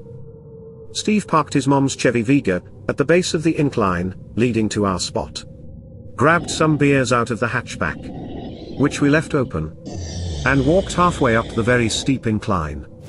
The distance between where Steve's car was parked and the top of the hill was maybe 30 yards. What happened next all took place in a matter of seconds, but it seemed like an eternity to me. We were sitting next to each other, in a row facing the Pacific Ocean. Behind us was the crest of the hill, about 15 yards up. Beyond that, the dark and foreboding forest. Looking out at the Pacific, talking little and just taking in the beautiful view. Whilst sipping our beers, we got quiet and maybe a bit reflective. I know I did. It was beautiful. At one point, in the midst of silence, something weird happened. Later, when all this was over, we talked about this strange feeling that none of us had ever experienced. What happened was this. All of a sudden, we all looked at each other, and without speaking a word, as if every one of us was receiving an unspoken message, or intuitive response to nature, or a gut feeling. We simultaneously looked around behind us, at the top of the hill. This is what we saw. There, at the top, not 15 yards away, was a creature. It was simply standing there, observing us. I will try my best to describe what we saw, despite the fact it was almost midnight, which added to the creep factor, and our eyes were well acclimated to darkness by then. This being was not human. That I know for sure. It just stood there, completely upright, arms to the side, facing in our direction. Whether or not it was looking at us, I couldn't tell, because, unfortunately due to lighting conditions and the angle, I guess, I saw only the outline of a head and body. A very hairy head and body that was dark in color. No facial features, that I can remember. There was very long hair, fur, flowing down from the head, but there was an opening where a face must have been. All I saw was darkness between the hair on the head. No eyes or other facial features. The head hair seemed to flow down, and mix with the rest of the hairy body. I distinctly remember the arms. They were long, but seemed to fit the size of the body. I don't recall them being overly long, like an ape. But they also had long flowing hair, as did the torso and legs. It was tall, maybe 7 feet. But that could have been because we were looking up at it. It was also wide. It gave me the impression of great strength. It made absolutely no sound. To be fair, I soaked all this information up in probably about 1 or 2 seconds. Reason being, an immediate feeling of fight or flight kicked in.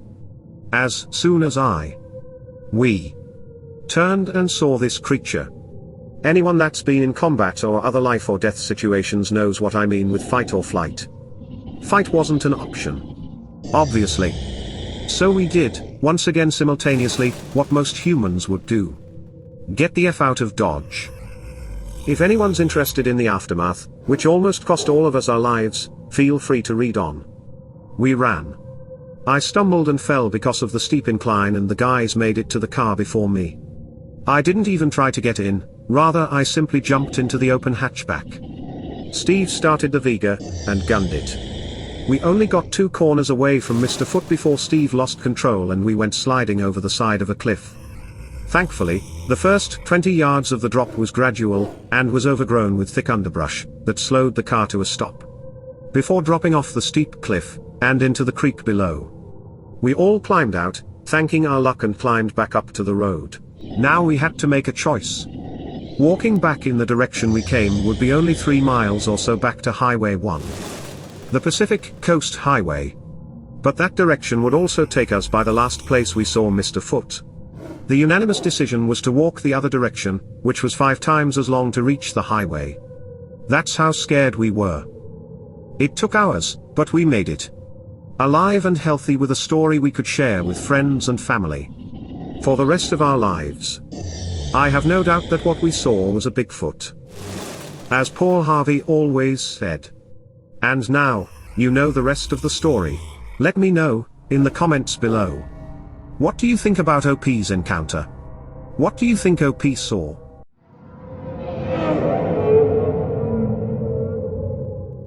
Hey, so my wife and I are longtime cryptid researchers. At least reading about things, but for about the last week my parents was who live next door to us. And I now have been hearing weird noises coming from our forested property, across from our homes. We live in rural East Texas, near the Louisiana border. And most of the area, including the property mentioned, is forests and swamp. My father has heard whooping noises he does not recognize several nights lately. And when he responded, the mystery animal responded back, on at least one occasion. All noises have been around midnight. He is very familiar with a lot of native animal sounds, as he grew up in the woods. Tonight, while putting something in my car, around 6, I heard what I can best describe as a pissed off baboon roar shriek come from the woods, where we enter the property right across the road from my house. The sound was probably about 500 to 600 feet from my person, and about 100 to 300 feet into the wood line. I have no idea what the noise was caused by. And I am fairly familiar with native species as well. I teach biology and environmental science. And have grown up studying animals, and playing in these woods and swamps. My father's noises have been from about 1,000 feet to the left of my own noise, in the woods by our cow pasture. Mine was near the entrance to the heavily wooded area. We haven't heard the sounds that the other has heard yet. But he said what he heard sounds similar to an owl, but not like an owl.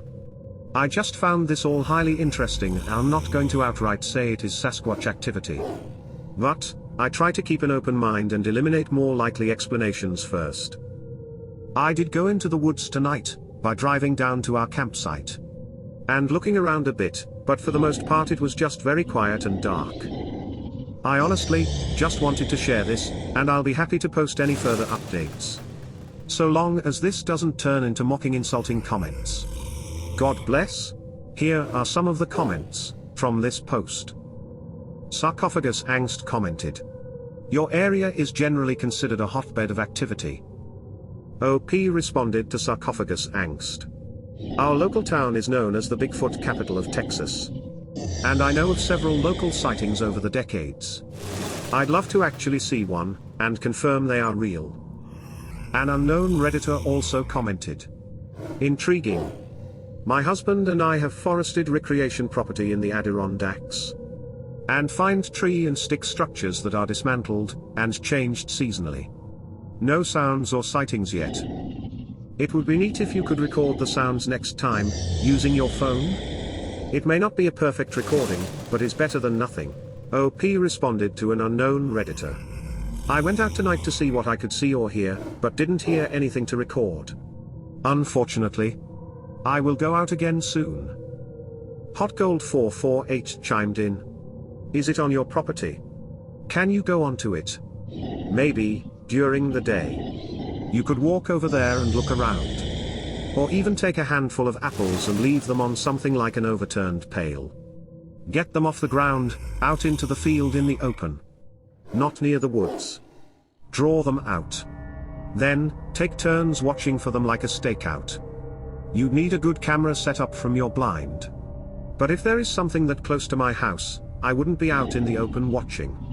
If you can hear it, in your driveway, you should be able to watch it from inside your house, but someone has to have eyes on the apples at all times. No trail cameras, real-time watching. OP responded to Hot Gold 448. Yes, it is our family property and I can go whenever I want. I will be going out again very soon. And was thinking of putting out some bait and looking for tracks, etc. Let me know, in the comments below. What do you think about OP's encounter? What do you think OP heard? This has been a crazy ride. And I'll bring you updates, in future videos.